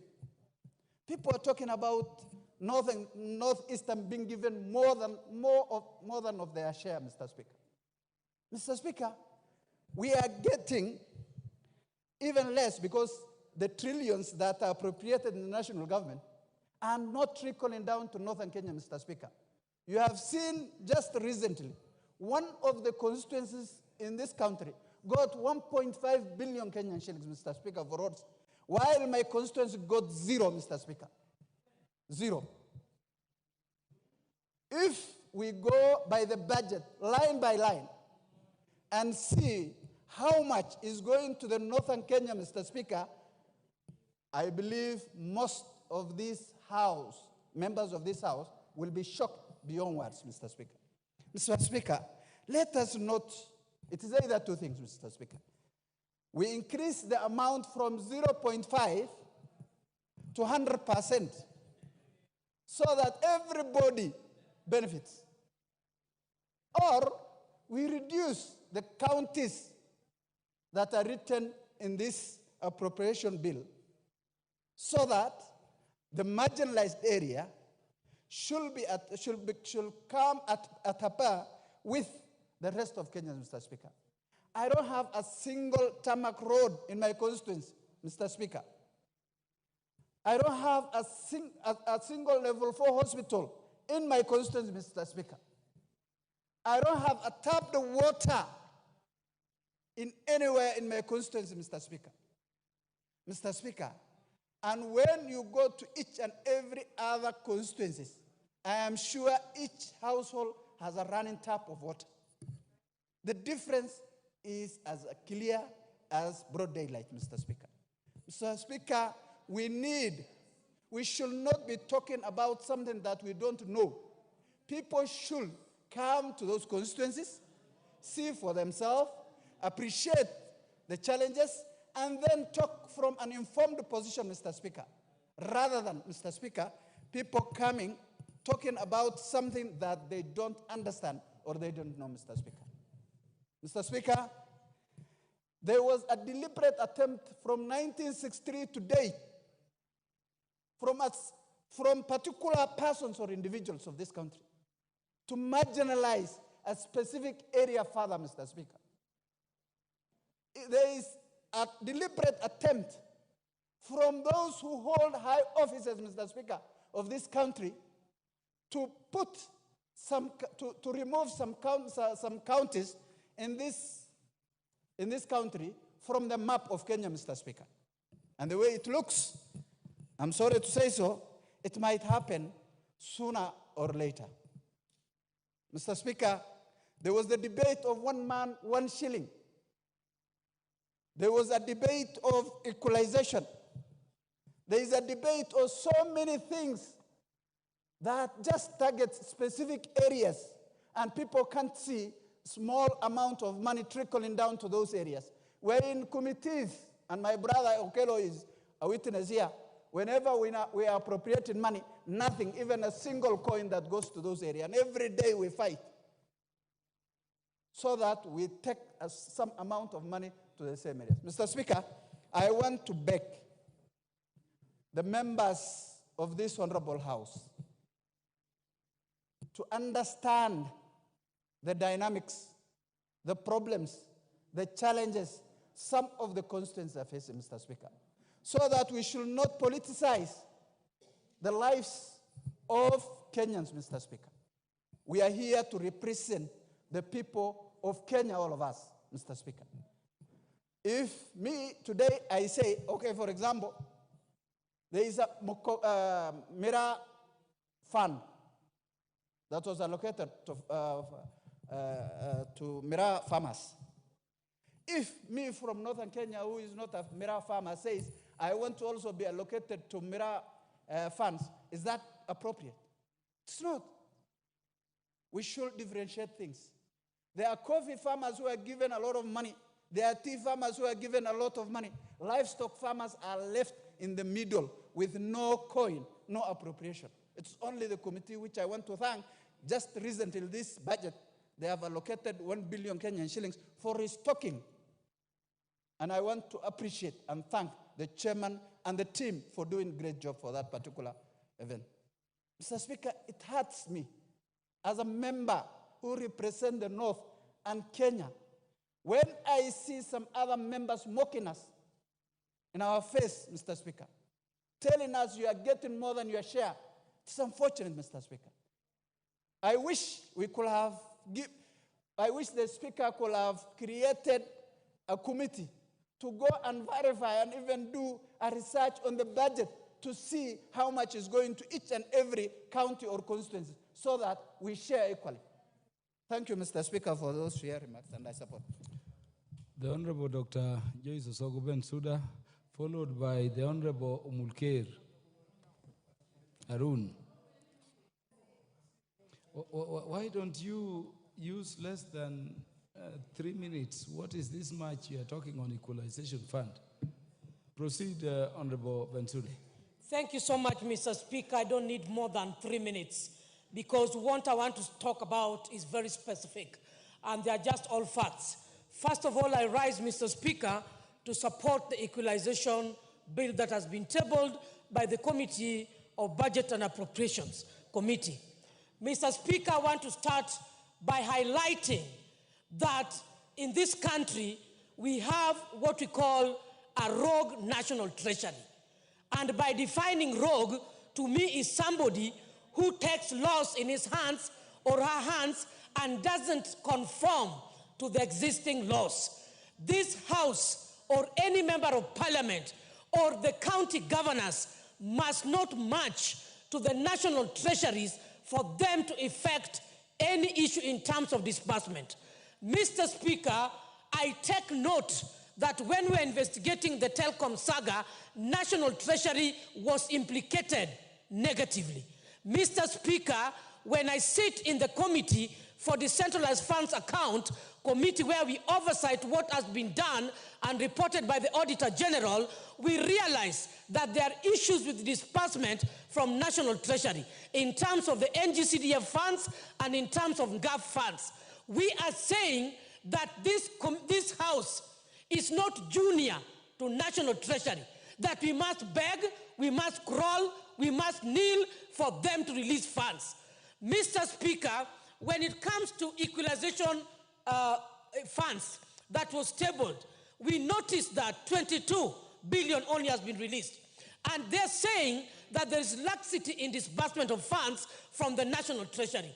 Mr. Speaker, I would like it to go on records that the PS National Treasury must be brought in this House and clear explanation to the facts that we are begging of and seemingly to be singing lullaby that the funds must be released. The PS National Treasury must respect this House and must respect the formula with which funds are supposed to be disbursed.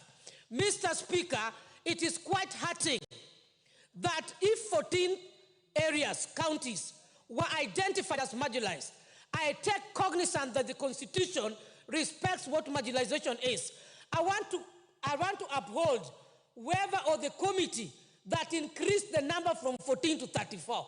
In fact, I'm saying that they ought to have increased it totality to 47 because this country is seriously undergoing economic marginalization. I'm just from the rural areas. When we look into Homa Bay, I visited quite a number of markets, Mr. Speaker, sir. All markets, most of them, they do not have electricity. They are crying of transformer. The MPs cannot implement what they are not given, what is not disbursed. The governor equally cannot implement what is not stretched. And so my serious number one fact, the National Treasury must be disciplined, must stop being rogue. Number two, Mr. Speaker, sir, regulation and framework must be put in place. We need a clear tabling of what projects were supposed to be undertaken in the 14 counties. We looked through during the flood areas, and we could watch over the television how farmers are suffering. Their produce are getting rotten. There are no roads. There are no schools. And so we are saying, in as much as equalization funds was supposed to address infrastructure, supposed to address issues of education, health, we are saying we don't want to beg anybody over this. The same way we are budgeting and putting issues right. I want to see that when the budget for this financial year, next financial year, will be tabled in this house must rise to maturity and not focus on the political divide. It is a high time this house must know that they choose to put Kenya on the right track or put Kenya into the drain dogs. And so I'm saying as legislatures, we must stand firm that right things are done. We must not rise up for NGCDF on GAV to be given. Even the women reps of this country, we are marginalized in our own form. There are no funds, yet we are expected to work. We are waiting for what the president promised, 1 billion in the budget cycle. We had been given 1 billion for sanitary towels. We are also marginalized. We are waiting for 1 billion. We don't need to kneel unless as a National Assembly, we don't know why we were elected here. PS National Treasury, take charge, be disciplined, and serve this nation, and must be brought to the floor of this house. Thank you, Mr. Speaker, sir.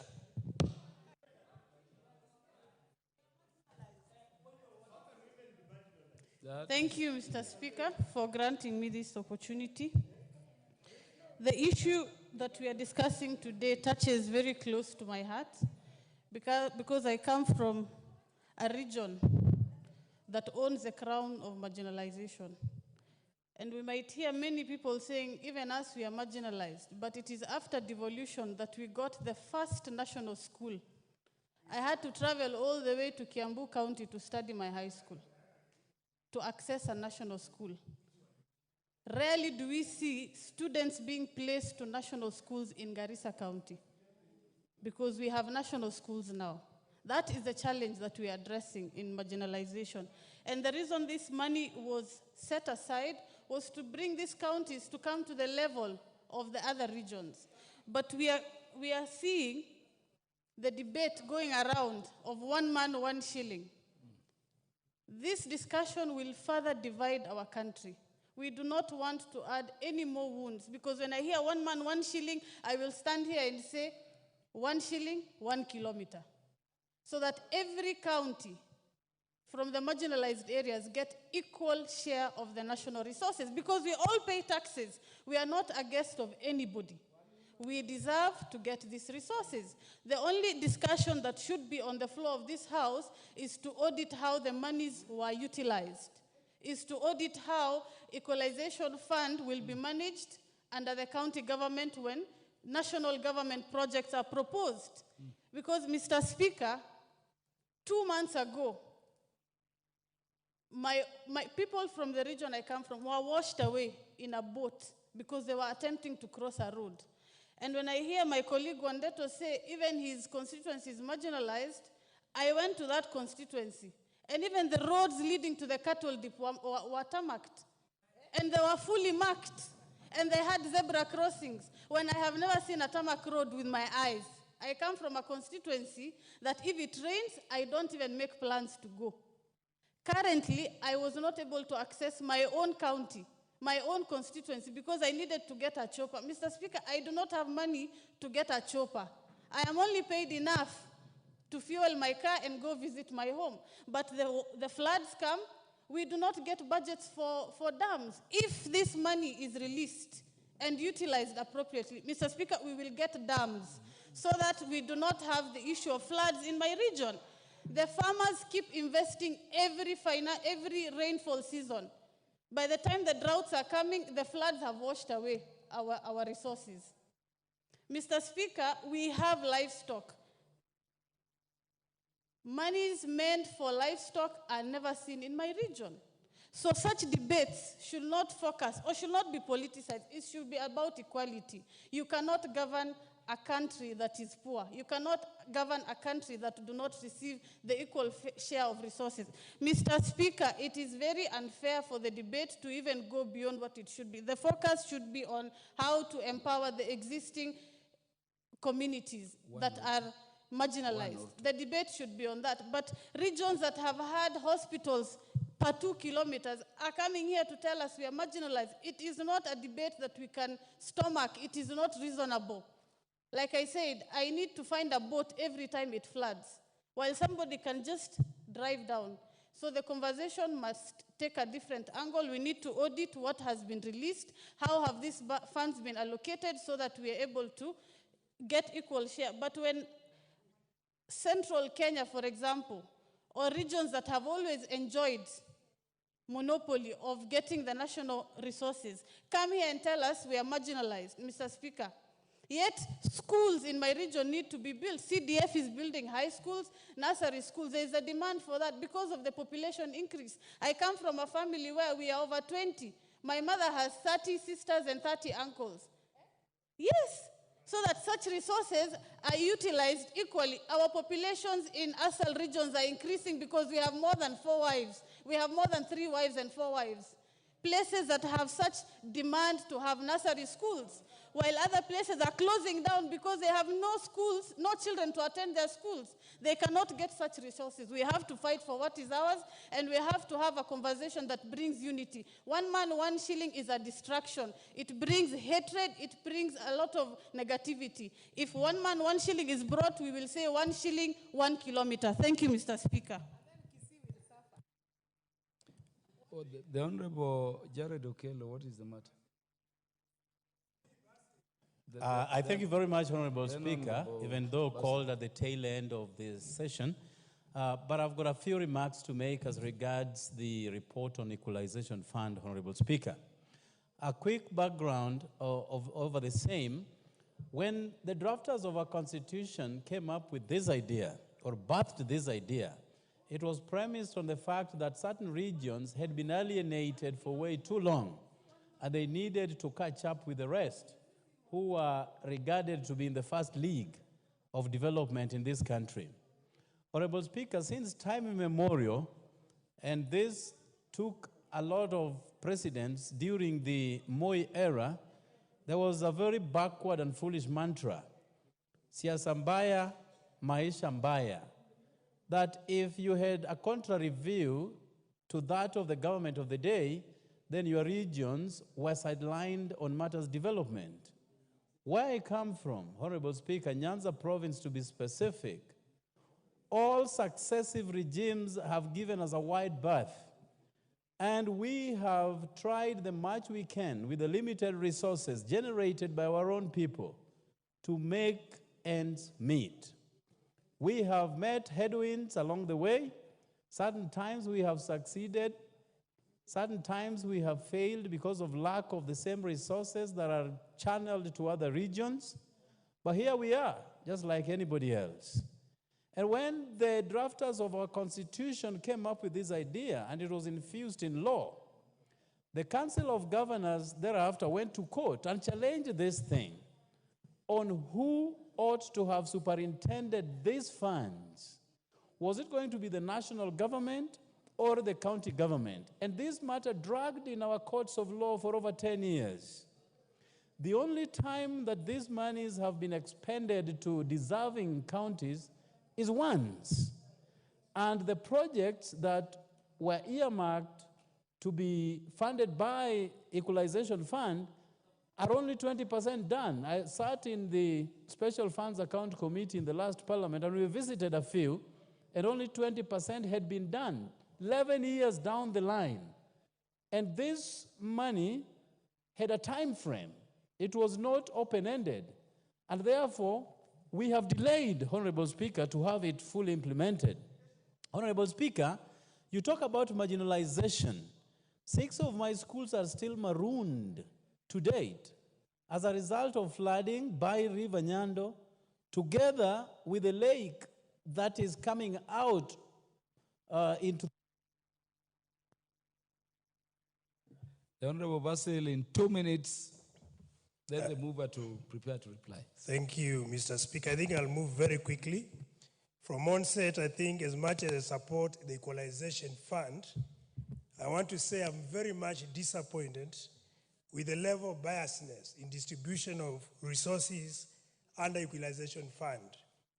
I don't understand why Yatta is missing from this list, considering that in Yatta, most of my roads, 99.5%, are actually weather roads. Electricity connectivity is below 40%. the teachers employed by BOM, Mr. Speaker, are about 55%. So, Mr. Speaker, we need to shun away from negative ethnicity, tribalism, which is contributing to the level of disparity that we see. Mr. Speaker, I want to say that this fund should actually be managed by national government, and baseline data should be the one to guide distribution of resources by not tribalism, Mr. Speaker. Because if we continue this way, we'll be like what Obama, the former president of the US, metaphorically said, that it is easier for a child from central Kenya to celebrate the 50th birthday compared to a child from northeastern Kenya. And this has been witnessed because of continued skewedness of resource distribution based on where people come from, those who are in centers of authority. So, Mr. Speaker, this gap must be breached by ensuring that there is equity when we are distributing resources to be able to mitigate competition that has been witnessed when people in power or those who are looking for power are actually inspired, because most of them are doing it simply because resources are not fairly distributed across the country. I support.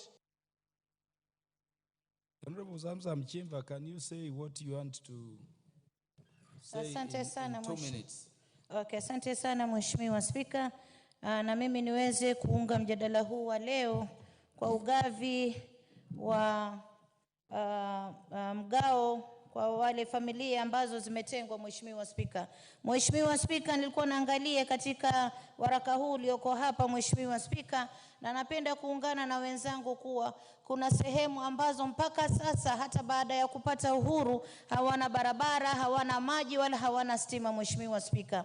Na mimi nataka niwaambie wenzangu ambao wana upinzani katika mgao huu Mheshimiwa Spika, Kenya ni moja. Hata Garissa akipata akiweza kuendelea, na wewe za kutoka kule uliko kenda kufanya kazi Garissa, ikawa maendeleo yameenea Kenya nzima Mheshimiwa Spika, watu wakaweza kukaa kwa ufanisi Mheshimiwa Spika. Mheshimiwa Spika, naangalia mahali kama Ganze, naangalia sehemu za pwani ambazo ziko nyuma sana, hakuna barabara, hakuna maji, hakuna hospitali Mheshimiwa Spika. Najiuliza ikiwa hizi pesa zilibaki bilioni 62 Mheshimiwa Spika, zimebaki katika account na ni account ya nane, na zafanya nini kule wakati wananchi wana shida Mheshimiwa Spika?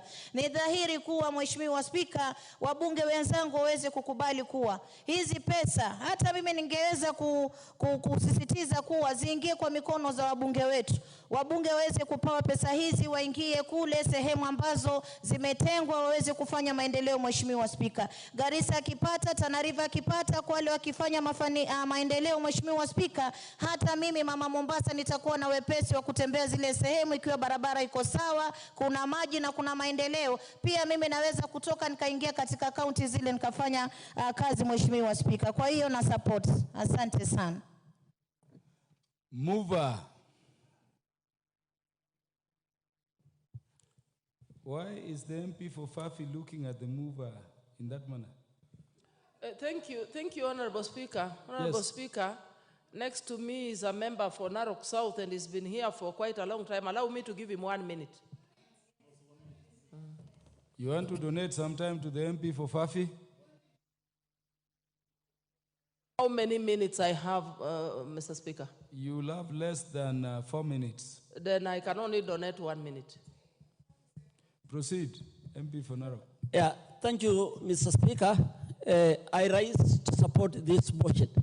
You know, Mr. Speaker, the intention of the Constitution of this country for introducing the Equalization Fund was to bring the most marginalized area, which is one of this country where I come from, Narok South, to where the rest of the Kenyans are. In terms of development, there are areas in this country where the road network almost does not exist. The schools, water, hospital, like electricity, connectivity in Narok South is only 8%, while in this country there are some constituencies which are 100% connected to power. Mr. Speaker, since I only have 1 minute, and thank you, Madam, for donating that 1 minute, the areas of the fund should be released immediately, the 62 billion. And the amount of this should be increased from 0.5% to 1%, because when utilize your remaining 2 minutes. Thank you, Honorable Speaker. Honorable Speaker, from the onset, I want to appreciate and acknowledge all the members who have weighed on this bill. Indeed, Honorable Speaker, the fund was established so as to address specific objectives. And I want to support all the members who have already alluded to the aspects of the specific projects, namely roads, water, electricity, and health, that this equalization fund is supposed to address. And indeed, members have raised very critical questions, even with respect to the impacts. And I think going forward, an assessment should be done on all the equalization fund projects so that we're able to ascertain whether we have actually realized the intended objectives of these projects. Further, members have also raised concerns with respect to the management of the fund and also how the beneficiary counties or pockets were identified. And Honorable Speaker, during our engagements with the Commission for the CRA, I took them to task to explain how some counties, some constituencies missed out, like Teso South. Busia County is one of the poorest counties. We rank at the bottom in the index of poverty. But when you come to Teso South, no area was picked. Yet there are areas in Teso South where when we have a sick person or someone dies, we have to prepare a carrier, a wooden carrier to be able to transport. Or we have to use logs to prepare a bridge for kids to cross from one area to the other. So I support those who have alluded to the principle of equity and equality so that as we distribute this money, as we wait for the time,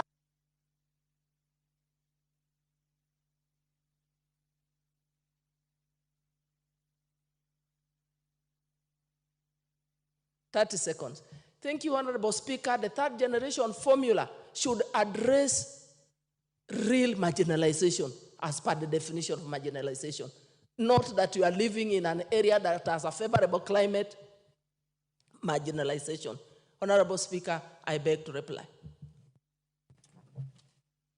Honorable members, for the convenience of the House, the question to this particular matter shall be put when it will be listed next by the House Business Committee. Honorable members, the time being 7:08 p.m., this House stands adjourned until Wednesday, the 12th day of June 2024, at 9:30 a.m.